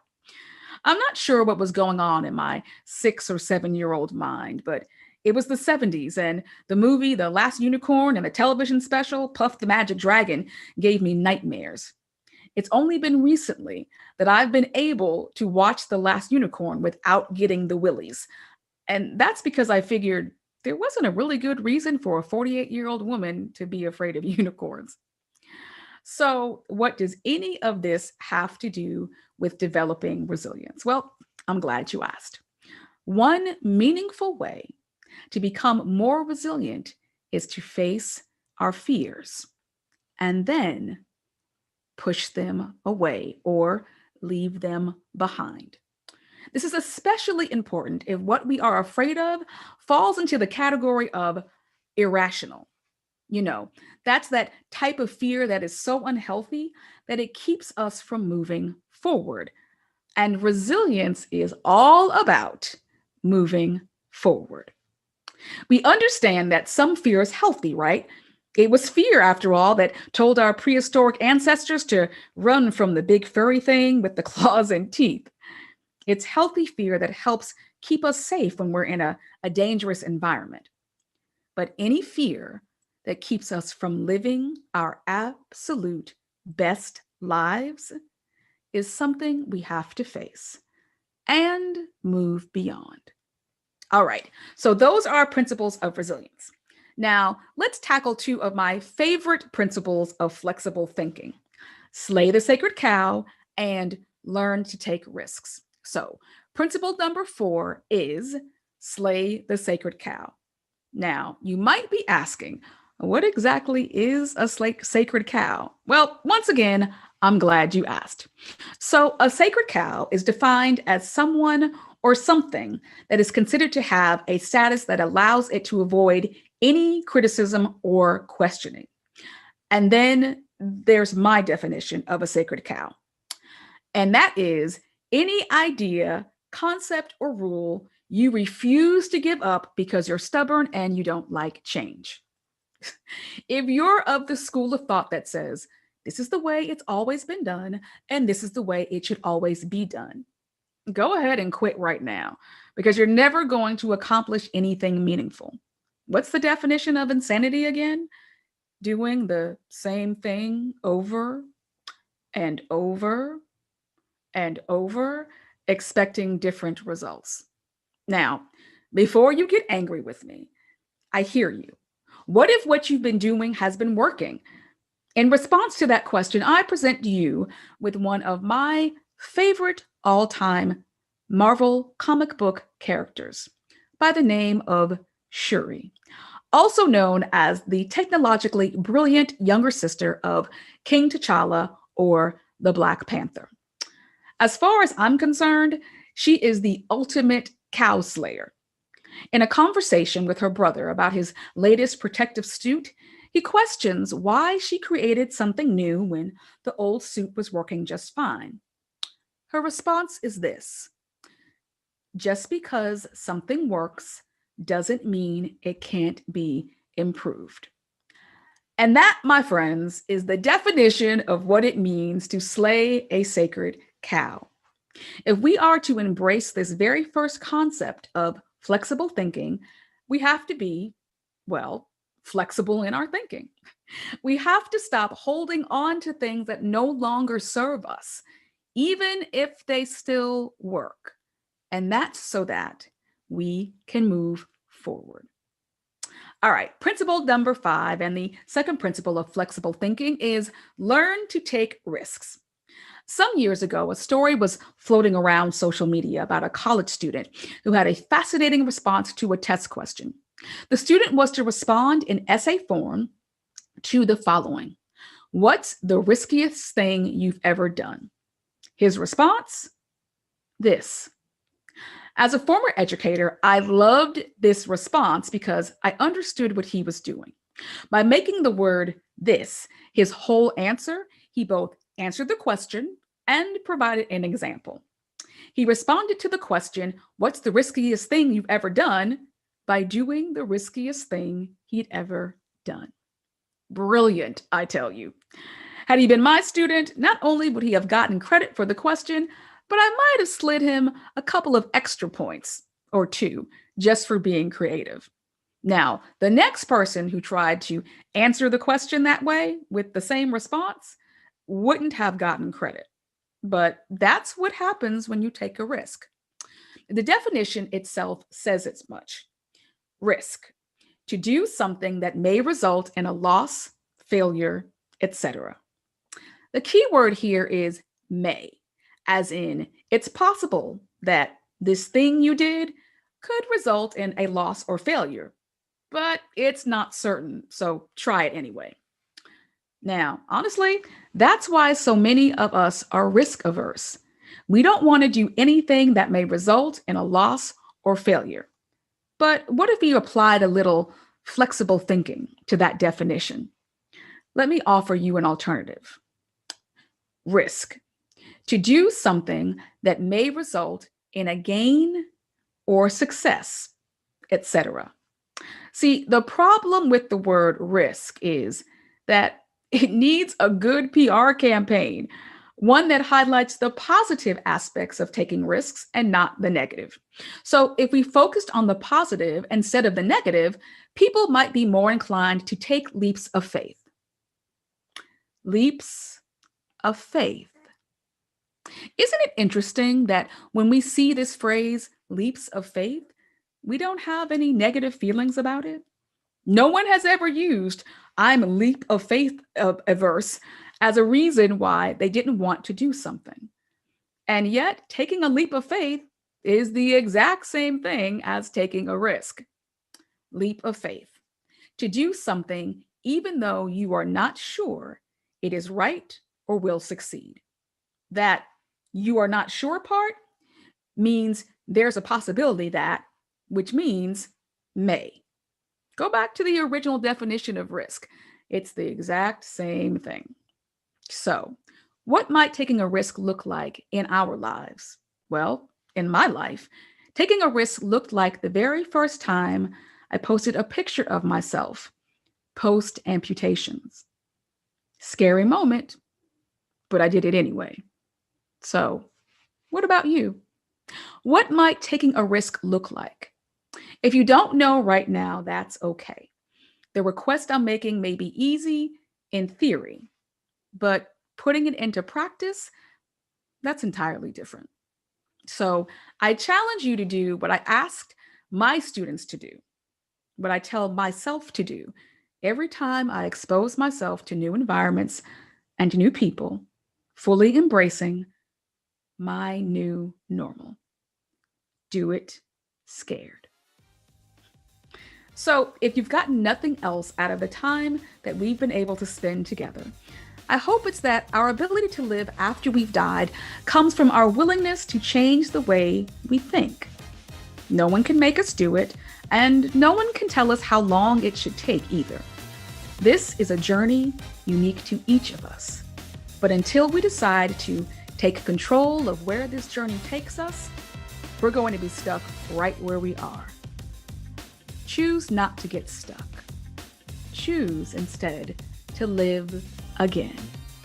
Choose today to grab your raft and go. Don't worry, you still have plenty of time.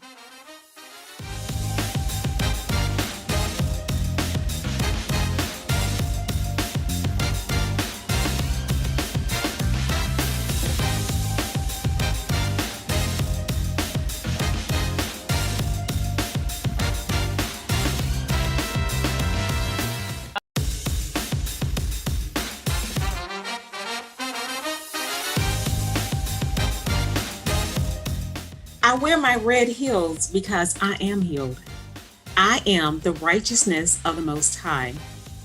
I wear my red heels because it reminds me that I am already healed. My journey, authorizing your destiny. I am Latrina Rochelle Graves McCarty from Ocean Springs, Mississippi, USA.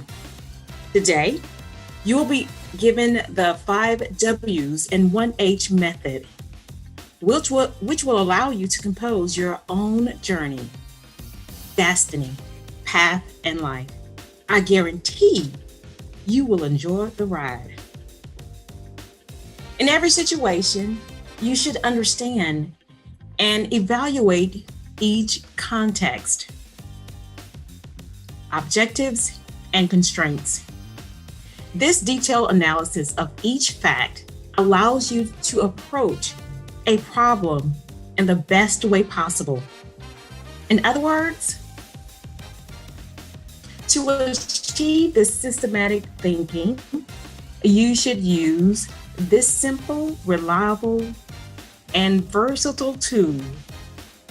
The 5W and 1H method is an acronym in which every letter corresponds to a question: what, who, where, when, how, and why. This technique allows you to understand a situation, to discern the problem by analyzing all the aspects. It allows you to discern the information needed to better understand, encompass, clarify, structure, frame a situation. As this way of thinking allows you to explore all the dimensions from different perspectives. This tool is used for journalists. They use it all the time and is applied to different contexts.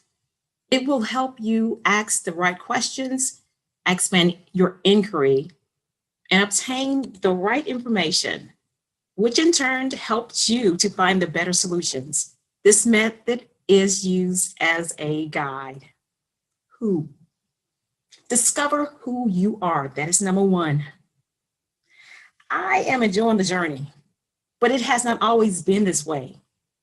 I can remember my earlier years as this shy, timid girl who was so shy that her palms would sweat, her knees would be on the edge of buckling, even at the thought of public speaking.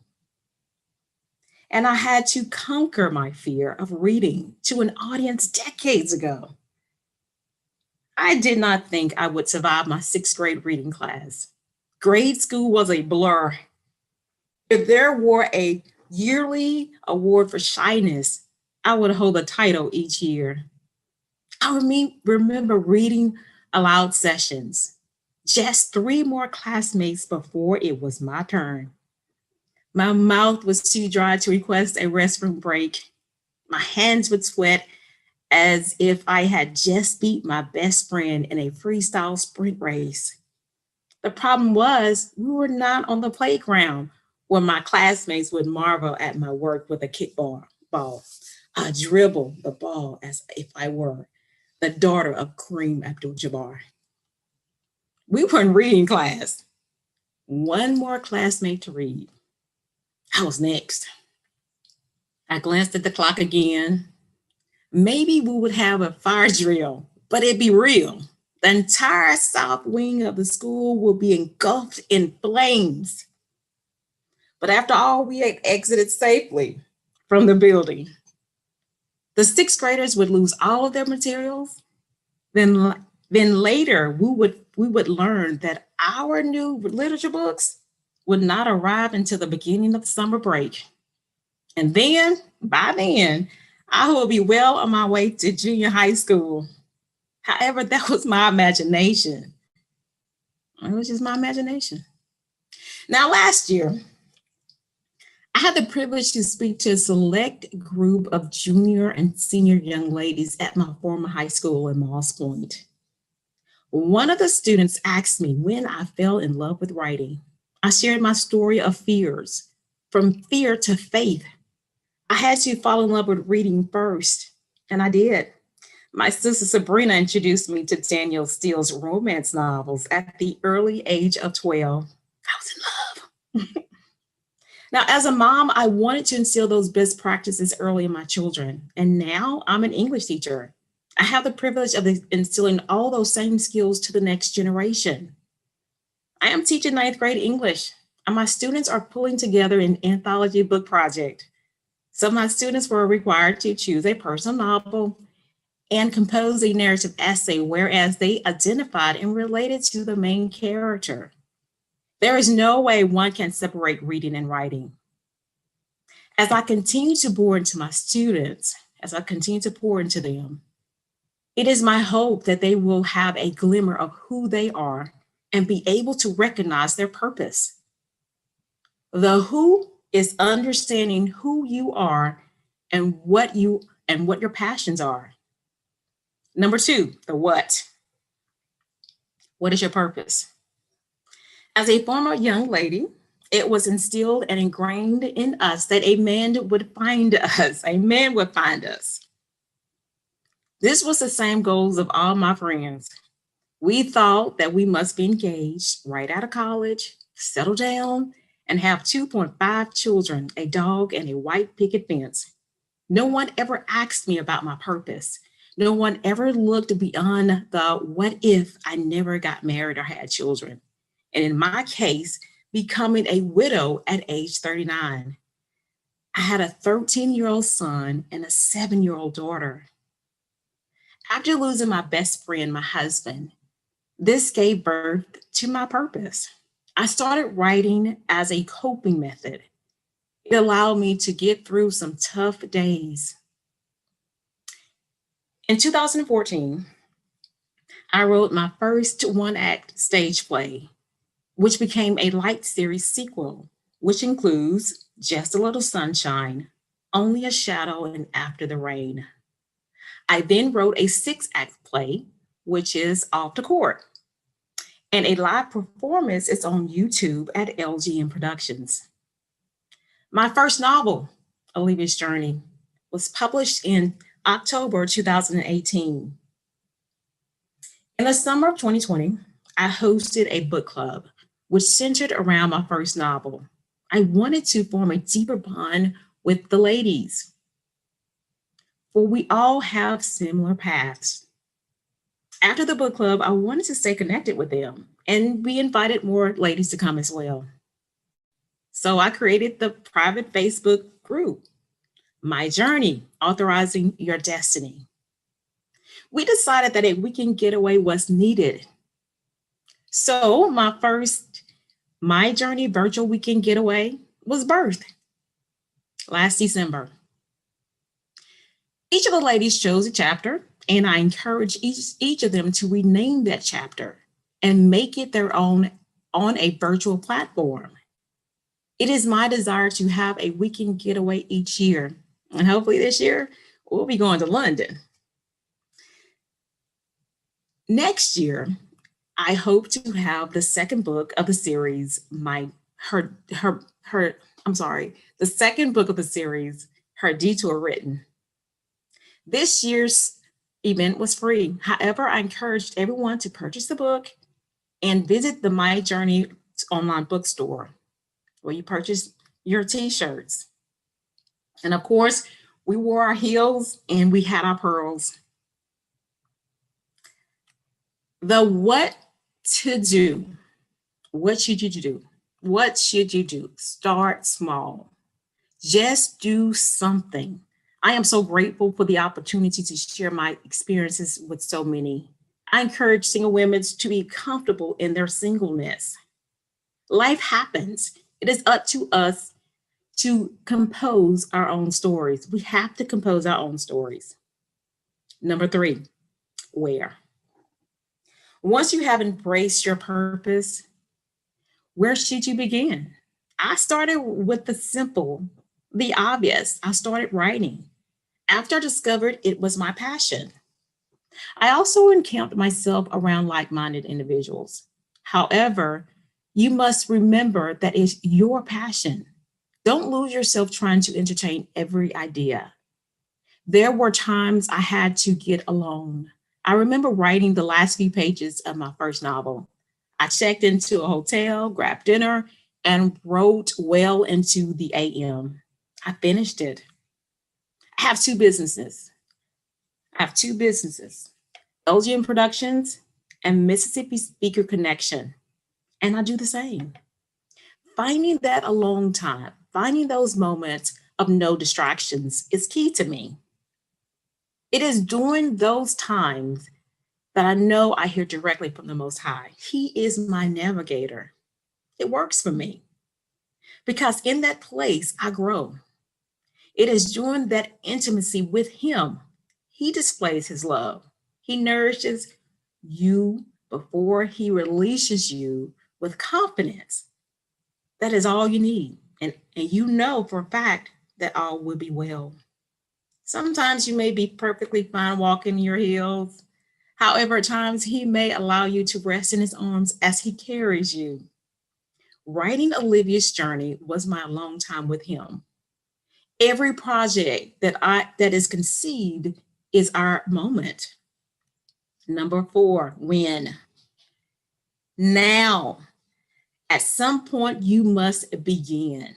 Why not now? Why not today? Make a commitment to do something in pursuit of your dreams every day. What I like about my brand, my journey, is that it is a visual affirmation that everything is going to be all right. Even if you miss a day of pursuit, stop beating yourself up. If you don't commit to a fast or to a diet and fail, many of us do. The key is to get up, keep moving.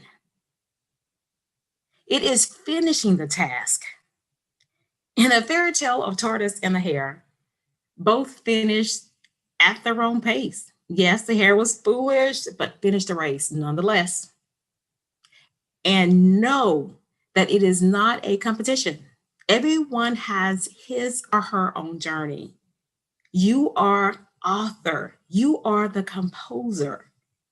Just like everyone has his own set of fingerprints, you have a gift and talent to share with the world. Many are waiting to hear from you. Yes, you. I didn't think I had anything to share with anyone. My late husband was the life of the party. He was a Marine veteran, high school teacher, and coach. His time on earth had a purpose. I strongly believe that he lived on purpose. And each year I honor him and present a scholarship to a deserving graduating high school senior in his name. His legacy lives on. I see it in his children, that same fire and passion that he had. My children are Anna and Joshua McCarty. They make me smile at their zeal and their passion. I am so grateful that I decided early on to demonstrate the example. For I know children close their ears to advice, but open their eyes to example. Obedience is better than sacrifice. As a single woman for over 10 years, I discovered what I was searching for was already inside of me. Whatever I thought my children lacked or needed because the absence of their father, they got it from the Father, the Most High. He does not disappoint. When I completed the 8th and final chapter of Olivia's journey, I realized 8 represents new beginning. I believe that every day is a new beginning. The red hills represent forgiveness, which is a reflective of the healing process. So, your win is every day, even if you don't get it right. Number 5. Number 5 is the why. Often we ask ourselves, why me? I had plenty of conversations with the Father. My biggest argument we ever had was, but I did not sign up to become a widow and a single mother too. Before I got married, I endured some hardships and pain as a single woman, but the loss of my husband is something that I would or could not have ever imagined. I lost my soulmate. I lost my best friend, the father of my children, the rock of my family. I had to rely heavily on my writings to get through some tough days. I began writing professionally and reading and writing as an escape. As the result, I was able to launch out into the deep with limited distractions. I chose not to pursue nouns. What are nouns? People, places, and things that would distract me from my purpose. At times I did, but I didn't stay there. I encourage those who have tuned in to know your why. A little over a year ago, I created Mississippi Speaker Connection. It is a community and collaborative effort designed to instruct as well as educate aspiring public speakers.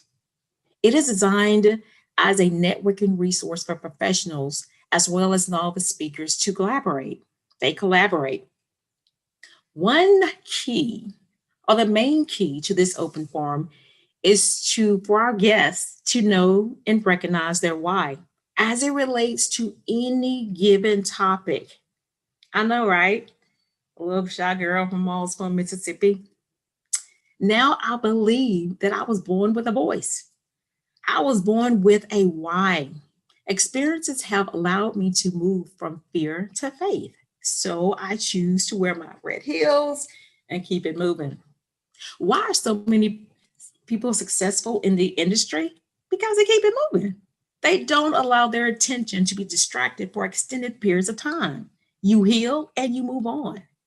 I view life as a race because it is. Every one of us has an appointed time. It may take us years at the starting line, getting ready and setting before we are ready to go. Just go. Ladies, instead of wearing your heels, put on some red chucks. The how. Final point. I remember trying to figure it all out. After I realized that I was already an overcomer fear, I majored in broadcast journalist. Here I was, a broadcast journalist, and I'm minored in speech communications at the University of Southern Mississippi in Hattiesburg. I just knew I was going to be a high-profile journalist. However, I discovered my passion for instructing. I'm a certified teacher in speech communications and English, and I hold a master's in English. Recently, I realized another passion, and so now I'm pursuing a PhD with the sole purpose of continuing my journey, because it ain't over. The question is how. I would encourage anyone to take time and be still. Turn off radio, podcasts, Clubhouse News, all platforms of social media for a season. Get quiet and be still. Once you know and hear some directions, get quiet again and give specific instructions. The blueprint may come in a form of a friend or business partnership. I always enjoy my writings alone. This is what I like. I do enjoy collaborations. However, I am the sole member of LGN Productions. I love it. It grants me relaxation because if I mess up, no one will ever know. But that gives me the free range to explore, add or subtract without distractions. Write the vision. Run with the vision. Make it plain. My journey allows me the liberty in authorizing my destiny. My journey brand is under the label of LGN Productions. Olivia's journey was birthed when I decided to re-enter and explore the dating scene. Now, Olivia's journey is fictional. However, it is a collection of my journey as well as the journey of my friends and my imagination. The novel is dedicated to my late husband, and the theme is crystal clear. One must have a clear purpose and be willing to go wherever that path may lead. The poet Langston Hughes puts it best. I have discovered in life that there are ways of getting almost anywhere you want to go, if you really want to go. Let's go over the 5 W's and the 1 H. Who? Discover who you are, what, what is your purpose? Where? Once you have embraced your purpose, where should you begin? When? Now. At some point, you must begin. The why. Often ask yourselves, why me? Well, why not? The how. Write the vision and run with it. 5W1H method allows you to construct your thoughts and ask the essential questions to decipher a situation. In terms of project management, this is an irreplaceable tool which may be used in multiple contexts.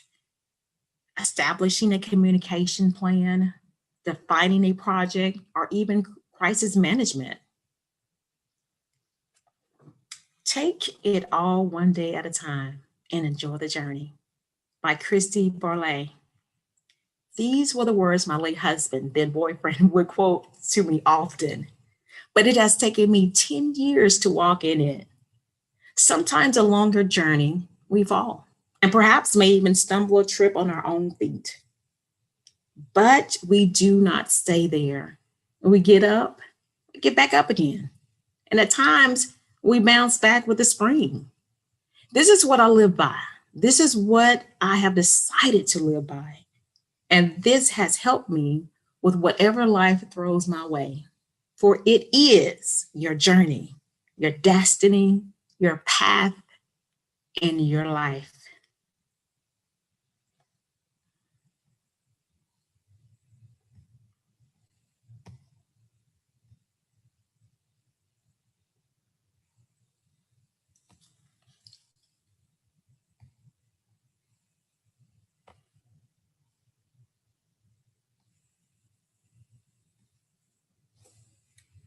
I want to thank everyone for giving me an opportunity to be on this BlackCEO iconic platform. I want to thank you so much. My journey, authorizing your destiny. Here are my two LLCs. And of course, here is a review of the methods. Please review them. Take notes, jot it down, do what you can in order to continue moving forward. And of course, this is my very first novel. I am hoping to have the second written by summer, Her Detour. Thank you so much for having me.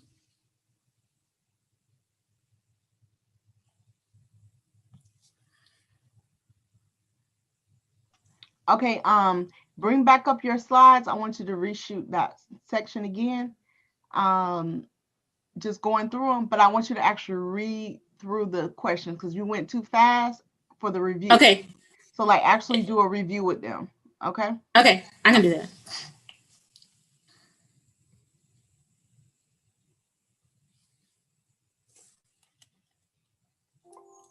Oh, sorry. Just 1 second.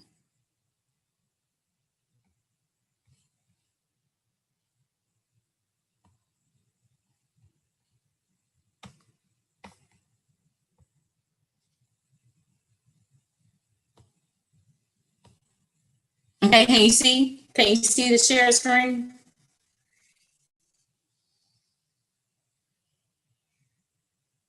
Yeah, it's up. But say your power word because if not, it's not going to. It may not show. Okay. So say your power word. Hold 1 second, and then go ahead and proceed. Yes, ma'am. My journey.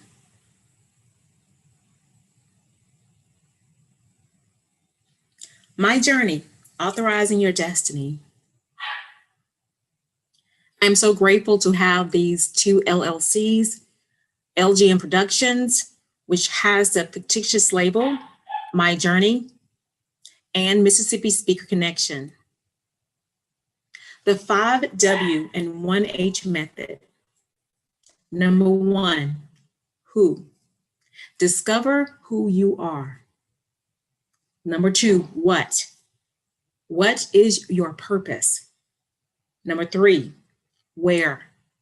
Once you have embraced your purpose, where should you begin? Number 5, when? Now. At some point, you must begin. Number 5, the why. Often we ask yourselves, why me? Why not you? And finally, how?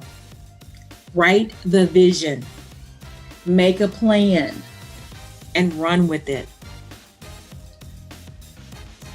Olivia's Journey. It is my very first novel, and I am creating the My Journey series as we speak. There will be three books under the label of My Journey. And please, please, please look out for the brand name, My Journey. Thank you so very much for having me.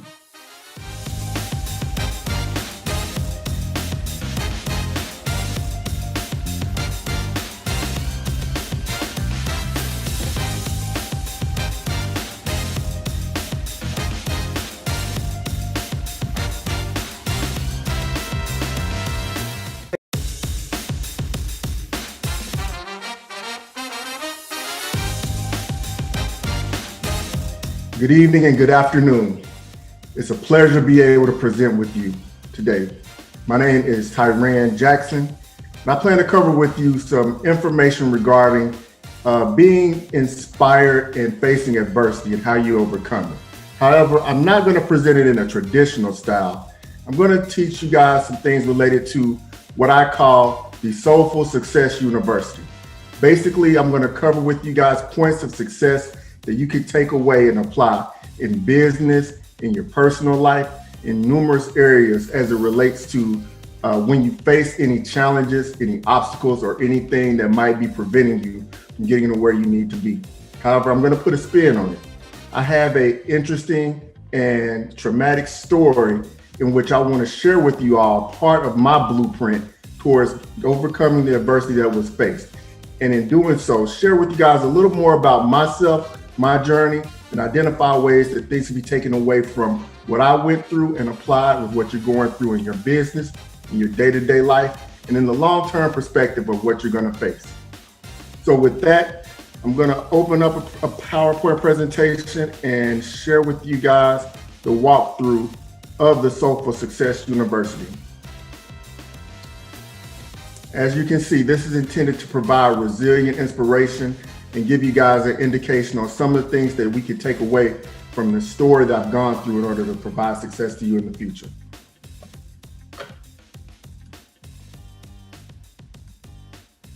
First off, I'm going to start off with giving you a little bit of background and a little something that I want you to understand as it relates to me as I get into this story. First off, I hope you had a chance to watch my keynote speech earlier, my defining moment.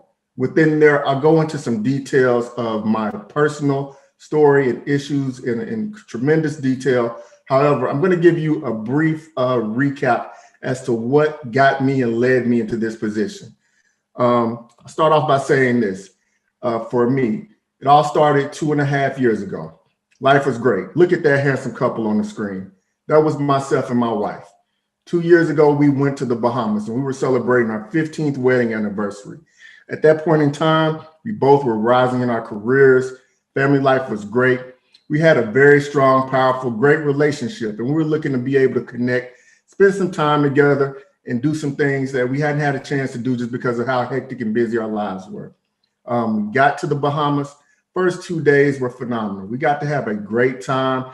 The vacation was great. Got to have some delicious dinner, delicious food, go to the beach, have some drinks, just enjoy our time reconnecting with one another. Things were wonderful. Things were great. We thought this was the best vacation that we had been on. And we were sitting there as we were sharing with each other, going over through some of what our dreams and fantasies for what we saw ahead.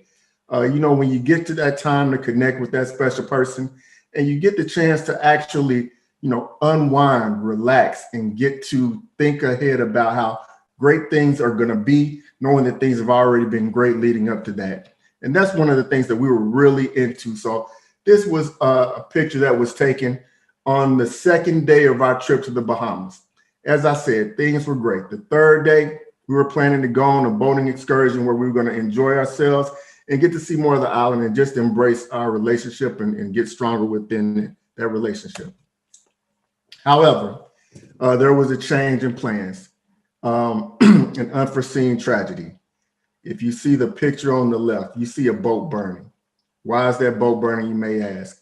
Well, my wife and I, we got on that particular boat and started our excursion that morning. 5 minutes into the trip, the boat exploded. I was left on the surface of that burning boat, face down as those flames were rising.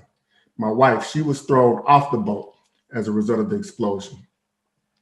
Without going into complete detail, my wife, she died as a result of that accident. She was able to survive 2 hours before she was announced deceased. Along those same lines, I had significant bodily harm. As a result of that accident, I lost part of my left leg. I was broken in multiple places. I was knocked unconscious 5 times. I had to go through a tremendous level of physical recovery just to get back to where I am today. I was going through mental issues because I was struggling. I came through a state of depression that I had to fight out of. I had PTSD for a period of time.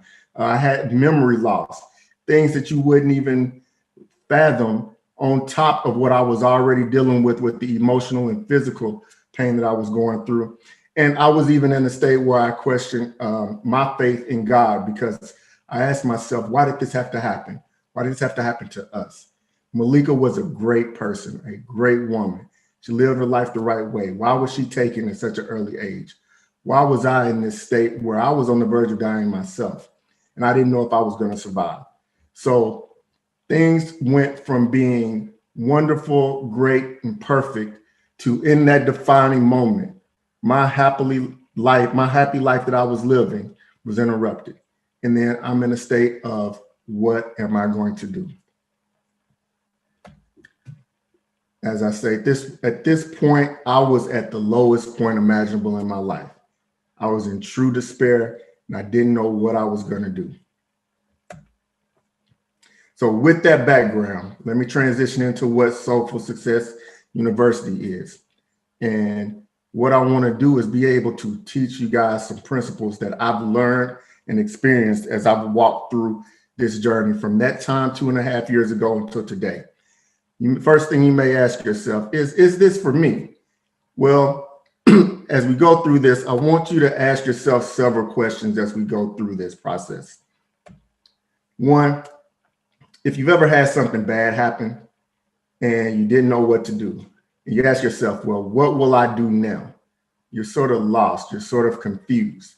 Then Soulful Success University may be for you. Now, as you know, we're facing a difficult, unprecedented, unforeseen challenges now. We've got, things dealing with COVID. There's a lot of things. It's the way we operate our business that we have had to change over time. We may be working a 9 to 5, and that may be going well. It may not be. And there may be some struggles from an entrepreneurial standpoint with your own business. So with these challenges, you got to ask yourself, do I have a clear strategy on how I'm going to get out of it?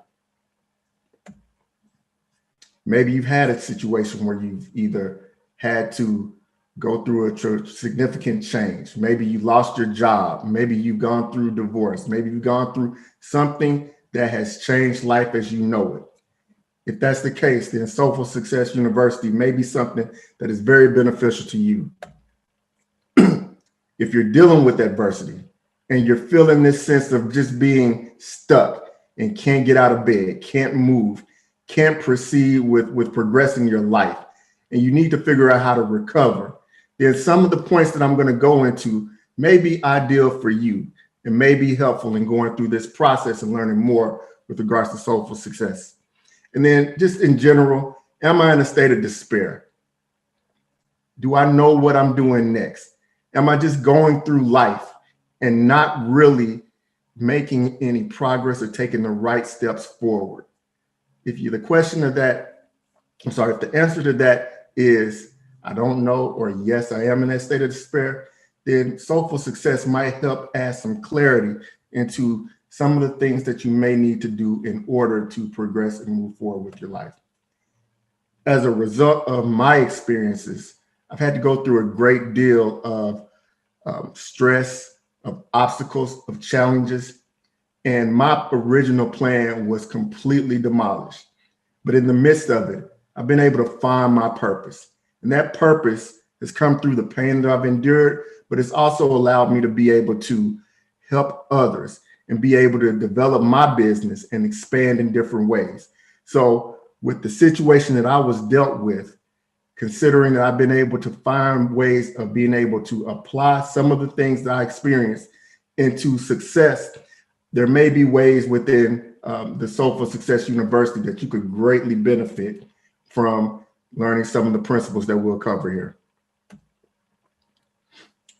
So I want to start off with giving you guys some of the main takeaways that I want to share with you guys. And this is an introduction to a more extensive program, but in this workshop, we're going to cover just the high level points of it. And I'm going to share with you a little bit about some of the details of what I faced through my recovery from that defining moment to where I am today.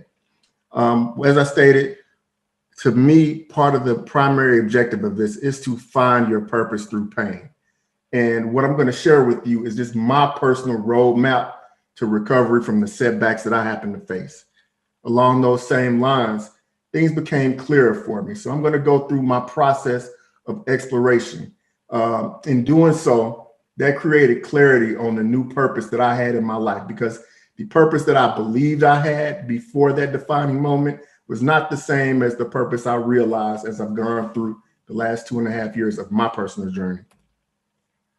I want to work with people to help them understand how to identify what that purpose may be and the ways and techniques to pursue that purpose.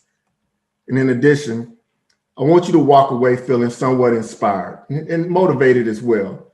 We all need to get a clear focus on how to get back on track when we've had to face this pain or this adversity, whether it's from a business perspective, whether it's in our personal lives.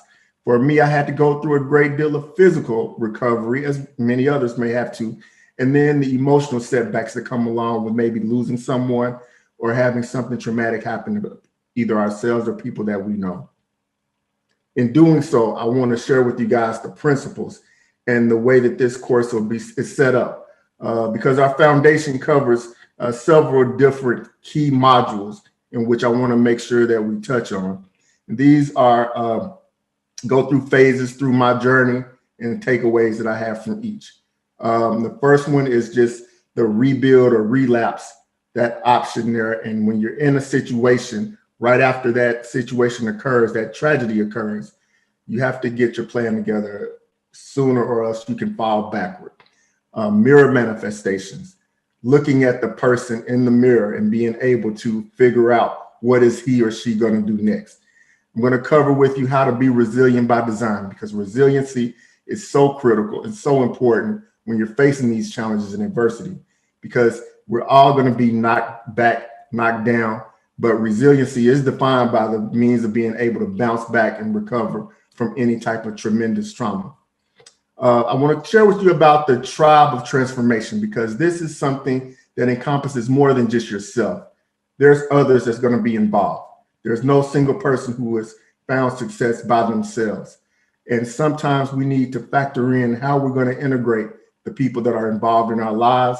And in some cases, maybe have to find other people to be brought into our lives in order to help us to move forward. From stress to success just covers with dealing with some of the things that may cause us tremendous frustration and challenges, and just the issues that we're dealing with, and get ourselves from that state to that future point to where we're actually thriving, where we're actually getting to where we want to be. And also cover how we want to learn how to lead with love.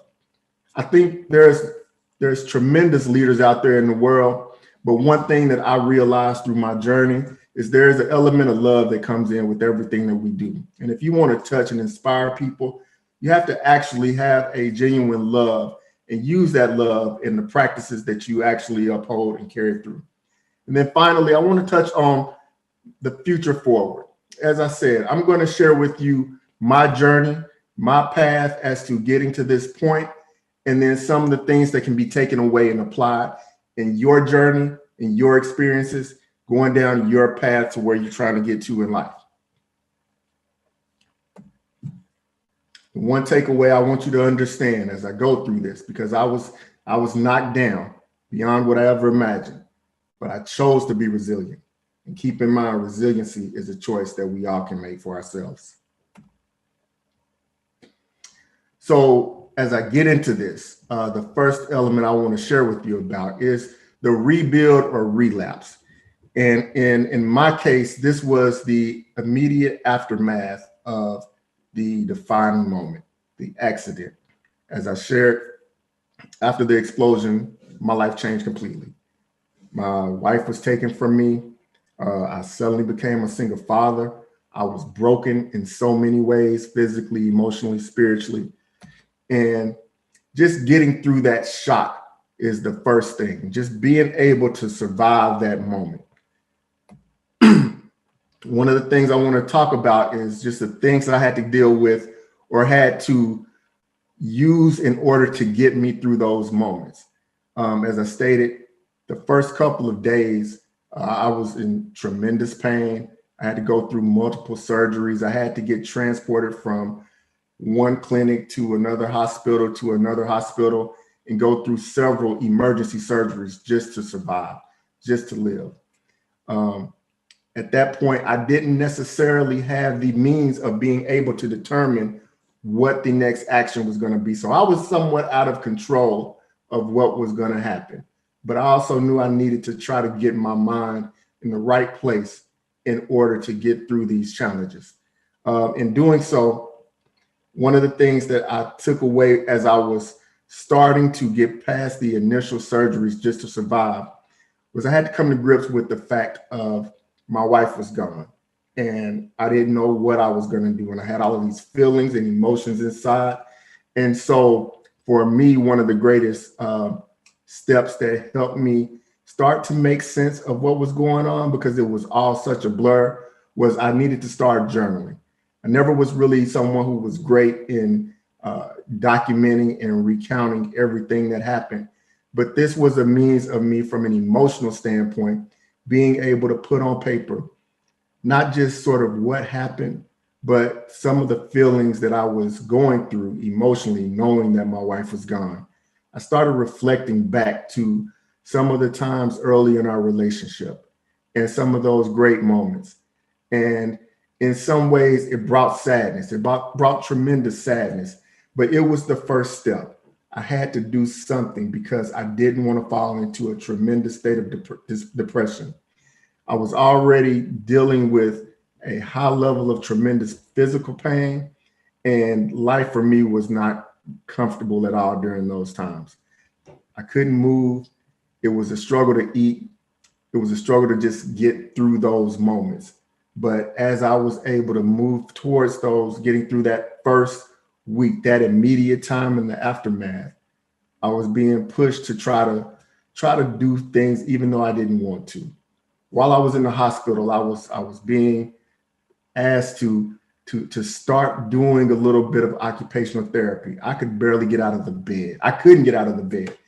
They had to teach me how to push myself out of the hospital bed with one arm because I was in such pain and all of my other limbs were damaged. But doing these things I didn't recognize it at the time, but looking back, those were the things that gave me that initial push in order to start the process of healing. As far as dealing with others, because in that immediate moment, I really wanted to be a recluse. I couldn't deal with talking with anyone that wasn't in my close or immediate family. And as you can imagine, there were a huge number of friends and family and people who knew Malika and people who just knew of the story and knew of us that wanted to reach out to me. But I was not in a state of mind of being able to communicate. I was drained. I was physically drained. I was emotionally in despair and didn't have it in me to go through that. There were numerous requests for news interviews and people who just wanted to talk. And I knew I wasn't in the place to do that. One of the better decisions that I made was not to do that. And my family was with me during this time to sort of shelter me from some of those things, because all they were going to do were trigger back those thoughts, memories, and emotions of what happened. So I want to say that because in taking those steps to avoid too many additional distractions that were going to take me back to a bad place, and also understanding that the immediate needs for me at that point were to make it through the physical surgery and just try to keep my sanity, coming to grips with the fact that my wife is gone.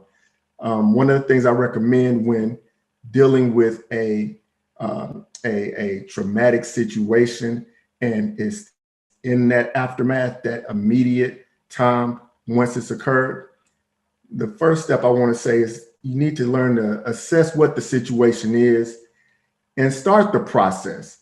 Start the process. Like I stated, me doing that occupational therapy was me doing something to get a process started. Me being able to journal and to document things as it related to what my relationship was and the person that I lost helped me grow emotionally. Even though it was a small step, it was a step in the right direction and allowed me to begin making progress. This can be taken over into the business world. You know, sometimes things may not go as we wanted to as far as our business. Our sales numbers may drop, or we may have something drastic change the way we operate. But one of the things I want to recommend is that we all assess that situation and then start making some type of action, doing something that may push you in the right direction. That's how we begin coming to grips with the fact that things have changed. My mirror manifestations. This takes a look at taking a real look at yourself, taking a real look at that situation and coming to grips with what reality is. As you can see, that man on the right side, that's myself. And that was the first time that I actually looked in the mirror and took a picture and actually paid attention to me. This was 2 months after the accident. Prior to then, I rarely wanted to see anything related to what I look like physically. I had to come to grips with the fact that the life that I had before was gone and that it was gone forever. And I also had to come to grips with the reality of my situation. It took some time, but for me to face that reality and not want to be in denial, there were plenty of times where there were family and even some friends wanting to talk to me and share with me, you know, things to get me off my mind, off of what was truly happening as I was starting to recover. But there did come a point in time where I had to try to gain some closure on what happened and what was going on. Some of that closure came from me when I got an understanding of really what happened to my wife, Malika, from the accident. As I stated, she passed away, but she was alive for 2 hours after the accident occurred. Based on what was shared with me at a later point in time, she had tremendous damage to her lower extremities. If she would have survived, she would have had a very poor quality of life. And I wouldn't have wanted to see her suffer like that. She wouldn't have wanted to suffer like that. But finding that information out did make it a little bit easier for me to understand why she was taken in that situation and not spared. Thankfully for me, I've been able to physically recover and get past my injuries, but the outlook for her wasn't going to be so great. So understanding that gave me some solace in knowing that at least she's not suffering here. And along those same lines, I had to get even closer to the Lord than I was in the midst of getting through the challenges that I was facing. I had to get a better understanding on death and the transition of those from this earthly world to the spiritual world where eternal afterlife is had. So in consultations with my pastor and other people who helped me understand the word and the reasoning why some of these things happen, I had a greater understanding and at least a greater sense of comfort in knowing that Malika was still going to live on forever and that she was going to be an angel for myself, my son, and those that she touched. Also, just knowing her legacy, she was able to touch a great number of people. She serviced people in different capacities from various organizations, from the church, and just all around, if there was a way for her to volunteer and help people, she did. She left she was a beacon of light to a number of people in this world and helped make this world a better place. So knowing that her legacy was somewhat set and in place gave me some acceptance towards the fact that even though she was no longer here, she did make an impact on the world. As far as myself, standing in this mirror had me face my fears, knowing that the initial moment where I had to notify my son that mom isn't coming back, I was afraid of doing that. That was the hardest thing that I had to do. He was staying with family in the US while we were in the Bahamas, and to make that phone call was one of the most difficult things. But there came a point where I knew I just had to do it. Knowing that there's a fear that now I am the only parent. There was a level of comfort that come knowing all I had to do were the things to be a good father, and that she was going to handle everything as it related to being a mom. She was the president of the PTA association for the school that he went to, was active and involved in a number of different committees, and did a great job of parenting him and giving him that motherly love. Now that's taken away from him. And now I've got to figure out how am I going to try to even come close to doing those things. So there was an anxiety and fear associated with all of a sudden being a single parent, not just a single parent, but a single parent with disabilities and hindrances and limitations that I can't even get up and do the things that I would normally have been able to do before.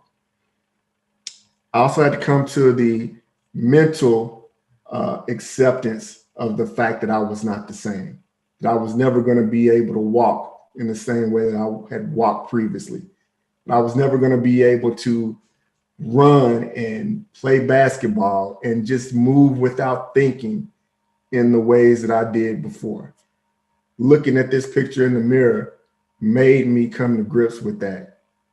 And so sometimes we find ourselves in denial of things, but we have to take that moment to look in the mirror and see exactly where we are.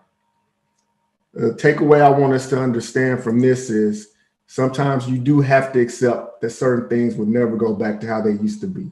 Now, this doesn't prevent us from being able to move forward into a better place, but it does make it where the sooner we come to grips with that past is really in the past, the easier it's going to be for us to take that first step and move forward. Now, I want to share with you a little bit about resiliency. And just my resiliency and how important I think resiliency is when you're dealing with troubling situations and challenging obstacles. In the midst of my story, I had multiple times where God could have took my life as well. I survived that initial explosion. I was left burning on the boat, and there were things that happened that got me off of that boat. Other passengers from a second boat were able to get me off before I burned to flames. But I could have been taken at that moment.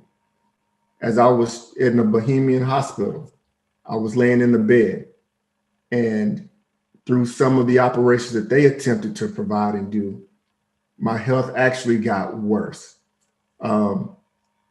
My left foot, which was 80% separated from my leg, was attempted to be reattached. In doing so, it caused infection to spread throughout my body. As I was laying in that bed, all of my vitals went from a state of being in a stable condition and showing and registering green on the EKG monitor to suddenly getting to a concerning state, turning yellow, to all of a sudden turning red. My blood pressure got extremely high. My heart rate just laying in the bed was up to 150 beats per minute. I had a temperature of 104 degrees, and I was sitting there saying to myself and talking to God, coming to the realization that I was going to die in that bed. Now, through a number of things that happened that I had no control of, I was brought over to the US, taken to a trauma unit, and they had to do emergency surgery to take my leg. And in doing so, that's kept the infection from spreading. Now, I wasn't out of the woods yet. I still had to go through many more surgeries over the course of that next couple of days. And there was a time where I went through 4 surgeries in a day and my vitals dropped again. But later that evening, I actually started showing signs of recovery. I could have been taken at that moment as well. And by the time I had gotten past that in my conversations with God, it became clear to me that at least physically, the worst was behind me. If he wanted to take me, he could have taken me in one of those 3 times. And that there must be a purpose for me to be here still. I came to understand that if I'm still here and I got a purpose, I might as well keep pushing forward. I might as well do what the doctors are saying. I might as well start to accept the fact and embrace it that I'm going to still be here. At that point, quitting was not going to be an option. At that point, I chose to have the will to live, the will to keep moving forward. And I said to myself in the hospital bed that it's going to get better. And as that was happening, my faith in the Lord and my words were starting to get increase, even though I was still physically broken and emotionally shattered. But yet I wanted to make sure that I was driving forward and that this will was going to push me, not just to live, but to thrive. And I say all of this to say, even though this is dramatic and this is significant, it still parallels with what many of us are facing in our lives, because we're all going to have setbacks of some kind. The thing is that at that point, when I was in the hospital bed, I did make the decision I was going to do whatever I needed to in order to at least have the best quality of life that I could. And that God was going to create a way for that to happen. We all must be willing to be resilient in those moments. And it's a choice for us to be resilient. And that's a choice we should make every day. So when our business is not going as it should, when our sales may not be getting as many as we should, maybe enough people aren't visiting our website or clicking purchase, that's fine. We have to figure out ways of being resilient through those difficult times and thinking that we're going to still push through, because that positive effort, that positive energy is going to be what drives us through getting through that storm and being on the other side better than we started. Another element to the Soulful Success University that I like to touch on is just how it is when we have to incorporate the people in our lives. This is our tribe of transformation is what I like to call it. And for someone, and some of us, we may find ourselves to be, somewhat extremely prideful and reliant on ourselves more than we may need to be. I want to emphasize within this program the importance of having trusted friends and family. For me, as I was starting to recover, some of these people who I got to know and really trusted, they helped me provide some emotional stability and counsel me and give me some understanding on how to deal with this loss and some ways that I should think of it outside of the way that I've been thinking before. Sometimes when we're left to our own thoughts, especially with dealing with something that is negative and traumatic, we may look at it from a perspective that isn't going to be helpful for us to get to a point of thriving again. Having those right people who could give me some advice and help me understand that life is still going to go on and that I did have a purpose that maybe I didn't understand at that time helped me keep moving forward. And I also want to point out the fact that some things that I learned throughout this process was that I had to be vulnerable than I'd ever been before. I had gotten out of a habit of being the one who provided answers all the time and had to be in a situation where I was somewhat helpless. But I had to understand that I'm going to need other people to help me do the things that I needed to do. I was confined to a wheelchair for essentially 2.5 months. And for a period of that time, I had to be pushed around. And this was so much different than what I had been used to. But it took me relying on my family, on my sister, on those who are closest to me, to help me do things that at that point I just couldn't do myself. And the lesson that I took away from that is it's okay. It's okay to be vulnerable. Sometimes the help is there, but if we don't ask for it, if we don't reach out for it, we may not receive it. And we may make things much, much harder than it has to be on ourselves. I had to learn how to accept help. This was something that came over time, but I realized that as long as I had people who were genuine and had the right approach and were really wanting to do the right thing for myself, for my son, and in Malika's loss, that they were going to actually help me get through with things. I had a number of people provide a meal train, provide food for myself and my son when we got back home, and help take care of things, because at that point, I couldn't cook, I couldn't drive, I couldn't provide anything for myself and my son. So that was extremely helpful. I had people push me as I was starting to get a little frustrated and discouraged with the physical therapy that I had to go through, but encouraged me that I needed to do these things. I even had people who were willing to work out, stretch, and do things with me in order to give me that support in order to keep moving forward. And then I also want to point out, as far as some of us, we do need to understand that there's an element of being humble and learning to appreciate what people bring to the table for us, how we need to value them, and that we start to see that there is a beautiful light within people, and that some people genuinely care. And that opened up my eyes and my heart to wanting to not only appreciate the fact that they were doing these things, but that I allowed myself to be vulnerable to allow them to do those things. And my takeaway is that I want you to think that, you have to be strong enough to stand alone at times, but you also have to be smart enough to be aware and know when you actually need help. And it takes a great person to be brave enough to ask for that help when they know that they need it.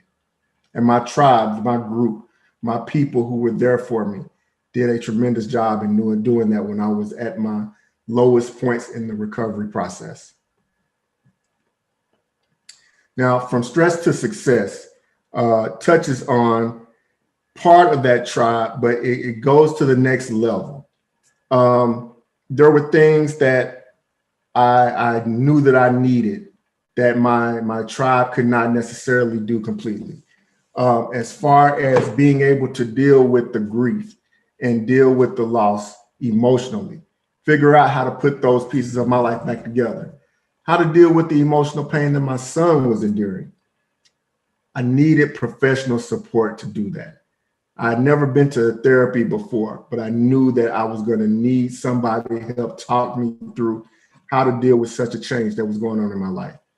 I knew that I needed to actually learn how to walk again. Now, as crazy as that sounds, once I healed to a point where I could get a receiver prosthetic, it wasn't as easy as popping it on and just taking steps and walking. There was a level of recovery physically that I had to do, a lot of therapy, a lot of physical training that I had to actually go through before I could even get to that point. I had to have someone push me into doing those things, and I had to have tremendous support from a physical therapist who would help me get through those things. As I stated before, I suffered from a degree of memory loss and PTSD. And anyone who has had to go through those issues and challenges, it's not something that you just happen to overcome by yourself. So I did have to go through numerous steps of neurological tests to understand if my memory loss was going to be something that was permanent, or if it was just going to be something that was temporary, and if it was an issue that I needed to be addressed as soon as possible. So finding the right resources and people to help me get through my needs and make sure that those needs were met is something that takes some of that stress and anxiety off of yourself. And what it did was it really helped me to move forward at a quicker rate. My healing that was going to happen, hopefully naturally, was accelerated because I was able to find people who were experts at what they did, and understood how they could help improve my quality of life and take the steps that I needed to in order to move forwards at a quicker rate. There's an element in there that I want to make sure that from a business standpoint, we understand. I needed somebody to help me figure out what I was going to do with my career and give me some life coaching that allowed me to expand from looking at what was directly in front of me over the course of the next 2 to 3 months and think about it from a longer term perspective. This led me to change from being an engineer previously into taking steps into entrepreneurship. And if I didn't have that, it would have been much harder to see what that vision was going to be for me in the future. As I was recovering and even got to where I was stronger enough to even help other people who were going through amputations or going through sudden mental or physical pain and just getting the news of that, or even others who have lost somebody close to them, I was able to see that there was a joy that I found in being able to talk with them and help them get through the challenges that they were facing. Because we're not made to be able to endure these pains by ourselves. And sometimes walking through that journey and having that experience makes it easier for the next person who has to go through it. So as I got this help from the right people, I was able to use that and integrate it with what I was going through in order to help others. What some of this professional support and aid actually did was, as I mentioned before, it expedited my healing process and my recovery process, but it also decreased the likelihood of me making poor decisions and possibly relapsing to a greater state of depression or not being equipped to deal with the grief. And this happens, the takeaway that I want us to understand is sometimes we do need to find the right people and figure out how we're going to incorporate them in our life. This goes back to needing help, but sometimes there's specialized help and a specialized level of knowledge that certain people have that are going to help us understand things better and get things off the ground as it should be. For all of you who are part of this Black CEO Iconic Conference, you're taking steps because you've taken the step to learn from people who have already accomplished things, seeing people who have already faced struggles and battles within their businesses that you may be seeing and facing today. There may be someone who's going to provide you coaching in the future that you're going to learn and meet from this conference that you wouldn't have before because they're speaking to something that you specifically need. And in identifying what those needs are and actually going forward and getting that support, you're doing yourself a major service in trying to progress at a faster rate. So keep that in mind. We're not going to all be able to do everything by ourselves, and we do need to recognize when we need help. Another element to my recovery that tremendously helped me was the need to learn how to lead with love. And I want to paraphrase this as just understanding what my priorities and purpose were. As far as clarity on my priority, I want to take you back 4 years ago. Malika and I, we had a conversation, and it was one of those what if conversations. What if something happens to me? And I remember it clear as day. She said, if something happened to me, I have several things I want you to do. I want you to move forward and be happy. And I don't want you to grieve too long. I don't want you to get stuck in a place where you can't move forward. I want you to make sure you do everything in power to make sure that our son is taken care of and that you're raising him to be the man that he needs to be. So in my process of recovery, I constantly reflected back on those words that she shared with me. And that became some of my motivating force in order to keep pushing, keep moving forward. Times when I didn't want to do the physical therapy in order to just get to a point where I could walk again, so I could be functional, so I could be able to be the dad that I needed to be for my teenage son. It drove me into doing those things. When I knew that I was going to have to ignite a career again and be able to get out of bed and start grinding, start working, start doing things to make things better for myself and my son, her voice was still in my ear. And that really gave me a true sense of what my priorities were. And then the purpose came not only in doing what I needed to be a better father for my son and a better individual on this earth, but to, as I stated before, I found that there was joy for me in helping others to succeed. Others who were going through traumatic surgeries, or others who have lost either their significant others or have lost their job and didn't know what they were doing. As I was healing, I was trying to heal other people. And that purpose just became more and more clear as I did more of this. So it started to make it clear what God wanted me here for on this earth still. So I want to leave you with this portion. Let that love and let that purpose that you happen to have be your guiding light. And as you learn to help others, you don't realize it, but you're helping yourself develop and heal and grow throughout this world. This can be used in business and personal. This can be used in every aspect of our life. But learning to love others and learning what that love is that you want to apply will help us all move forward in this world. Finally, the last point that I want to touch on that the Soulful Success University is going to give you more detail on is just the overall change, your mindset and perspective. Over the course of the past 2.5 years, I learned that even though I had a great first half of my life, that I don't spend too much time looking backward at what it was and trying to get back to something that I had. I treat it as if I had to close that book and I had to create a new book, and I'm moving forward into the new chapter of that life. And I look ahead as to what's to come. And I try to make sure that the things that I'm doing are preparing myself to meet that future desire, that future expectation, that future goal. We can't go back and change what has happened. And when adversity hits, that's something that we can't go back and affect. I've had to transition to what my new normal is and accept it. As I stated, changing career, and I have a new focus on what's to come and where I'm headed.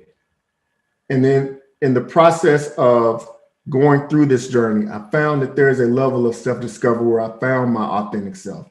I found things that fulfill me, have a better understanding of how to love myself and love others, and using my purpose in order to impact people in ways I never imagined.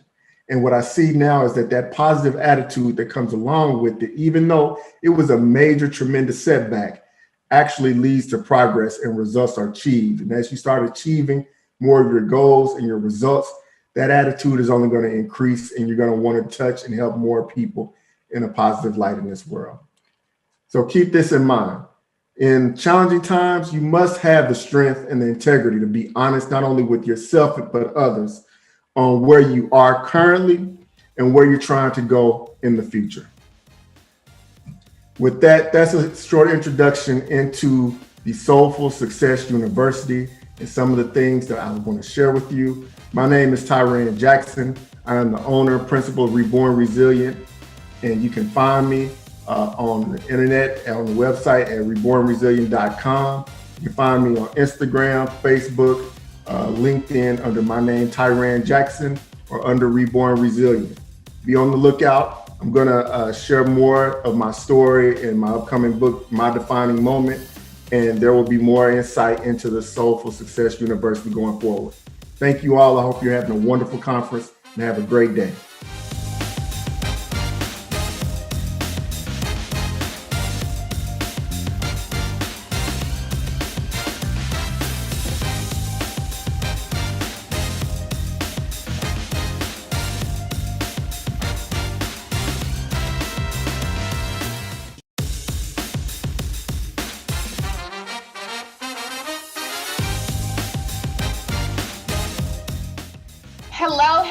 Hello, everyone. Thank you so much for tapping in to this workshop.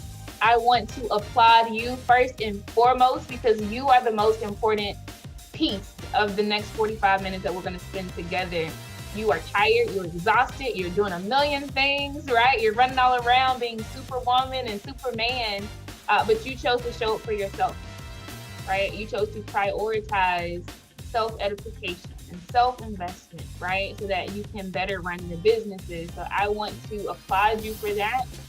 Keep that same energy. I know it gets tough at times, but there are people, a full tribe of leaders who are ready and waiting in the sidelines to help you. I am one of them. I am Casey Richardson.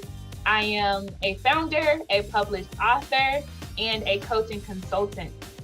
I lead a network called Blaze Women's Network. Blaze stands for Building Leaders and Accepting Zero Excuses, right? We need accountability. We need people to push us to our limits and past them as well, right? So I hold intentional space for Black women, because so many times we're left on the sidelines. And so many times we're blazing trails but we don't receive our flowers, right? So many times we think we have to be superwoman and we kill ourselves in doing so. So I hold intentional space for that. And then I do one-on-one coaching and consulting with so many amazing, incredible, dope entrepreneurs, and that's absolutely a joy. So without further ado, I want us to dive into this content. So today, we are talking about automation in our businesses. I'm pausing so that you all cut this part so it's a smooth transition. So I came here today to tell you that if you are doing it all, you are doing it wrong. I don't care how swift you are. I don't care how long you've been in the game. I don't care what your GPA was in college. If you are doing it wrong, if you are doing it all, you are doing it wrong. Because there are only so many things that our two hands can touch, right? There are only so many things that our minds can think about at one time and do things well, right? And execute with precision. So I want to talk to you about business automation, because it is absolutely critical for your peace of mind, for you getting the rest and recovery that you need, for you having consistency across all elements of your business, right? And for scale, because what you're doing today, if you're doing it all, it may be getting you through somewhat right now, but as you stack on top of whatever you're doing right now, more and more clients, more and more products, quicker and quicker velocity, that foundation will crumble and break if you do not have automation built in. So let's dive into this. Today's workshop will cover the following. We'll talk about the benefits of automation, just to spell that out for everyone, the criteria for automation, because it kind of helps, people get actual use cases for them. We'll do an activity where you're going to get a score on your automation as it stands in your business today. We'll do some reflecting, because that's important, right? I will be intentional about reflecting and being sober-minded about where we are today. We'll do another exercise, a little more robust. If you have your workbook, you can work in that workbook. If you don't have it, it is absolutely fine. You can do the exercise on a piece of paper. We will talk about some mindset principles. We'll talk about some automation principles, some things you need to make sure you remember and keep in mind for the long haul. We'll do a recap of everything we touched on in today's workshop, and then I'll share some contact information with you so we can stay in touch. So let's dive in. Benefits of automation. So when you choose to automate, there's nothing barring you from it. Anybody can do it. I'm going to prove that today. When you choose automation, you have higher productivity. One person can do a certain number of things, but bots, right? Formulas, systems, computers, software can do so many things in the same second, right? So that's huge. More reliability. Things are prone to human error, right? We fat finger mistakes all the time. We have typos when we're emailing very quickly all of the time. We skip steps sometimes, right? When we're trying to go at a higher velocity than we may normally go at. So automation is great for that. Increased availability, I talked about this, right? Getting your time back. You need that. Like, it's so critical, not just for your business, but for your health, for your sanity, right? For self-care, for self-love, etc. You will have greater performance. You will reduce operating costs, I promise you, especially if you build this now to support your business. As you scale, a lot of your automation costs will remain fixed. So that means whether the output is 10 units or 100 units, If your cost is a flat fee per month, you achieve operating efficiency, which gives you more cost reduction per unit sold. You will reduce errors. You will have improved client satisfaction, especially when you get to that point of consistency, right? Clients will be absolutely thrilled that email automations come like that, right? That reminders for things come like that, right? Where you remind them something's left in your cart, or there's automatic triggers when certain things happen in processes and they think that a person is doing it, but it's really, right, AI, it's really technology. And then last but not least, you have capacity for high level tasks, right? So really thinking about the creative and strategic things that are important for your business so that you have time to manage it versus being in the weeds of everything, right? What should be automated? So these are some, I'll throw out 4 tips for you or thoughts for you on thinking through your business and what you can automate. If you have tasks that are repetitive in nature, right? No matter who is booking it, no matter who's doing it, no matter who's buying it, certain things need to happen. Those are excellent processes to automate. Welcome emails, right? When somebody signs up for a list is an easy thing to think about, right? But there are so many other use cases for that. So start thinking through some of these processes that you repeat over and over and over again. Processes that don't require a human intervention for completion. There are some things that it doesn't need a person to think about, right, and make a decision on. It's if A plus B equals C, we don't need a person to sign off on that. But those are the processes that are excellent candidates for automation. Processes that need consistency across the entire company. If you know that you will cringe to find out that your marketing team is communicating this message, right? Your sales team is communicating a different message. Your operations group, right, is operating at a different set of principles and their messaging is different as a result. Those processes are very important to think about how you can implement automation so that you have consistent messaging, consistent branding, consistent core values, etc., right? Consistent standards even across your entire business. And lastly, for processes that need to be error-free. Like if there are certain things where you have very, very little or no margin of error, you need to automate those processes so that you don't even worry about it. You can take that stress off of your plate because you know a system will formulaically, right, get it right every single time. All right, pop quiz. All right, so pull out your pen, pull out your paper. I want everyone to dive into this activity right now. You have to be honest with yourself. I'm not grading this, right? You are grading yourself, but it's so important to find your blind spots, right? So I'm going to give you 30 seconds on the clock right now to list out the automation tools that you currently have in place for scheduling. Go.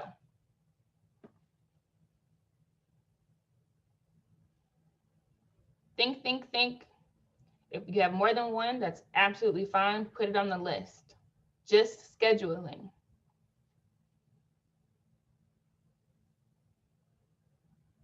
Think about, what happens with booking. If you're sending the email and saying, give me a good time to catch up. Okay, does this work for you? Okay, great. I'm gonna go and I'll put that in the system.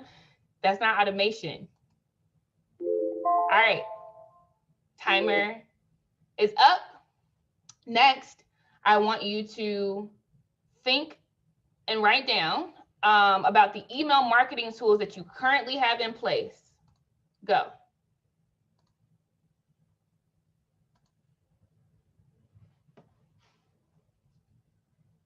And this is the automated ones, the ones that give you automation. If you have more than one, list it out.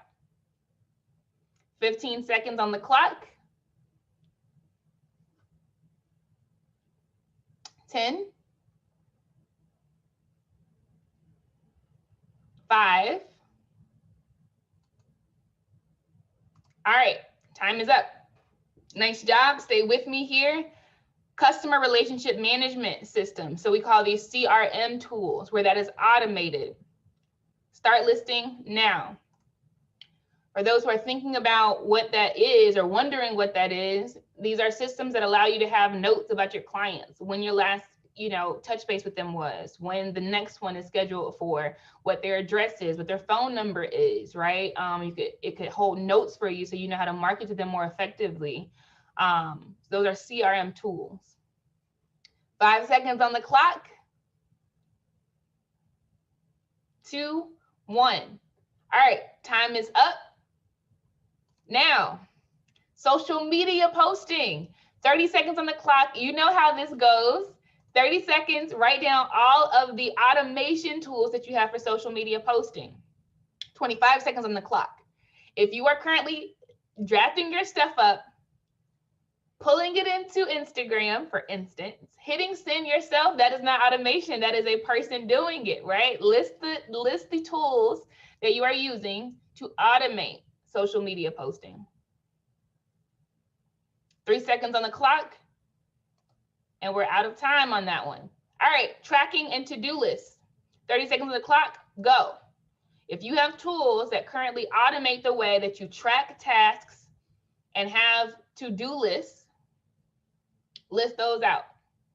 And list all of them, right? If you have more than one. But it must be a tool. Writing on a legal pad does not count, nor does writing on the Post-it note that you stick on your bathroom mirror. Nice try, but do not do it. All right, 3 seconds on the clock. Beautiful. Next, project management tools. Automation for that. The timer is going now. So think about hubs that you use to communicate with your team members, right? Or external partners on certain things. If you're picking up the phone and calling them and you guys are jotting it down, that does not count. I mean, automation tools, right? Where the platform is allowing you to manage projects. It is giving you a timeline. It is giving you stages and allow you to make notes about that, et cetera. All right, 2, 1, we are out of time on that one. Good job. You're killing it. You're killing it. You're being honest with yourself. Now, 30 seconds on the clock, cloud-based file storage. Go. If you're saving it on your desktop, not talking about that. I'm talking about the cloud-based storage systems you use so that when you go to Dubai and you don't have that laptop, you can roll up to a separate computer and pull your stuff up from the cloud. That's what I'm talking about, okay? So 10 seconds on the clock. All of your cloud-based storage tools that you use, list them out. 2, 1, out of time. Payment processing. 30 seconds on the clock, go. List out all the payment processing tools that you use. So if you are currently only accepting cash and you're going to the 10 bucket, finding the nickels and the pennies to give the cash back, that does not count, okay? I mean the tools that help you to accept credit cards, right? That helps you to accept other modes of payment, right? And tracking that and providing receipts, et cetera. 5 seconds on the clock. 2, 1, out of time. You guys are killing it. I love it. I see those lists coming in. I see some sweating bullets coming too, but that's fine. Visual and graphic content creation. 30 seconds on the clock, go. List out the tools that you currently use to create visuals and graphics, right? If you're in business, you need that. Branding is everything, right? You want to be recognized. You want to have a certain identity. You want to come off as having a certain personality, right? In your branding. So list the tools that you currently leverage to do that. And if you have no tools, we got to think about that, right? 6 seconds on the clock. 3, 2, 1. All right, beautiful, killing it. I love it. I love it. I love it. Now, drop shipping and custom printing. 30 seconds on the clock. If you currently use drop shipping, and what drop shipping is you design a product, right? Or you pull in a product, you choose a product, and people place orders. You get the money, but you're not fulfilling it. Someone else is shipping it, right? Someone else is providing the receipts, right? Someone else is keeping a tally of inventory, et cetera, what's left, et cetera. That's drop shipping. Custom printing, you can create the shirts, right? Get these things made. You're not in the lab doing it yourself. And time is up. Nice job. You're hanging in there with me. This is for your business, right? The sweat is worth it. Next, we have virtual assistant and freelancer sourcing. 30 seconds on the clock, go. List the current platforms that you leverage to acquire virtual assistants or acquire freelancers. Maybe you need a logo made, right? Maybe you need somebody to do a specific task and it's a one and done type job. List the platforms that you currently leverage to find those people. If you're not leveraging a platform and you're calling around, you asking cousin Bobo and them, let's think about that. Time is up. You're killing it. Next, legal documentation. 30 seconds on the clock, go. List the platforms or tools that you currently leverage to get assistance with legal documentation. If you're winging it and doing it by yourself, you cannot put yourself on the paper unless you're an expert in that field, right? But again, we're thinking about tools. We're thinking about automation, because if we're doing it all, we're doing it wrong, right? So list that out. 8 seconds on the clock. You guys are killing it. You're hanging in there for yourselves. I think it's beautiful. I mean it. All right, time is up. Now, expense tracking. We love budgeting, don't we? Don't we love numbers? Yes, we do. 30 seconds on the clock, go. List the expense tracking automation tools that you currently have in place. I'm not talking about the spreadsheet that you built 3 years ago. Not talking about that. Automation. Tools that actually show you what you spent last month, that actually tell you what you can file certain things as on your tax returns. Tools that give you graphs to show you trends. Tools that give you a view of your cash flow, right? That give you a view of your net worth. That give you a view of how you're doing on your budgeting. Time is up. That was painful for some people. I felt the cringe. I felt that energy, but it's all good. We're going to get through this together. Now, customer-facing document sharing. Time is going. 30 seconds on the clock. List the automation tools that you currently have in place for client-facing document sharing. Some businesses may not use this, but for those that do, right, this is an area for you to think about and list what you're currently using. We have about 12 seconds on the clock. You guys are killing it. 5 seconds on the clock. 3, 2, and 1. All right, customer support. Now, this is an area where people don't think about often. Time is going on the clock. List what you use, but we think that we have to be the one handling customer concerns and things going back and forth, etc. But some people know, some of you, I see you smiling. Some of you know that that's not necessarily the case, right? You can leverage platforms and automation tools that can handle customer support for you. 5 seconds on the clock. 3, 2, 1. Beautiful. Killing it. Surveys and data collection. 30 seconds on the clock. Go. What tools, what automation platforms are you currently using to collect data from your customers, to conduct surveys, even for your employees, right? Because we know that feedback is important. If you have blind spots that you're not attending to, if you're not getting feedback to understand in a robust fashion, right, how people are receiving and perceiving what you're doing, you're losing. So list out what you're currently using. Kudos, because I know all of you are using automated survey and data collection platforms. Now, website creation. 30 seconds on the clock, go. What platform are you using to create websites? If we have coders in the room and they're building everything from scratch and using HTML code, dope, beautiful. That does not count, right? I'm talking about websites that you use that automate things for you so you're not king in code. We have 7 seconds on the clock. 3, 2, 1. All right, time is up. Sexy category down here, bots and AI. 30 seconds on the clock. Go. List the platforms that you leverage for automated artificial intelligence execution. Bots executing on things. 19 seconds on the clock. It's time to think big if you haven't thought about this before, because why not, right? Why not?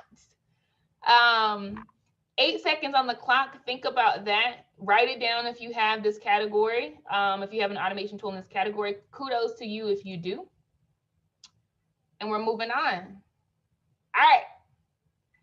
Ticket selling and event management. 30 seconds on the clock, go. Write down the ticket selling and event management platforms that you're using currently.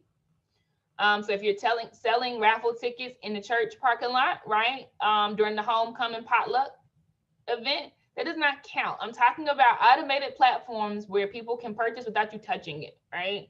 Where you have a list of registrants without you having to piecemeal it together inside of Excel. 4 seconds on the clock. Beautiful. We're done on that category. And last but not least, webinar, live session, and/or online course platforms. 30 seconds on the clock, go. List all of the automation tools and/or platforms that you use today to execute this, right? Anything that you can think of, right? If you do Facebook Live, that counts. IG Live, that counts. If you're using Zoom, that counts, right? 3 seconds on the clock, finish that up. Beautiful job. I'm so proud of all of you for doing that inventory exercise. That was absolutely tedious, but so important, right? For you thinking about how you can go higher into the next level. So I want you to figure out what your score is, because you have an automation score based on what you just did. So go back through your list and award yourself 1 point for each tool and/or platform listed. Hence, there were 20 different categories. So that'll give you a gut feel about how well you're doing on the automation front, or how lacking you might be today, right? I'm going to give you some time to tally that up. I'll put 30 seconds on the clock. Every single platform that you listed gets 1 point. Just total all of them up and see what your score is. I know no one has a 1. I know no one has only 5. I just know it, not this group. All right, 10 seconds. Let's button that up. 5. All right, beautiful. Again, and you should give yourself a round of applause, because things like this can be painful, right? And we know we should do this, right? We hear it all the time. We read the memes on Instagram that push us to kind of assess things, right? But this is what that looks like. This is what that feels like, right? And we got through that together. I was able to hold you accountable in doing it, but I'm absolutely proud of you for engaging in this exercise. So now let's reflect a bit, right? Let's think about the current state. You just scored yourself. In your opinion, are you leveraging automation in your business across all 20 categories today?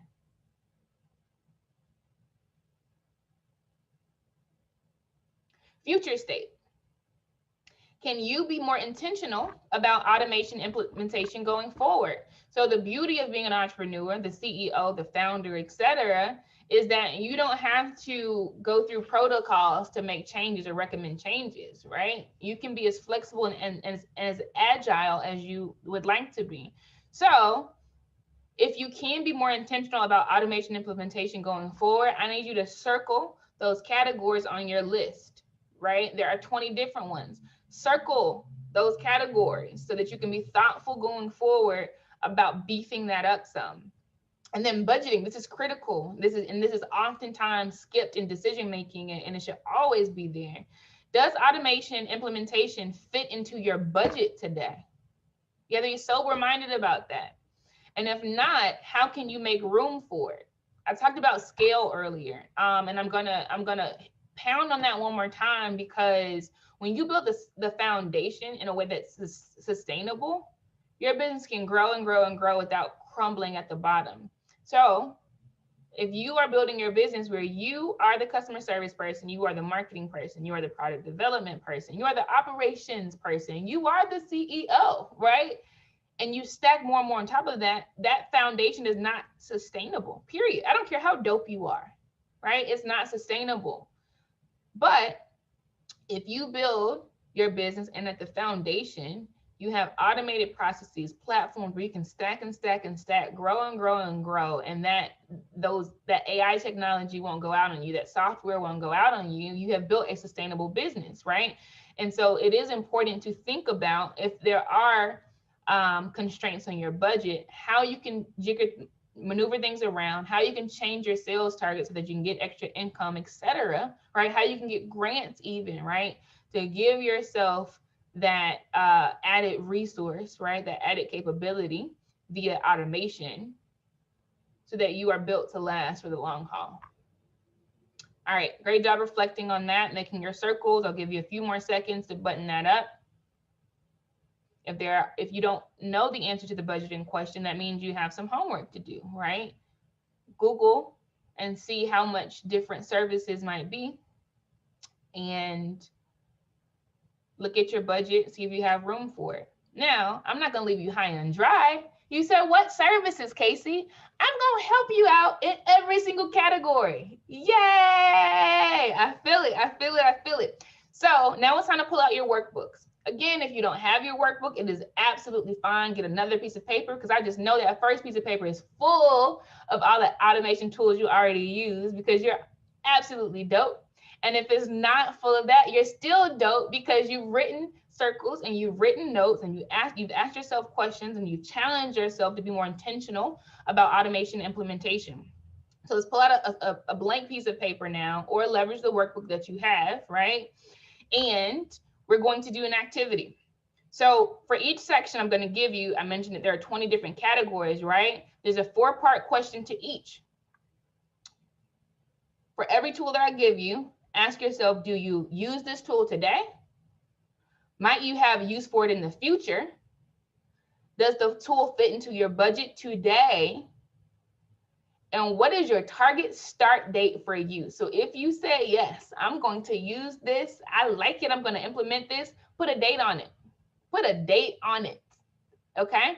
All right, so for scheduling, Acuity, answer those 4 questions. Calendly, answer those 4 questions. Mixmax, A.AI, right? And we're going to do that for every category. So the beauty of this is that you actually get some recommendations on tools that you can use, right, to implement automation if you don't have it already. And even if you do have automation already, you can look at some of these other competitors, right, some of these other peer products, and see if they might have added benefits that you don't have today, or see if they might have cheaper plans that you didn't know about, and you can save money, right, by switching over.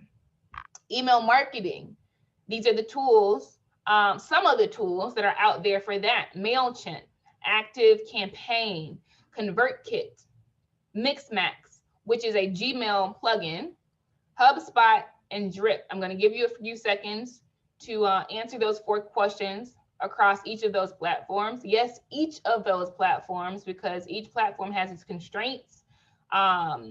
You might say no to 3 out of 4, right? But think about each of those and do extra research on ones that you're not already familiar with, so that you can make sure you're in the best positioning possible. CRM. Now, a reminder, that is client relationship management. So critical for beefing up your marketing. So critical for checking in with your clients. And it's like, oh my gosh, you read my mind. How did you know my birthday? Oh my gosh. You can answer that however you want to, but you really know because you have a dope CRM tool, right?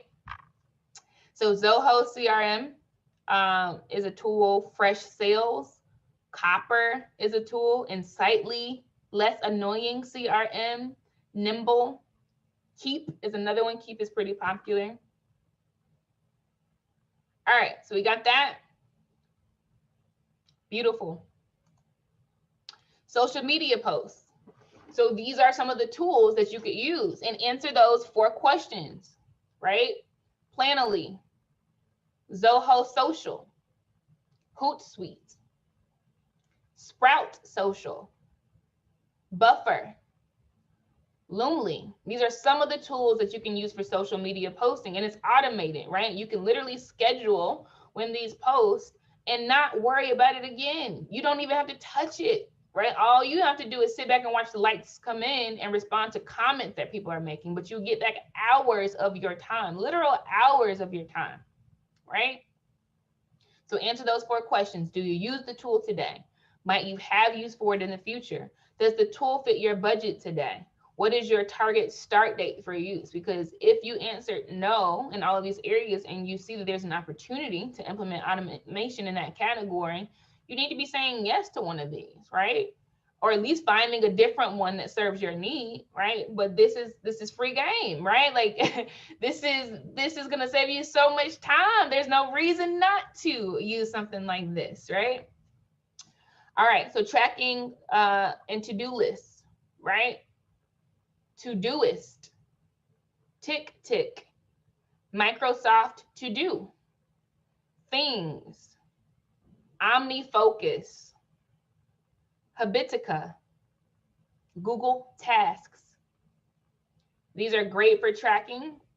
These are great for creating to-do lists, keeping yourself kind of on task, right, and oriented in your mind. Would highly recommend using one of these. You might have a use for some of these. It just depends, right? Different functions within each of these. But ask yourself the 4 questions. And then project management. So we have Asana, Trello, Coda, Notion, Basecamp, Airtable, and Monday.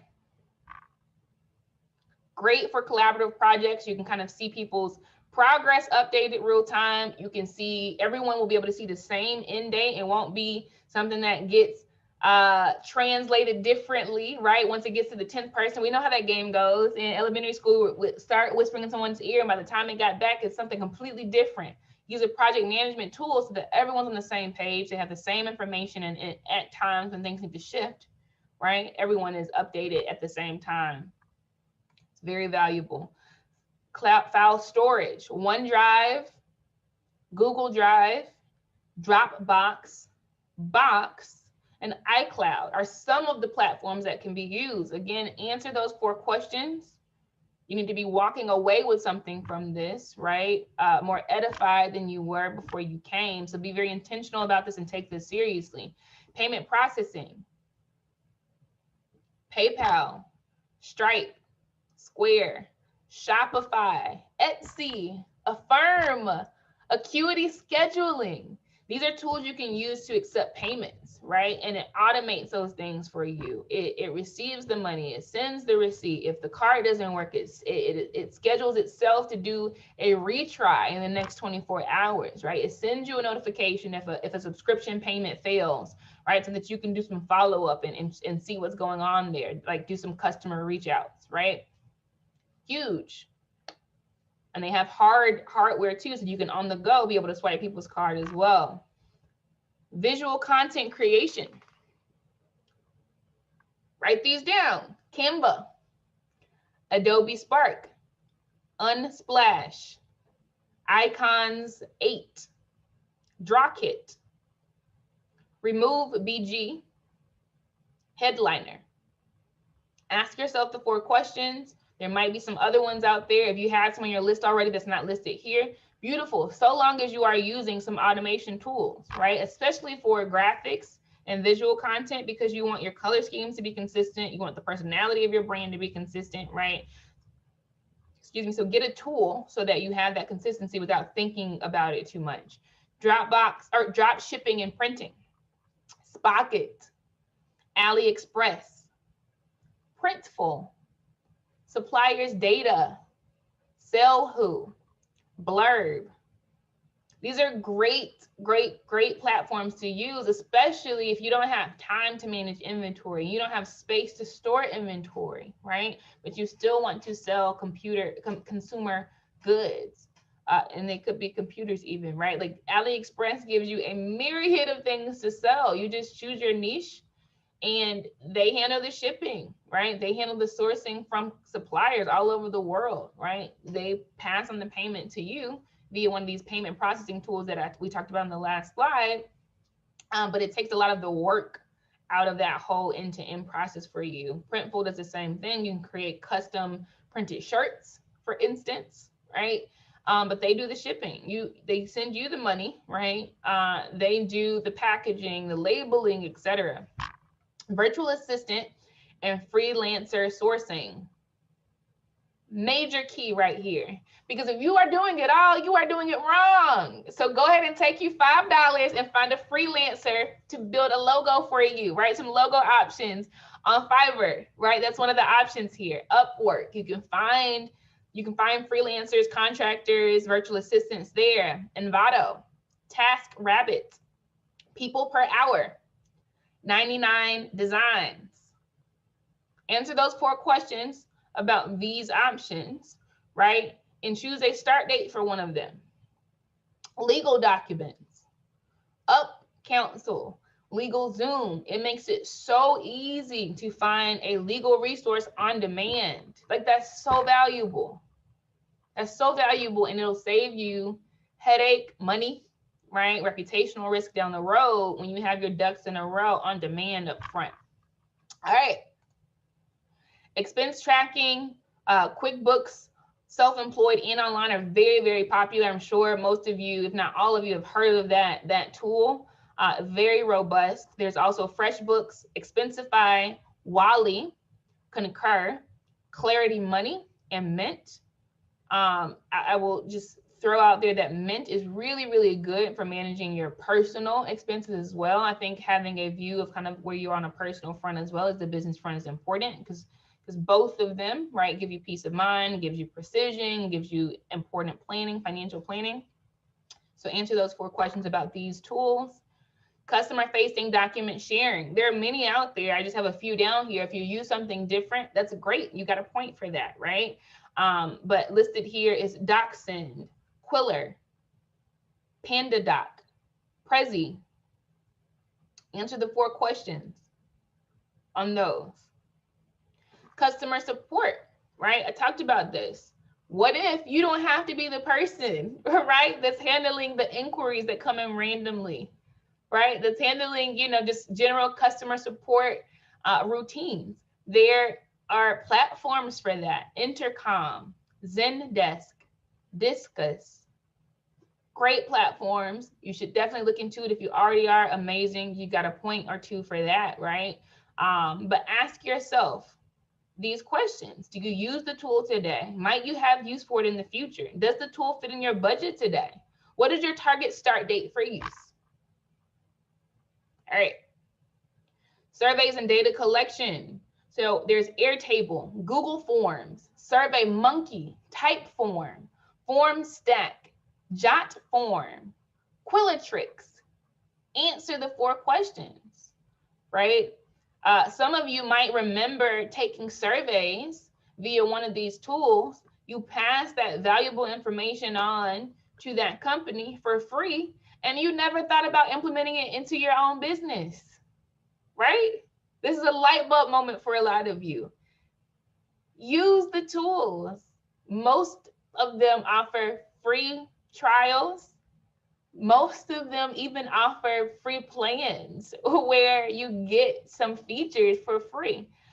Definitely start implementing this. Ask yourself the 4 questions and hit a start date on there. Website creation, Squarespace, Wix, WordPress, Lead Pages, ReadyMag, Universe, Strikingly.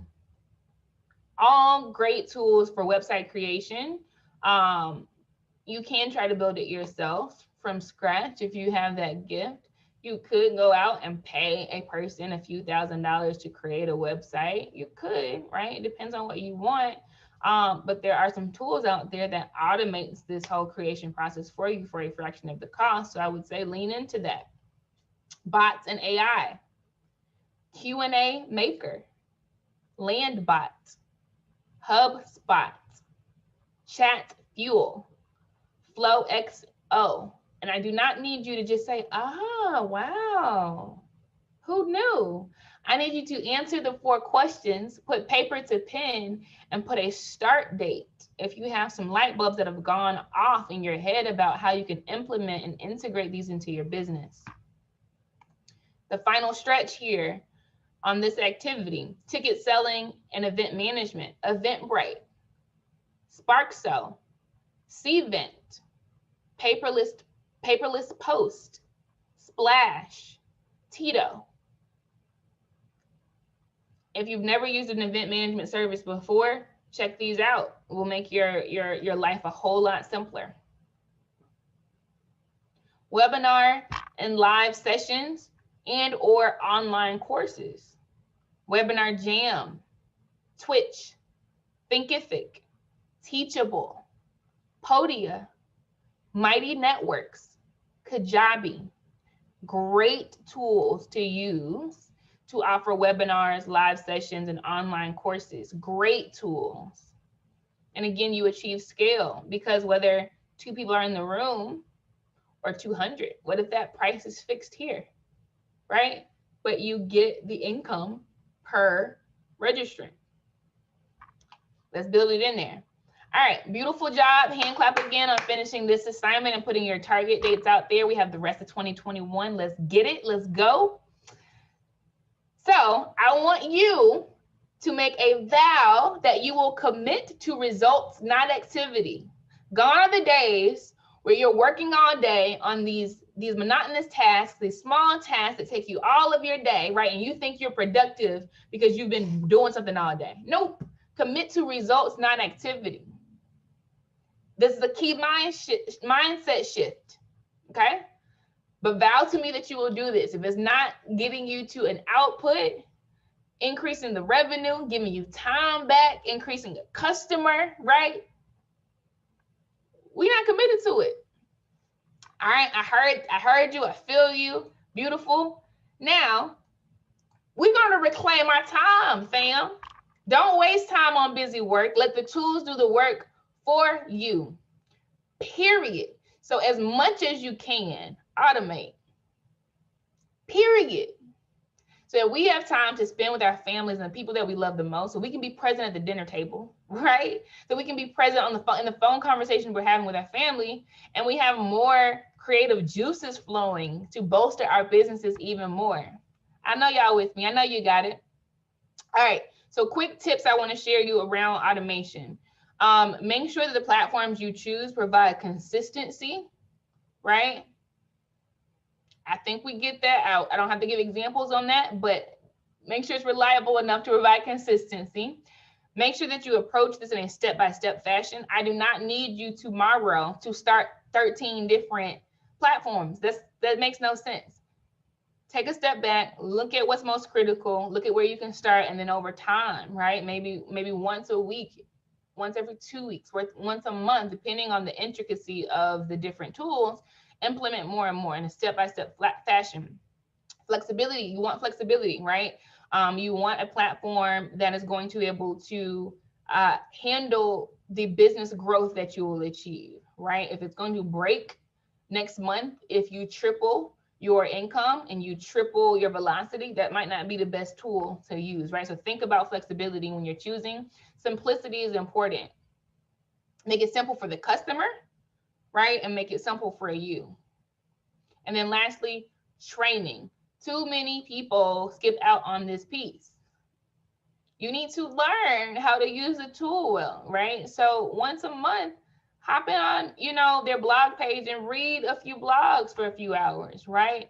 Once a month, hop in on a free webinar training they're giving around their tools and new launches that they've done. And if they want feedback, give that feedback so that the tool gets better.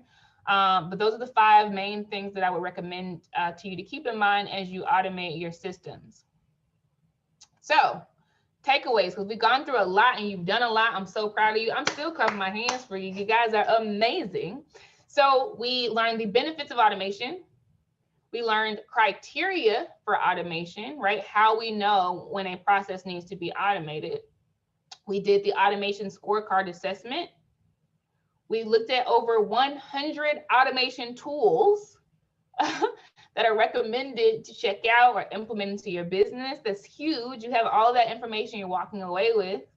We did an assessment of future integrations, right? So you asked yourselves, okay, can I do this? Should I do this? What's my start date? Do I have budget for it, etc.? So you have the start of a plan.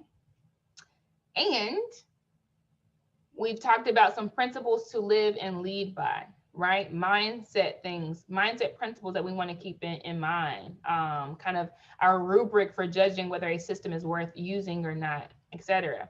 So kudos to you for getting through that. Again, I am Casey Richardson. I am the founder of Blaze Women's Network, where we are building leaders and accepting zero excuses. I am also a one-on-one coach and consultant. I am a published author as well, and it is my joy to serve the folks that are so magical and so often overlooked, trailblazers who are underserved. That is what I do. So I would love to keep in touch with you. I've provided my contact information right here. I'd love for you to join the tribe and the email list. So if you want to keep in touch with Blaze Women's Network, go to blazewomensnetwork.com. We have a Facebook group, Blaze Women's Network, and Instagram, Blaze Women's Network. If you want to keep in touch with me, I want you to. My website is casey-richardson.com. My email address is contact@casey-richardson.com. My Instagram is I am Casey Richardson. Ignore the .com right there. It's just I am Casey Richardson. My LinkedIn is LinkedIn/I am Casey Richardson. And lastly, I provided my phone number, my business phone number right there as well. So I mean it. I want you to get in touch with me. I want you to connect. I want you to be edified. I want you to have community. And I just love speaking to people in the terms they understand, with stories they understand, with context that they understand, so they don't water down who they are, because it's time to be free and it's time to flourish. Thank you so much for your time.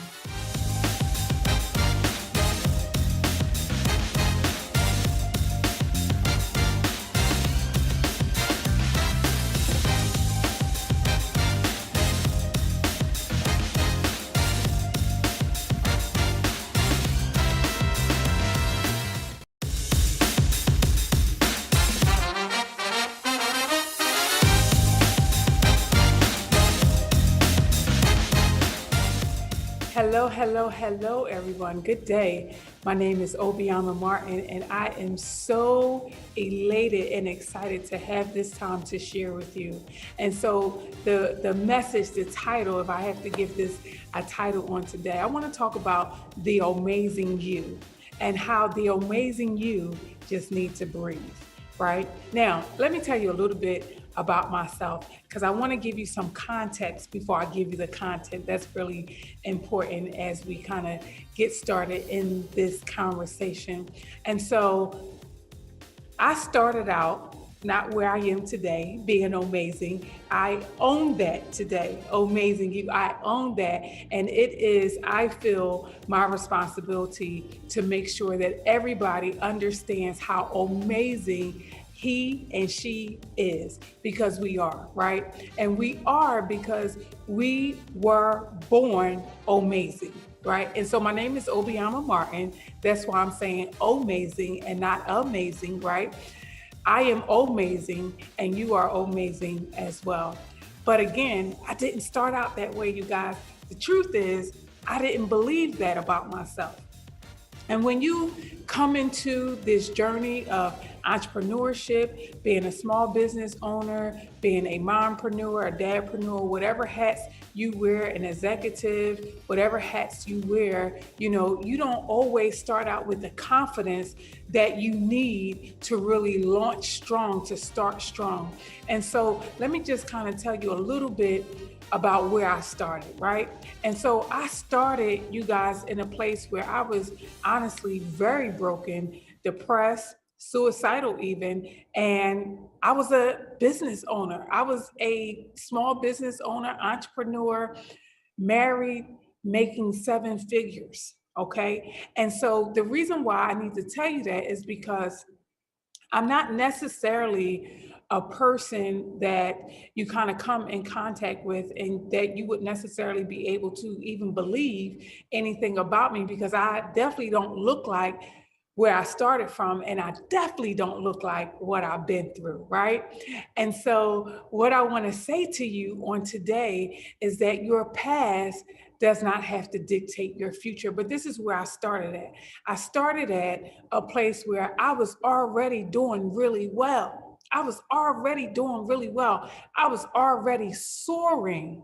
At least that's what it looked like on the surface. On the surface, everybody was saying, wow, you and your husband are a power couple. Wow, you and your husband are this, and that.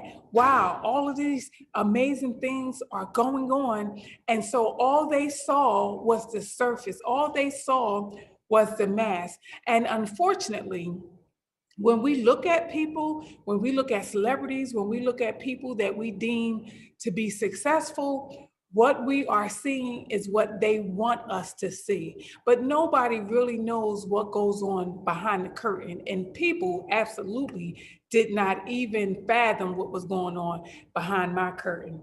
See, the truth is, even though I was soaring in business, my home was a mess. And I definitely didn't have the faith, the courage, the tenacity, or the confidence to think that I could even be doing anything that I'm doing today. See, nobody never told me or gave me permission, because I thought I needed permission. I thought that I needed validation.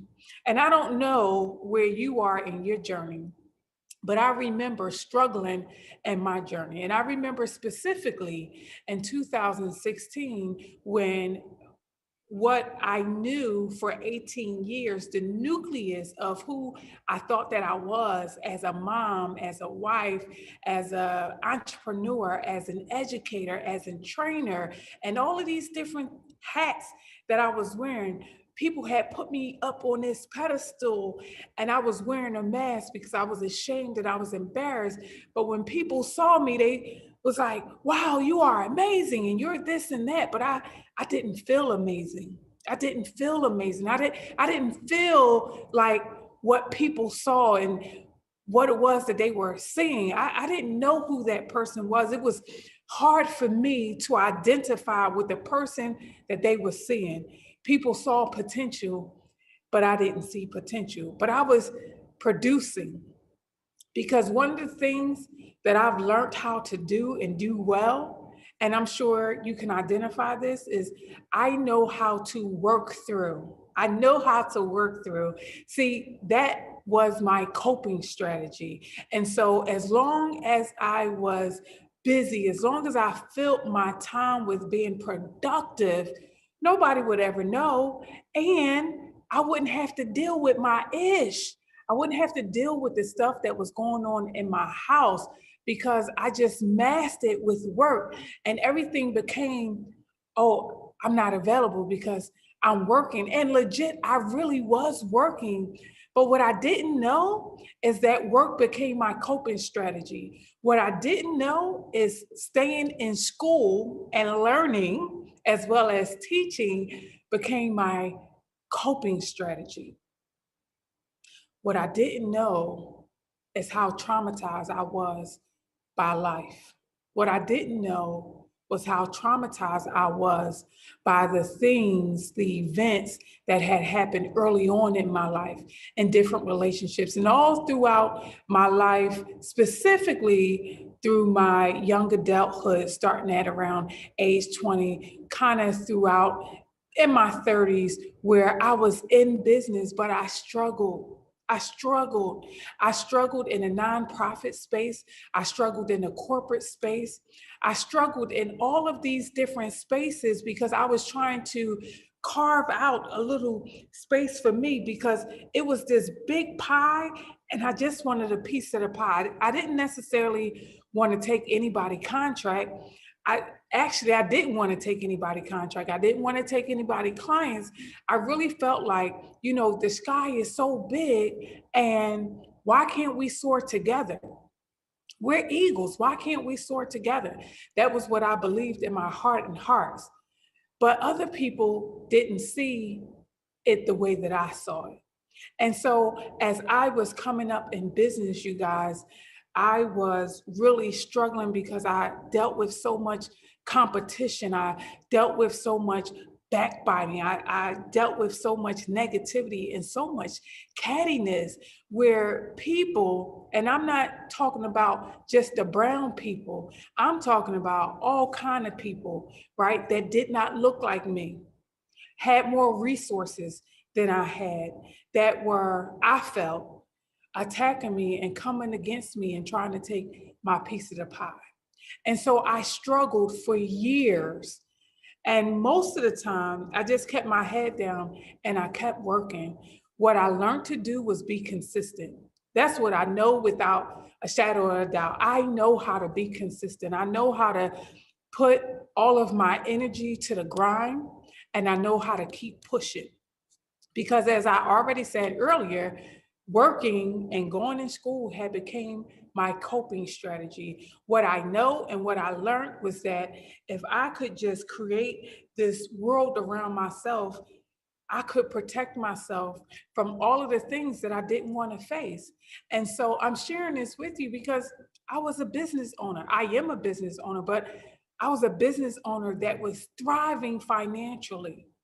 And what I want you guys to know today is that you being amazing, what's significant about that is your ability to breathe. I want to spend some time breaking that down because it was in the darkest and the lowest places of my life. It was when in 2016, all that I knew, the nucleus of who I was and who I was becoming, or at least who I thought I was becoming, because see, my identity was rooted and grounded in a relationship that was falling apart. And I wasn't ready to let go. I wasn't ready to say goodbye. And so as I was kind of going through this, everything was falling apart. My children, my marriage, relationships, business, and I was lost. I was ashamed. I was embarrassed.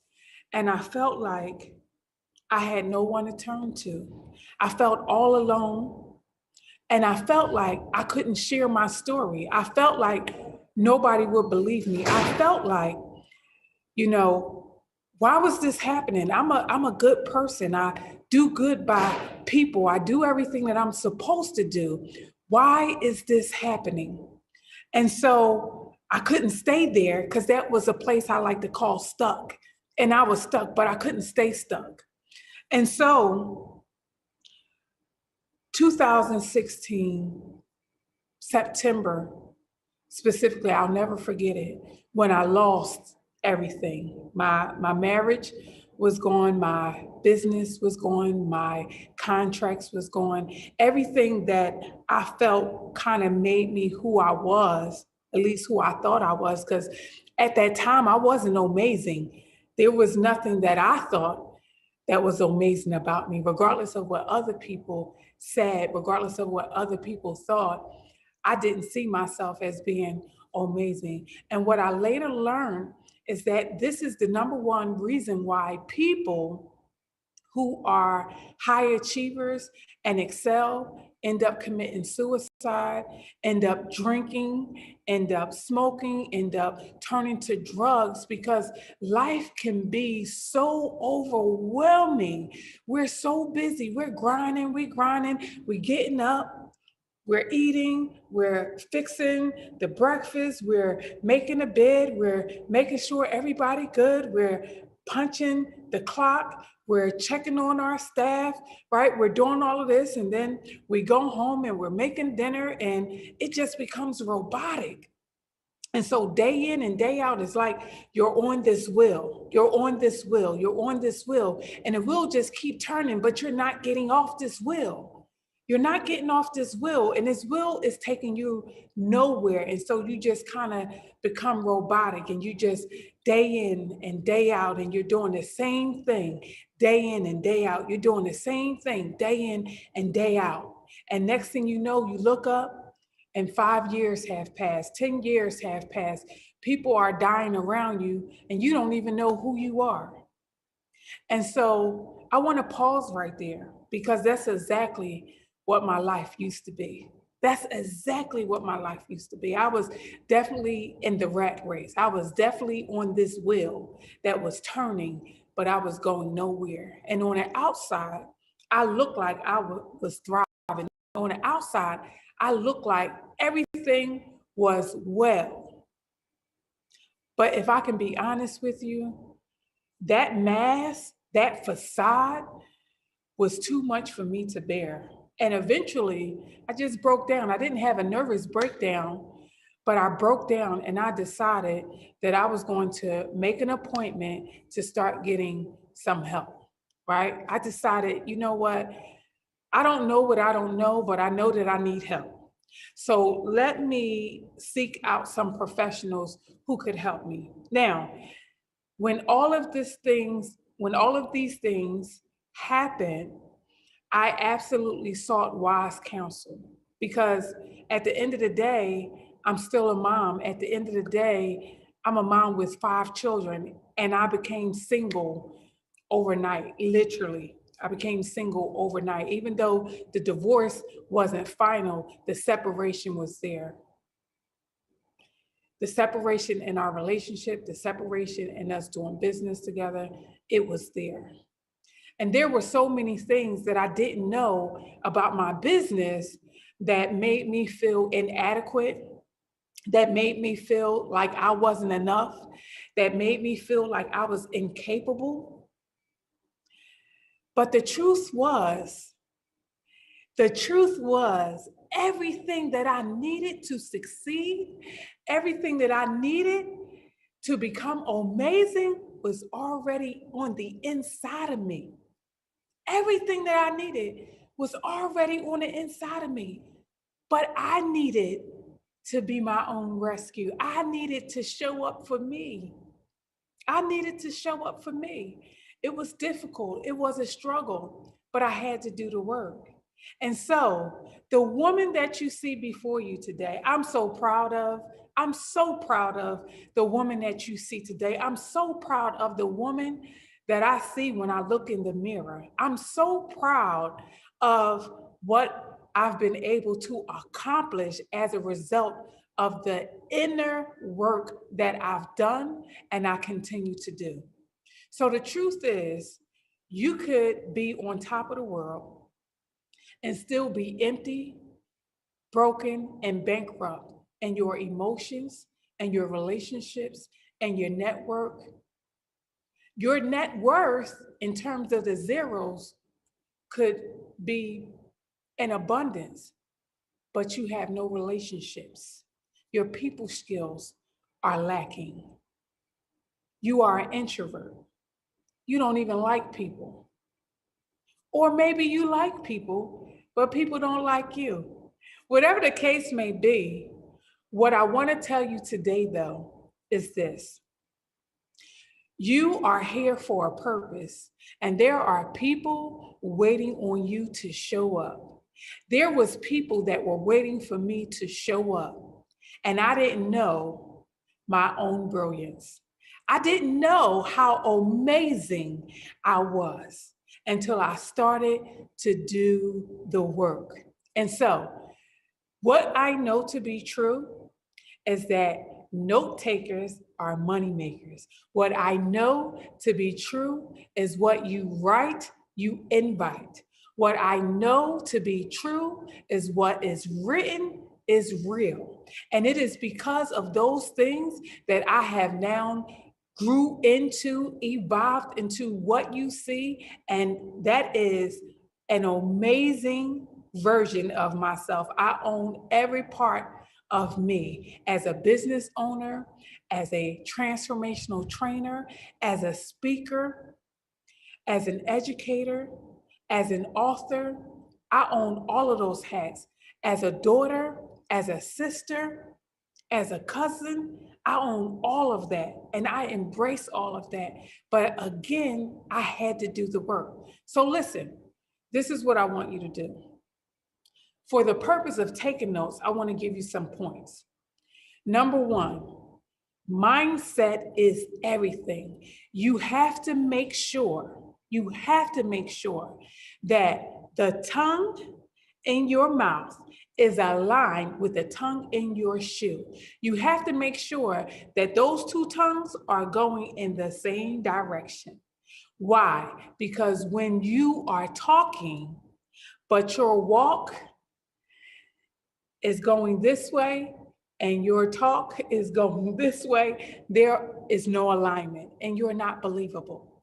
So the first thing I want to encourage you to do is be crystal clear about what it is you want and what it is you are going to do to get what you want in your business, in your health, and your relationships, and your network, and your community, all of those different aspects of who you are. Be crystal clear about who you are and what you want.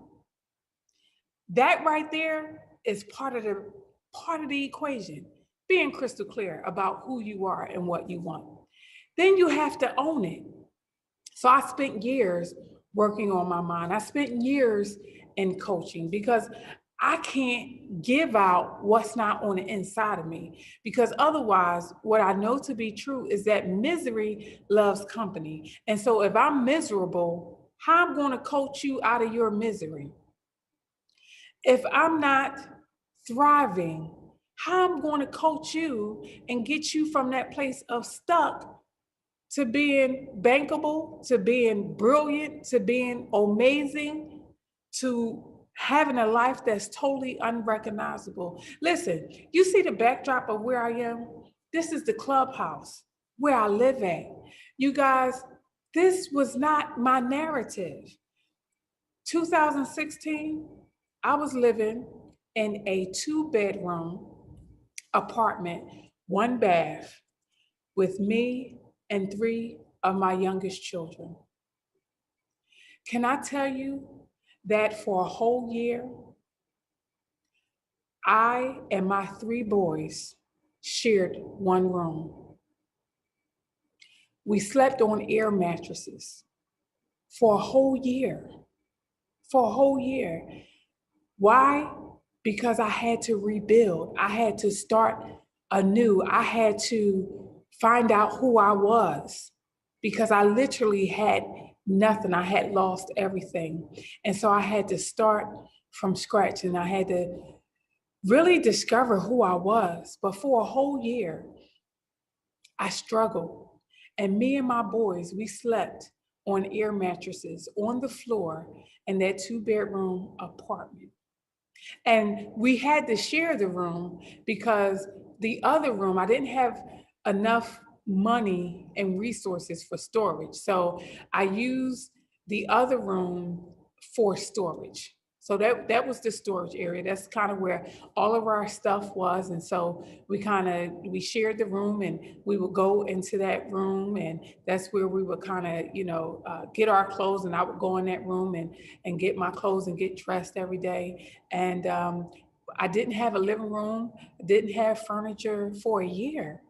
You guys, for a year, all I had was a desk and my laptop, and that was my office. And I took what I had, the little that I had, and I made it work for me. I understood that where I was not going to dictate my future, because I had saw a glimpse of my future, and my future looked good. I just was unsure about how to get there. I was really unclear about the steps that I needed to take. And I definitely did not have the money at that time. I definitely didn't have the money at that time. I didn't have the resources or the support system at that time. But what I knew was, let me begin to carve out at least where I thought I saw myself. Let me kind of carve it out. And so I began to get pictures, and I began to put together imagery of where I saw myself. And I remember cutting out pictures in magazines, billionaire mom, mompreneur, boss, healthy eating, all of these different things. And I want to pause right here and talk about the healthy eating, because I was sick for a really long time also. And so I had to get my diet together. I was chunky. I'm not going to say I was overweight, but I definitely was about 30, 40 pounds bigger than I am now. And that weight was a struggle, right? And so there were so many things that was dysfunctional in my life as a result of, or I should say maybe it was the icing on the cake that was being baked. I'll say it that way, because my life was what it was. And I honestly wasn't dealing with the ish that was going on in my life. I was running away from it. But then life showed up, the cake was baked, and the separation and business and marriage was the icing that literally could have taken me out of here. When I finally did decide to get help, I remember the first therapist couch I sat on, and she said, and this was, I want to say this was probably about 2017, 2018. And she was just like, I can't believe you never sat on anybody's couch before. I can't believe you never got help. How is it that you're like functioning and you're not dependent on anything? Meaning I didn't need anything to wake me up. I didn't need anything to put me to sleep. I wasn't using any type of substance. I wasn't drinking. I wasn't smoking. I wasn't using drugs, because those are the things that people, no judgment, go to as a coping mechanism, right? But this is what I know.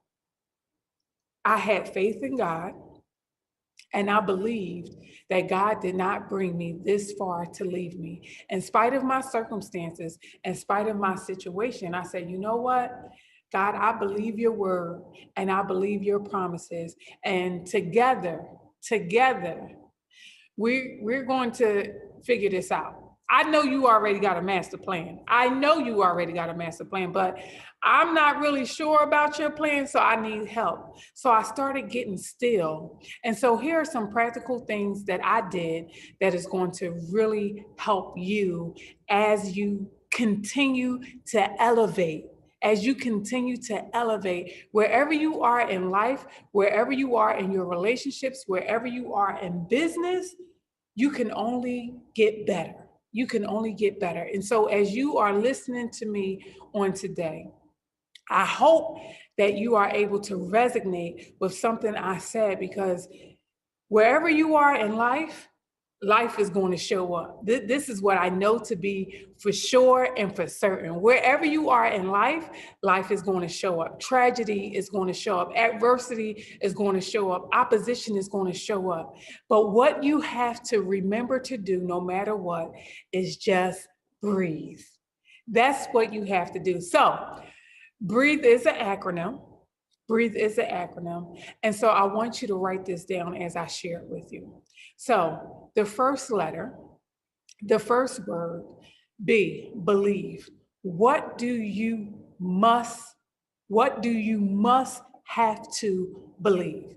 You must believe that you are amazing. Point blank, period, unapologetically. And I remember there was a time when I didn't believe that about myself. And I'm saying you have to do the internal work so that you can get to that place where when you wake up in the morning and you look yourself in the mirror, you're like, yes, right? And not yes with the arrogance, but yes, like I'm doing it. Not I have arrived, but I'm doing it. I'm doing the work. I'm working on me to be better each and every single day. And I like the person that's looking back at me in the mirror. That takes self-work. That takes internal work, right? So I want you to work on your mind every single day. I want you to spend time working on your belief systems. There was a whole lot of things that I had believed about myself that was not true. It was based on things that were said to me over time. There were things that were said to me from different people that I were in relationship with. There were people that I believed in, that I trusted, that had said some things and spoke some things over my life that just wasn't true. And I believed those things. I had to do away with all of those limiting beliefs that was literally holding me hostage.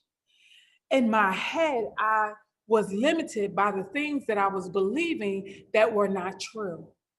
And there may be some things that you have been believing about yourself, about your business, about your relationships, about your health. That's not true. So I want you to commit to being a better you. That's the first thing. I want you to commit to being a better you. Secondly, point number 2. It is imperative that every single day you learn how to release negative people, places, and things. What am I talking about?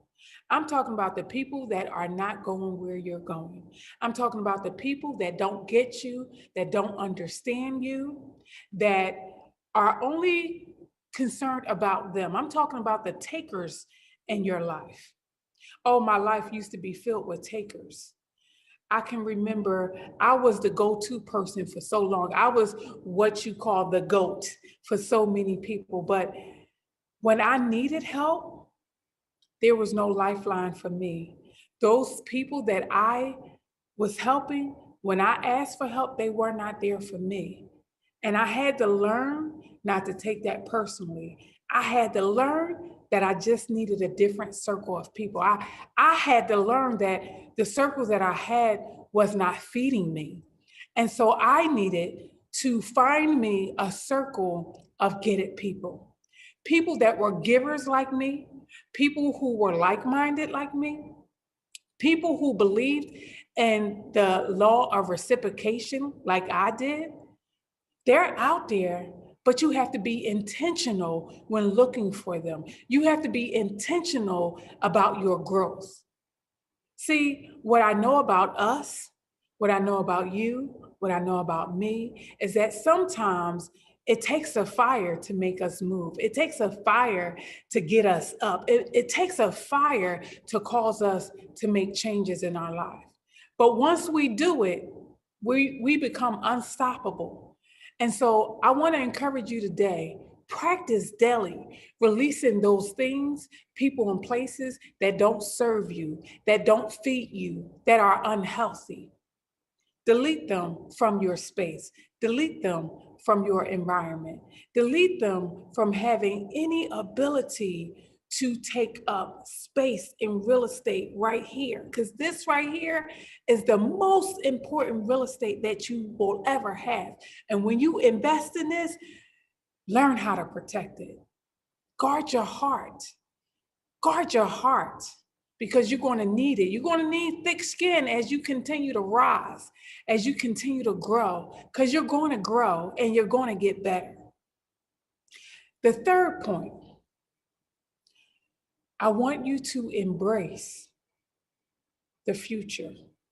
I want you to embrace new opportunities, new relationships, life-giving relationships, purpose partners.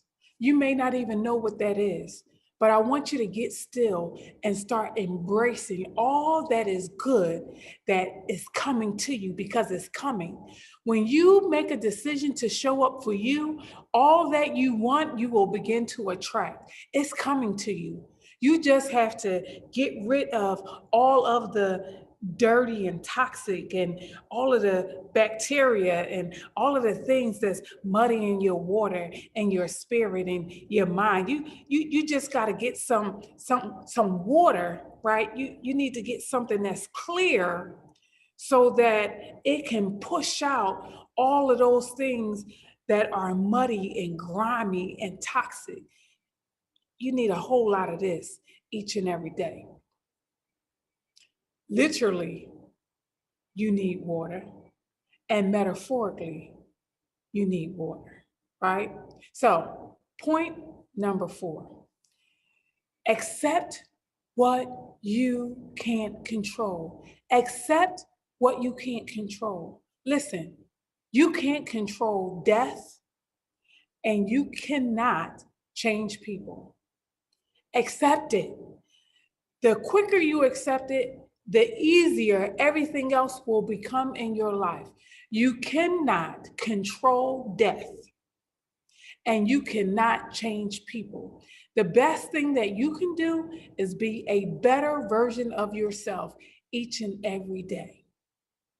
So make a commitment to accept what you cannot control and accept people when they show you who they are. Believe them. That's what Dr. Maya Angelou said. When they show you who they are, baby, believe them. Don't try to create a narrative about somebody that's not true. We, me, you, have done, I'm guilty of this. I see things, but I want to create a narrative that's not true about what I see. But life has a way of making you pause. Life has a way of making you pause and face some things.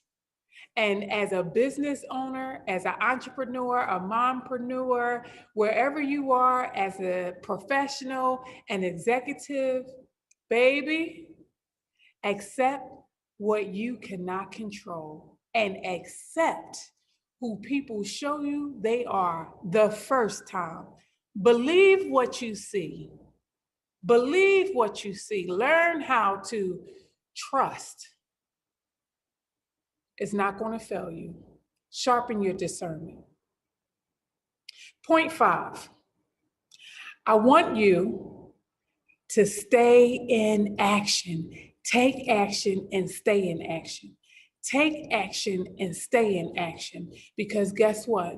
When you are moving and you got things going on and you doing what you need to do and you about your business, can't nobody touch you. Because this is what I know to be true. People are going to talk about you even when you're dead and gone and in your grave.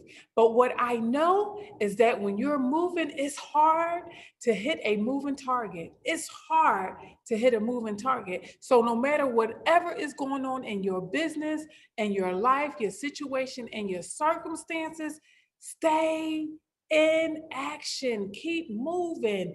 Keep moving. Make sure that your hand is to the plow and you always are producing. You always are productive.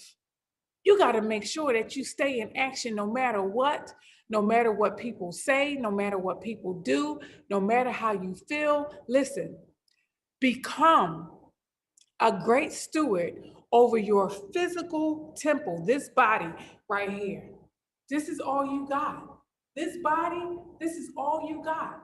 Make sure that you are a great steward over this body. Make sure you are doing what you need to do to fuel your body. Drink the water. Eat the healthy snacks. Eat the vegetables. Do whatever it is you need to do because you only have one body. And what good is it for you to have all the money in the world and be sick and not be able to enjoy it? That's not sexy or fun, okay? Trust me, I know. Okay? So be a great steward over your body. Point six. I want you to take time to heal. Take time to heal. That's very important. Make sure that you take time to heal. Healing means that you forgive yourself. You forgive yourself. You forgive yourself of the decisions that you made that resulted in some consequences that you're not proud of. Forgive yourself of some business deals that you did take, didn't take, went left, went right, didn't pan out the way that you thought that it should. Forgive yourself. Listen, you're human. You're going to make mistakes. You're not perfect. And don't strive for perfection. Strive for progress. But you have to heal. You have to forgive yourself. And you have to forgive others. Listen, don't take people so seriously because people are going to fail you each and every day. I promise you. Especially those that are closest to you. And unfortunately, even the people that you pay, they're going to fail you. It's inevitable. But don't hold grudges. Don't be resentful. Ain't nobody got time for that. Ain't nobody got time to be walking around on eggshells and holding grudges against people. And no, Every day that you wake up and you have breath in your body, take advantage of that. Because somebody woke up today, and guess what? They are literally connected to some type of apparatus that is helping them to breathe. Not you. You are breathing independently, and you are breathing on schedule. You are breathing on schedule with purpose, and you have life, and you have life abundantly because you are not dependent on anybody to do anything for you. So don't negate or take for granted what's on the inside of you and your ability to rise above all of the things that are beneath you and underneath you. Take time to heal. Take time to heal. And my last point, elevation. Now, elevation is a journey. It's not a one and done. Elevation is about you getting to a place where you are making a conscious decision to intentionally grow. You are making a conscious decision to go higher, to go further, to grow stronger, to build. Now, this is what I'm learning, and this is what I have learned, because I haven't arrived. I just get to have the opportunity to pour into you on today, right? But I haven't arrived. But what I can tell you is that I'm your sister in this journey called life. I'm your sister in this journey of entrepreneurship. I'm your sister. And I know that the struggle is what it is. That's what I know. I know that the struggle is what it is. But what I've learned to do is breathe.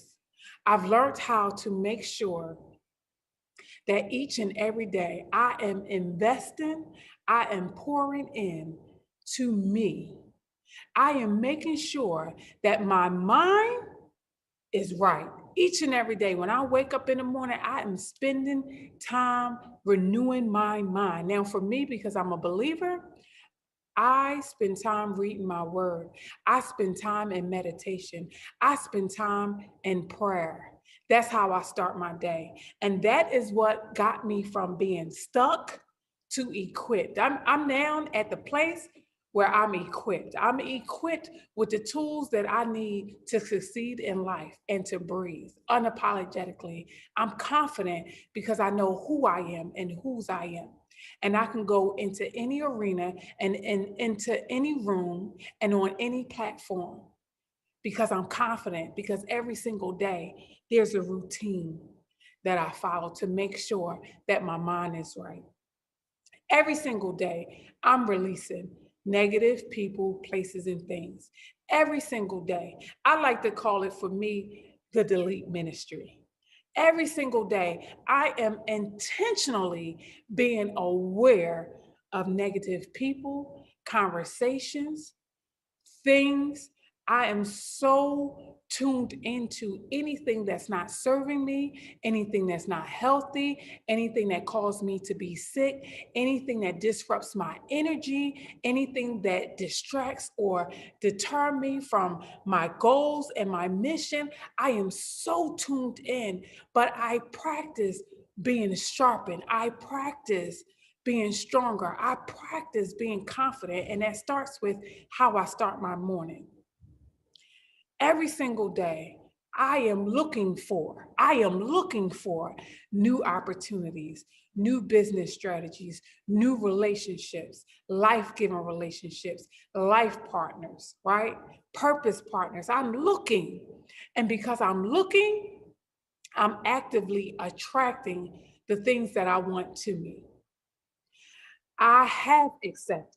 Not I am accepting, I have accepted. I understand that I am only in control over me. I don't try to change anybody. I accept people for who they are, because what happens is once you accept people for who they are, you then have the responsibility of choosing how you want to continue to engage with them.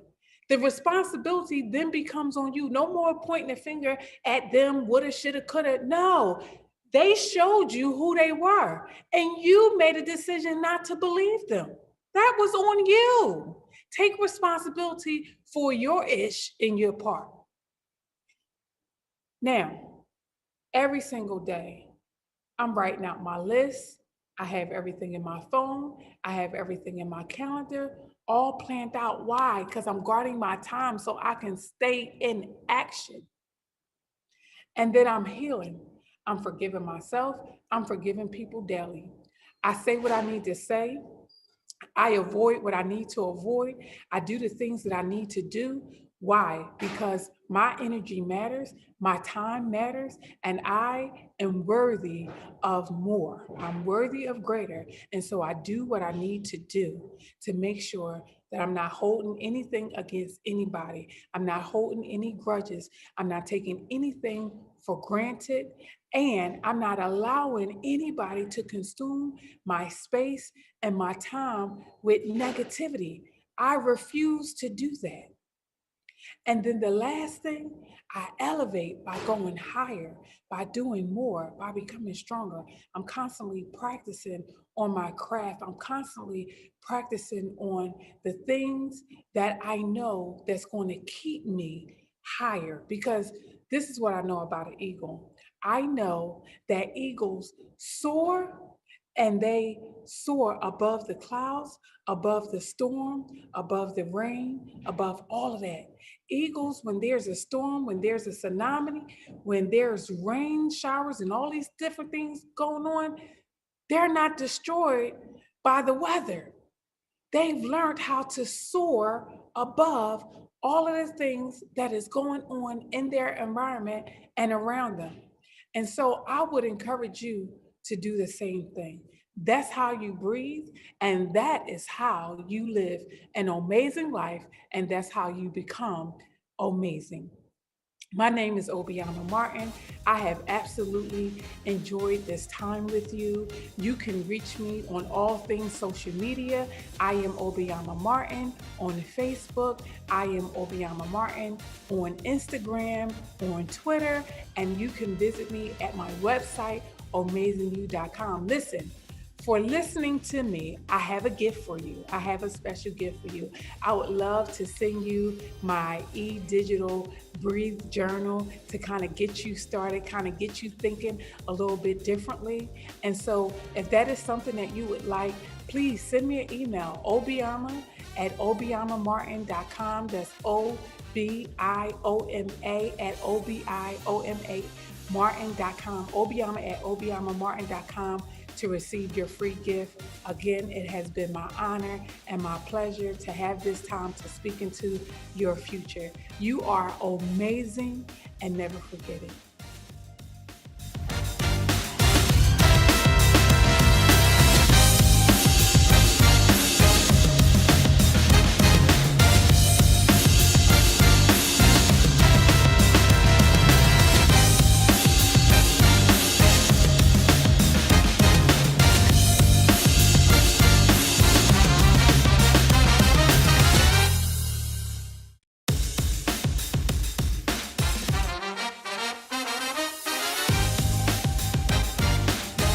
What makes you iconic? What creates Black brilliance? See, it's the royal blood that's flowing through your veins. You, king or queen, were birthed into greatness. Greetings, I'm lifestyle and abundance coach Kim Bullock-Hennix, and I have a bachelor's in science and communications and a master's degree in entrepreneurial organizational leadership with an emphasis in Christian ministry. I specialize in abundant mindset, lifestyle change, personal development, revolutionary leadership, and authentic spiritual teaching. However, today, my mission is to deliver a message which sets you apart from the ordinary by teaching you to step into your God-given destiny by dismissing that bankrupt mindset and uprooting poverty, that mentality of poverty, right? And embracing your royal DNA, your spiritual royal DNA. Today, I have 5 powerful steps in this masterclass that I'm going to teach you.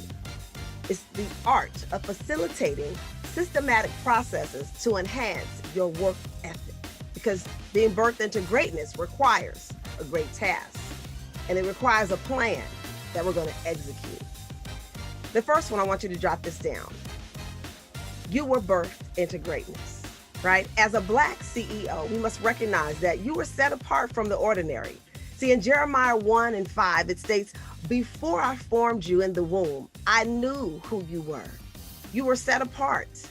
To be set apart means to be distinguished, to be unique, to make an extraordinary impact on the lives of others, right? See, you were hand chosen to be a royal daughter or son of our Heavenly Father. And don't be ashamed of that. I want you to shine bright like no other. As a Black CEO, you belong in a royal community of kings and queens. Never allow anyone to put you in a box with limits, right? The acronym for Birthed into Greatness is BIG, Birth into Greatness, right? Big. You see that? There's nothing small about you when you were created. Know who you are and who you belong to. Your identity unlocks your inheritance. You were birthed into greatness. Number 2, learn royal protocol. To abundantly experience the complete inheritance that Jesus purchased on the cross for us, see, we must first understand our royal identity. Come on, kings and queens. Look, knock. I want you to, right now, listen, take the time out, focus, and think about who you are. So I want you to close your eyes for one moment. That's it. Embrace it. Think about your ancestors. Think about the things that you've either done in the past or those before you have done, right? Go ahead and open your eyes up. Because when we operate as royalty, we exalt the highest form of who we are. I learned later in life, listen, this is something else. I got to tell you this story. Many years I've watched Queen Elizabeth. I love the royal family and the royal dynasty. It was awesome watching and learning and growing. As my father was in the military, I had the privilege of actually living in England for 4 years, right? And just studying them. And I remember, I didn't know the difference, get this, between a royal highness and your royal majesty. All these years, as a young girl, I was saying, the highness, the royal highness, Queen Elizabeth, the royal highness. And it wasn't until one day, after doing further research, right, becoming a royal protocol expert, I had to learn these things. I had to grow and mature and understand what it was about being royalty, the true command and how it fit in the family dynasty. I recognized that all this time I was using the wrong terminology. Yeah, see, God began teaching me more about the design of a royal family. Majesty is the highest royal ranking title given to kings, emperors, queens, and empresses. Highness is a title for a princess or a prince. Come on now. How many of you understand what I'm talking about? You are a princess or a prince in your childhood, in your teenage years. But as you develop and grow, you step into your royal majesty, right? Your position changes as you mature in life. And with each elevation, your title and your responsibilities, they advance into your royal majesty.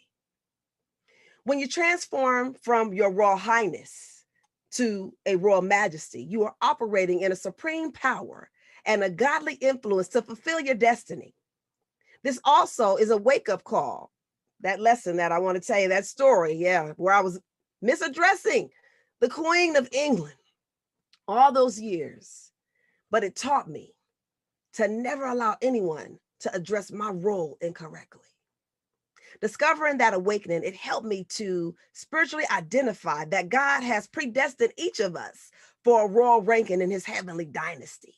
So we must execute a spiritual ancient wisdom that we attain when we reign supreme in our lives. Choose to wear your crown boldly and represent that royal position that you hold as a Black CEO, as a Black king, as a Black queen. When you're positioned strategically, you flow into the plan of greatness. And you must understand that from the very beginning, God planned a blueprint for your divine calling. I'm gonna say it again. From the very beginning, God planned a blueprint for your divine calling. So every morning when you wake up, what I want you to do, come on, Black kings, Black queens, you see that? Put your crown on. Put your crown on. Never let anyone take this crown off your head, for you are royalty. See, when you bow your head, your crown slips off. Hold your head high, king. Hold your head high, queen. You see that? Or it's your crown to fall off. You were birthed into greatness. It is time for you to think and act like a king and queen every single day. Shift your perspective and live by royal principles, because that is in your royal DNA. Learn your royal protocol. Number 3, invest in life-changing tools. See, these tools will help you thrive successfully, spiritually, mentally, emotionally, professionally, physically. Find an excellent coach, mentor, teacher, or leader who's at the top of their game in your industry. And I want you to become a student of success. Study people and their habits, and I want you to implement them. Write down in a journal what you desire. What do you want to manifest? In Habakkuk 2:2, it says, write the vision and make it plain. What are you visualizing for yourself, king? What are you visualizing for yourself, queen? Have you written down what it is that you desire to manifest in your life? Huh? If you haven't, let me tell you a secret. See, a Harvard business study found that 3% of their graduates from their MBA, look, get this, from their MBA course that they had written down their goals. 3%, yes, you heard it correctly. And those that ended up writing down their goals ended up earning 10 times more. Yes, 10 times more than 97% of the other graduates 10 years down the road. Why is that? Is there a magic trick in the pen? It's something about the power of that pen. So what I want you to do is write down. I don't care if you got to do it on a Sharpie. I don't care if you have to get the best pen that you have. Do what you have to do. My daughter creates flower pens, homemade flower pens. Yes, she's a boss at 14 years old. Started her business at 9. Wrote down, Mom, I want to make money. I want to make more money than I've ever made before, because she got tired of me. I was telling her no. When we got in the store, I was like, look, we can't get that right now. No, Mama is focused. You know, I got to invest in my business. I got some bills to pay. She's like, Mom, I can't. I said, then guess what? It's time for you to start making money on your own. If you're tired of if you're tired of the outcome when we go to the store, it's time for you to bring your own money. So she created an avenue of income. And what did she do? She wrote down ways how she can make money. I said, you make beautiful flower pens, my love. Wrote it down, became a vision, right? So develop a strong foundation of setting SMART goals. SMART goals, SMART. You see, I'm falling in love with acronyms again.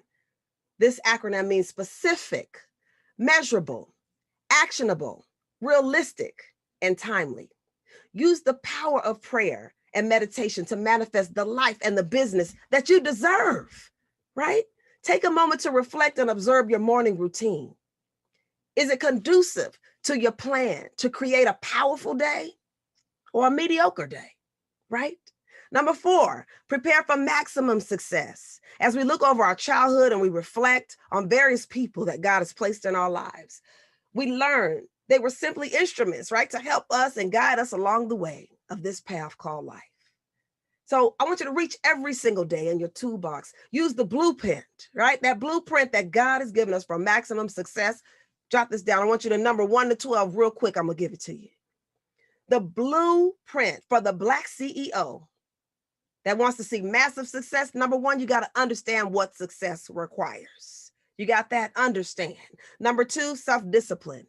Get into the daily habit of deliberately doing things that you don't feel like doing. That's the power of commitment, right? Doing the things long after the feeling is gone, honey. That's self-discipline. Number 3, self-leadership. Taking responsibility for your achievements as well as your mistakes. Y'all heard that? Both. Now that all of us can boast about our success. Girl, I got it going on. You know, I made this much this year. But when you're wrong, can you admit it? If you can't say amen, say ouch.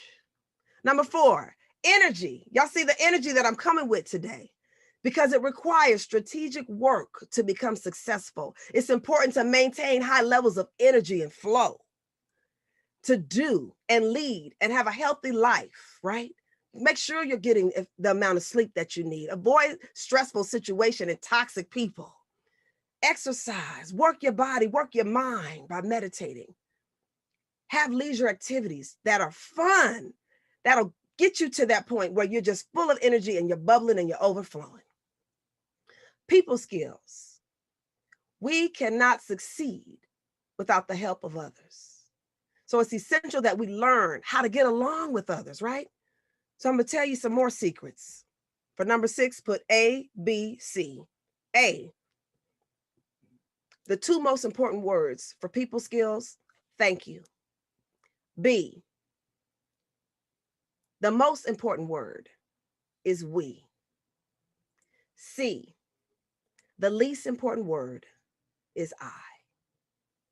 When you're working with people and you're winning, the best way to succeed is by helping others. If you're only focused on yourself, you will not prosper the way that you should. Yeah, I'm not going to say you're not going to make any money, but there'll be millions more when you're serving others. Come from an attitude of gratitude.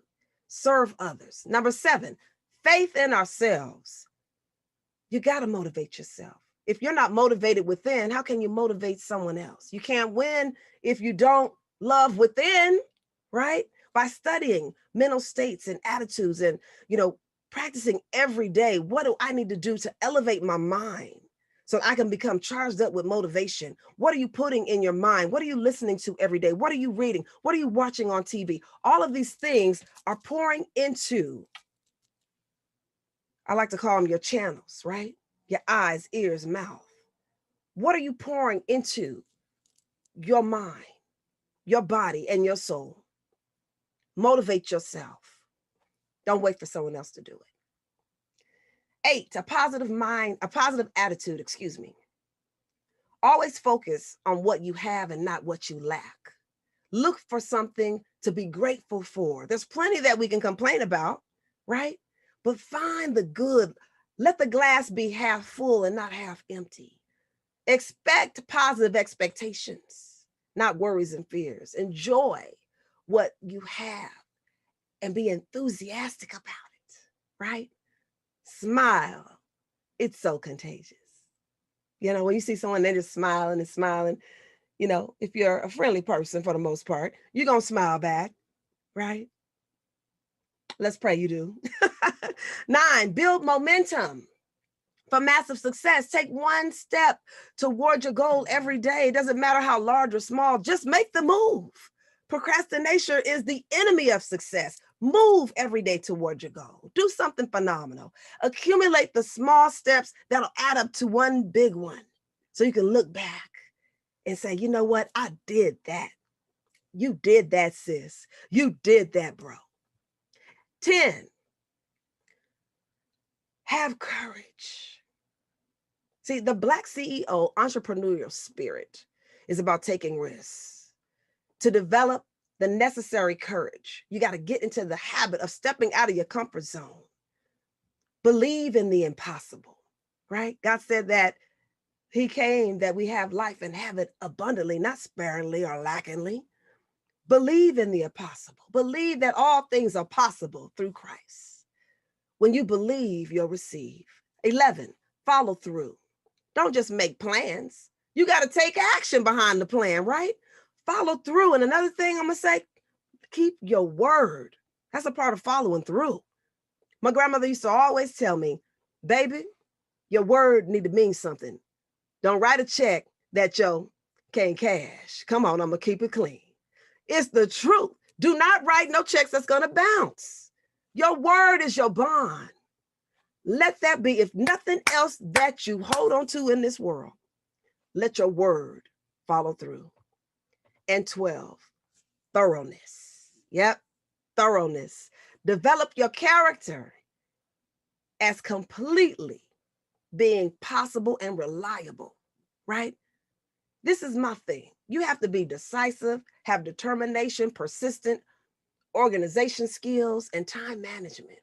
Be thorough with what you do. You know, I love it when I hear the guys talking, you know, or your homegirls talking, and they're like, yeah, I like such and such. They thorough. You ever seen that? They thorough. That's one I can count. Yeah, that brother right there, he thorough. Are you thorough? Or are you shallow? Come on. 5, operate from a place of power and not poverty. Yeah, I said it. Power and not poverty. Come on, when you're birthed into greatness, there is nothing lacking about greatness. We have to remember that success is a doorway, right? No, excuse me. Let me rephrase that. We have to remember that success is not a doorway. It's a staircase. It's a staircase, taking one step at a time, climbing daily, pushing forward to your goals, to your dreams, to your hopes and admirations.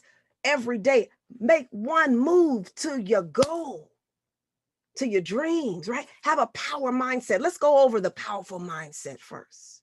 Do what you love, not what others think you need to do, right? Be different and do your best. See, success comes from knowing that you did your best and that you did the best you're capable of doing in that moment. Yes, you'll get better. Yes, you'll get stronger, right? But as time moves on, you're going to learn and grow and understand that every day it's a process. Do you trust the process? Make a SWOT analysis. And in this analysis, what SWOT, S-W-O-T, here I go again with another acronym. Strengths, weaknesses, opportunities, and threats, right? When you're coming up with your new projects and your new service or your new product, right? Think of all 4 of those aspects. Create a block. Write down in each area where you can improve. What do I need to do? And see, as a Black CEO, you understand you're going to take some risks, but it's about starting now, thinking big, and stop putting off what you can do today. Don't put it off for tomorrow. Strive to become a market leader. Focus on the outcome. I love it when I coach with my clients and I tell them, look, you focus on your efforts, but you trust God for the results.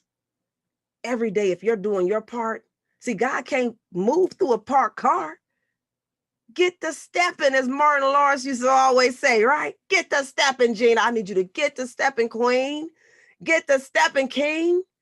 You were birthed into greatness. And the only way that greatness is going to propel forward is that you push. And let me tell you about the power of the push. Nothing on this planet can be born or birthed without a push. You got to push through that canal, that birth canal. You got to push to your goals, push to your greatness. And when we speak about the mindset of being powerful, you're innovative. You learn from your failures. You understand that only you can lead your business the way you do. Don't try to copy no one else. Be an original. Learn continuously and understand that you got some amazing things that you have to do in your life that only you can do, right? So don't worry about trying to be another such and such, trying to be another this or trying to be another that. No, be you. Be you and be powerfully you. Now I want to discuss the poverty mindset, procrastination. See, in order to get what you want, you have to learn to do what you don't feel like doing. And that's about that. Remember, I talked about self-discipline is major when you're birthed into greatness. Too much planning, too much studying, but not enough follow through, right? We're wrapping it up here. Have you ordered about, I like to say 50, 11 courses? Have you ordered all these courses and you see this course, see that course, but haven't executed any of them? Are you an info junkie, constantly absorbing and soaking up info, but you haven't executed the plan? What good is the information? Yes, knowledge is power, but it's only power when you choose to use it. Living beneath your means is also a poverty mindset. To become successful, you have to avoid thinking small and not investing in yourself, right? Don't look at a course and say, I'm not going to pay that. I can get it cheaper from such and such. No, all the years, the training, you hear me? The courses, the credentials, the experience that coach put into her worth and her value, his worth and his value. What they put on that price tag, they know they've earned that, right? So don't be afraid to invest in yourself. It doesn't have to be at the level of a coaching package. It can be a book, something as simple as a $20 book. And you say to yourself, I know I'm not going to read that. Why even get it? I'm not going to get that book. No. Change your mindset from poverty to powerful. I'm going to get the book and I'm going to change my habits every morning. I don't care if you put 10 minutes aside to read a couple of pages a day. That's better than nothing at all, right? Nothing puts a damper on success like a negative attitude. Keep your mind elevated. Keep it positive. Continue to flourish and nourish goodness, right? Possibilities and all these fabulous things that God has already planned for you. Then we got to look at the inability of getting along with others. That's a guaranteed failure. Because what that sister or brother can do, you can work together as a team and be even that much more powerful. And delegation is so powerful. You trying to do everything on your own, let me tell you, overcommitment dilutes your effectiveness. Don't try to be superhero doing everything your own. Delegate, delegate, delegate. And in order to delegate, you have to have some type of relationship skills, knowing and understanding where your strengths are and where their strengths are, but how we can all come together with our strengths and make a dynamic team. The last thing I want you to focus on is knowing that you have the ability to live a life so amazing, so brilliant, right? To be Black excellence. It requires discipline. It requires you every morning calculating, coming up with a strategic plan. I don't like the word hard. As a mindset coach, I believe what you speak about, you bring about. You say it's hard, you're not gonna wanna do it. It's strategic, well planned, well thought out, executed. If you're doing the work, you're gonna understand that yes, this work, okay, I'm gonna put it in now. Success, strategic work, it all takes time. But guess what? So does failure. Failure takes your time. One leads to rewards and the other to pain, regret, and suffering. What is the cost? What price will you pay? Yes, you're birthed into greatness, but will you capitalize on that greatness is the question, BlackCEO. Will you choose to have a life where you look back and say, I'm glad I did? Or will you look back and say, man, I wish I had? When will you begin? Take your power, live beyond your wildest dreams, because you, my king and queen, were birthed into greatness. Crown on. Now I want to take this opportunity to offer you a special. It's a 45-minute complimentary breakthrough session for anyone who would love to connect with me I'd love to offer you an opportunity to speak with me. I want to work with you. And just whatever it is that you feel is blocking you, right? From elevating to that next level. We are in 2021. It's time for you to step into their greatness. Own it unapologetically. I'd love to speak with you. Please visit me at breakthroughwithkim.com. That's breakthroughwithkim.com for a complimentary 45-minute breakthrough session. I'd love to speak with you. This is your year, King and Queen. God bless you.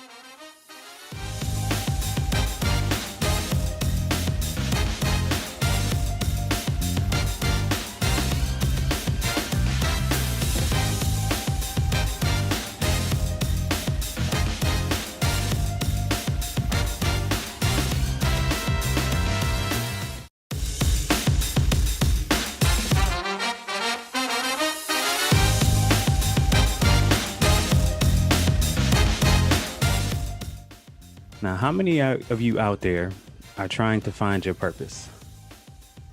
Like, how many of you are going through your life and you're saying to yourself, what was I meant to do? Some of you out there may have already found your purpose, and maybe you're wavering right now and you're trying to figure out, am I on the right path? Is everybody even designed to have a purpose? My name is Anthony Johnson. I'm a life coach and leadership consultant. And I'm glad you're here because that's what we're going to talk about today. Right? How do you find your purpose? And we're going to take a deep dive. What is it? How do you find it? How do you stay on course? All right. So I hope you're excited. I hope you're ready. We're going to get into this PowerPoint presentation that's going to guide me through this, and it's going to guide you to finding your purpose.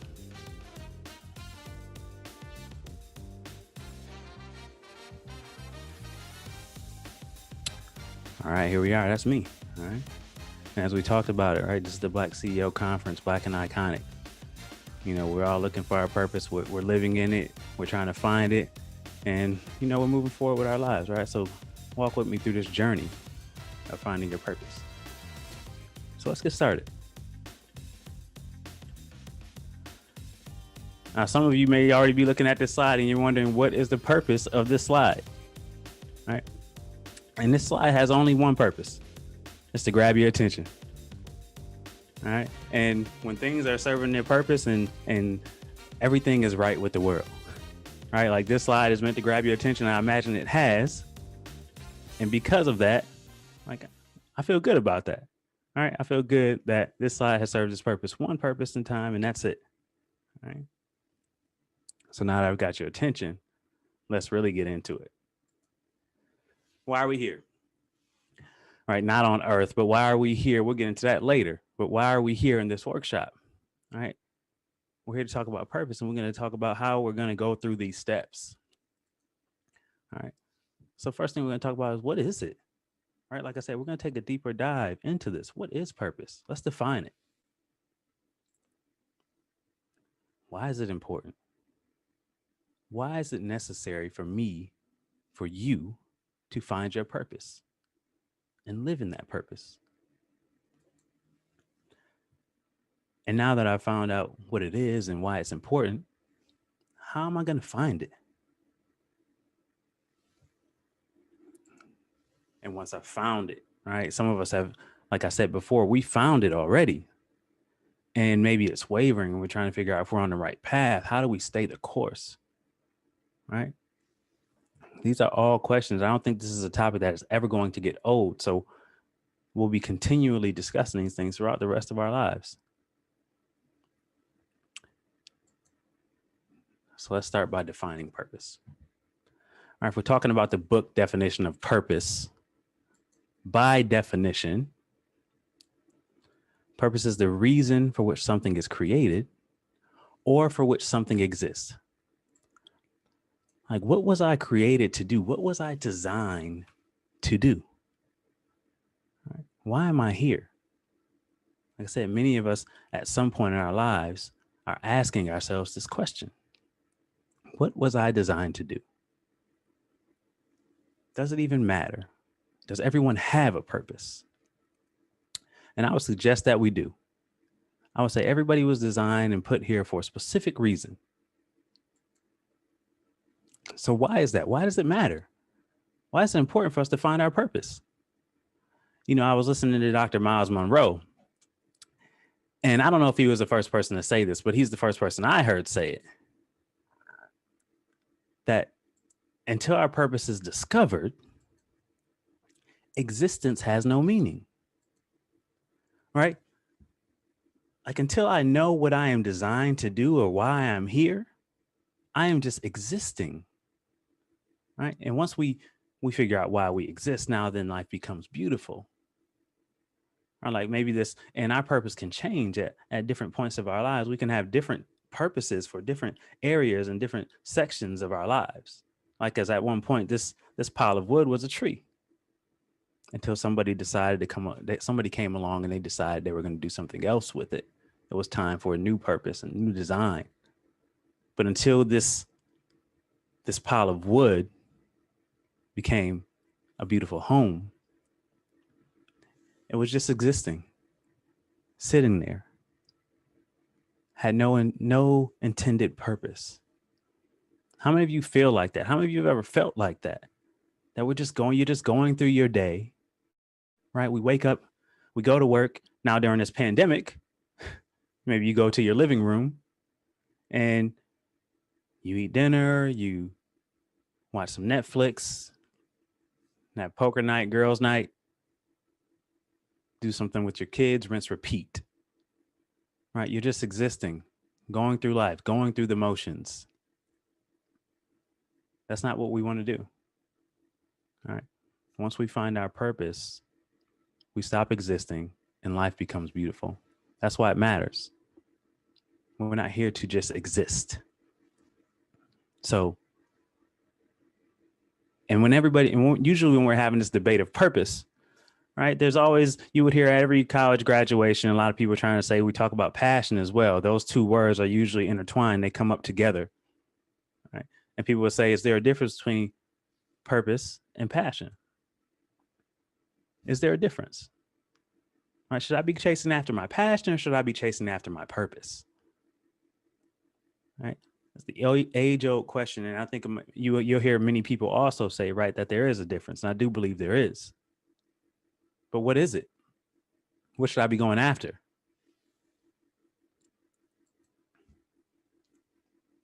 First, let's talk about passion. Now, when I think of passion, I think more of emotion. I think of what do I want the world to give me? What excites me? What gets me going? What gets me fired up? Passion is more centered around yourself. What do I want the world to give me? Right? And it can be misguided at times. Right? Like I could go through a bad breakup and I could be very passionate at that time about destroying this other person's life because that is what moves me. That's what I desire in the moment. But that may not be my intended purpose. Right? It can be very misguided at times and it can change with the weather. Right? That's what I think of when I think of passion. It's more about an uncontrolled emotion at times. Right? We're trying to please ourselves. It is a more self-centered idea. But when I think about purpose, I think about my calling. As we talked about, what am I designed to do? Why was I put on this earth? And not how can the world serve me, not how I can get pleasure from the world, but how can I contribute to it? What do I have to give? How can I serve others? That's what I think about when I think about purpose. Now, and when we're thinking about this purpose and how I can contribute to the world, it doesn't always have to be this big grand idea, right?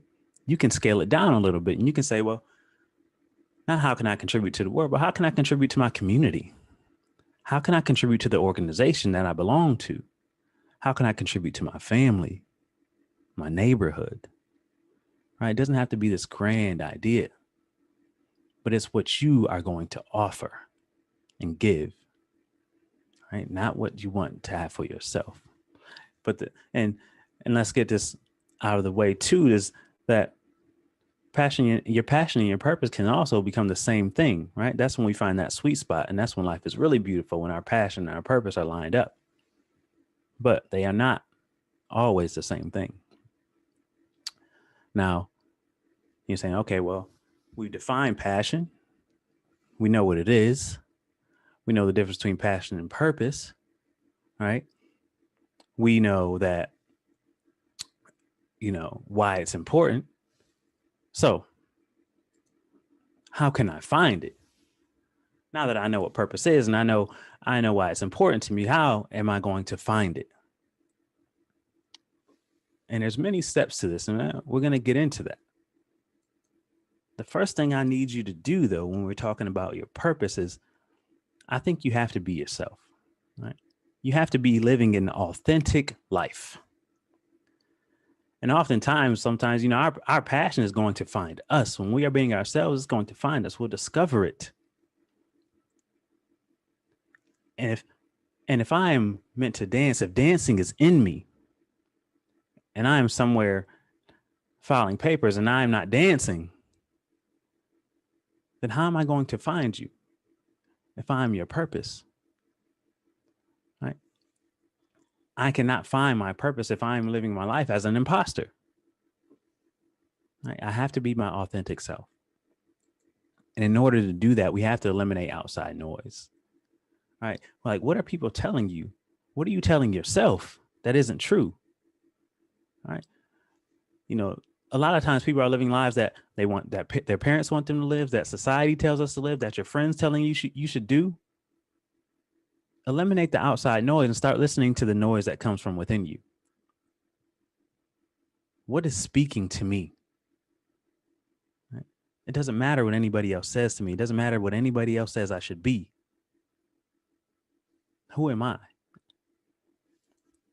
And that's a question you have to ask yourself, right? You have to ask yourself the right questions. And we're going to get into these questions. Like I said, we're going to take a deep dive into this. You got to be asking yourself the right questions.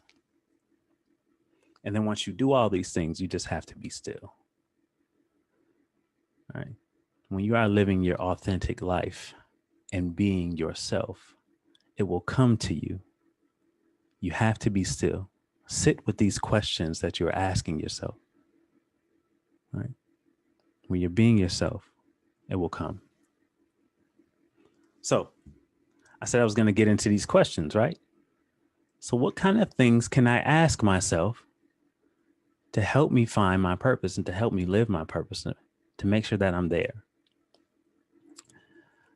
The first thing you can ask yourself is, what would I do if failure was not possible?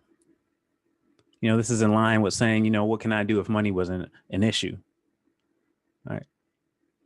Asking yourself this question allows you to eliminate all barriers.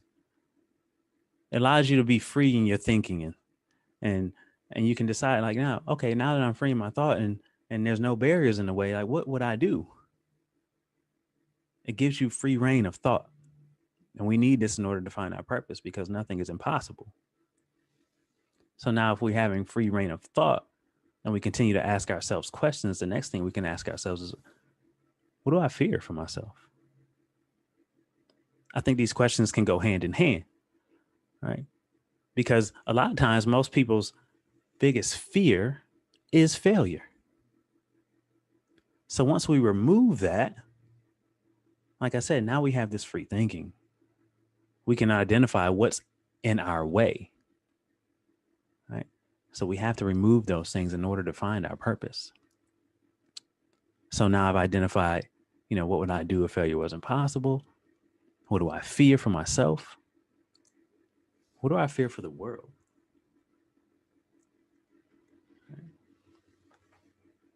When I ask myself what I fear for the world, now I'm identifying a problem.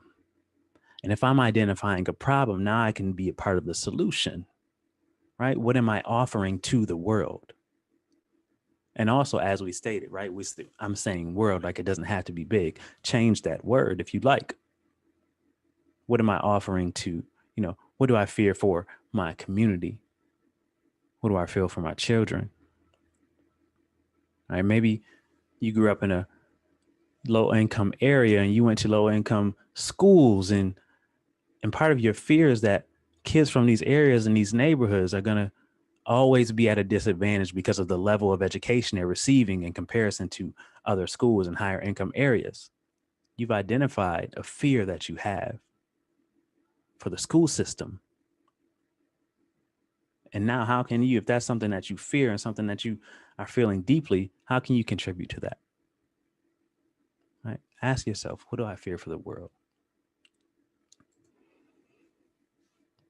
What are your greatest accomplishments? Like, now you're diving into yourself a little more, right? Figuring out what you love. Now, you may have accomplished a lot of things in your life, many awards, but maybe your greatest accomplishment has nothing to do with an award. Maybe you worked for a mentor program and you see your greatest accomplishment was you helped students who were failing their exams to pass. You saw that as your greatest accomplishment. There was no award for that. But within you, you're like, man, I love that. That made me feel good. That made me feel like I was contributing. That made me feel like I had purpose. What are your greatest accomplishments? What am I naturally good at? Right? As we said, passion can come and go. You know, we can be passionate about learning something new. Your purpose is already in you. So a way to help discover that is to figure out, what am I already naturally good at?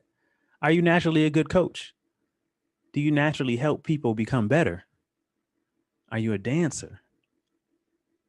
Are you naturally a good cook? Like, you don't even have to measure. You just know. All right. What are you naturally good at?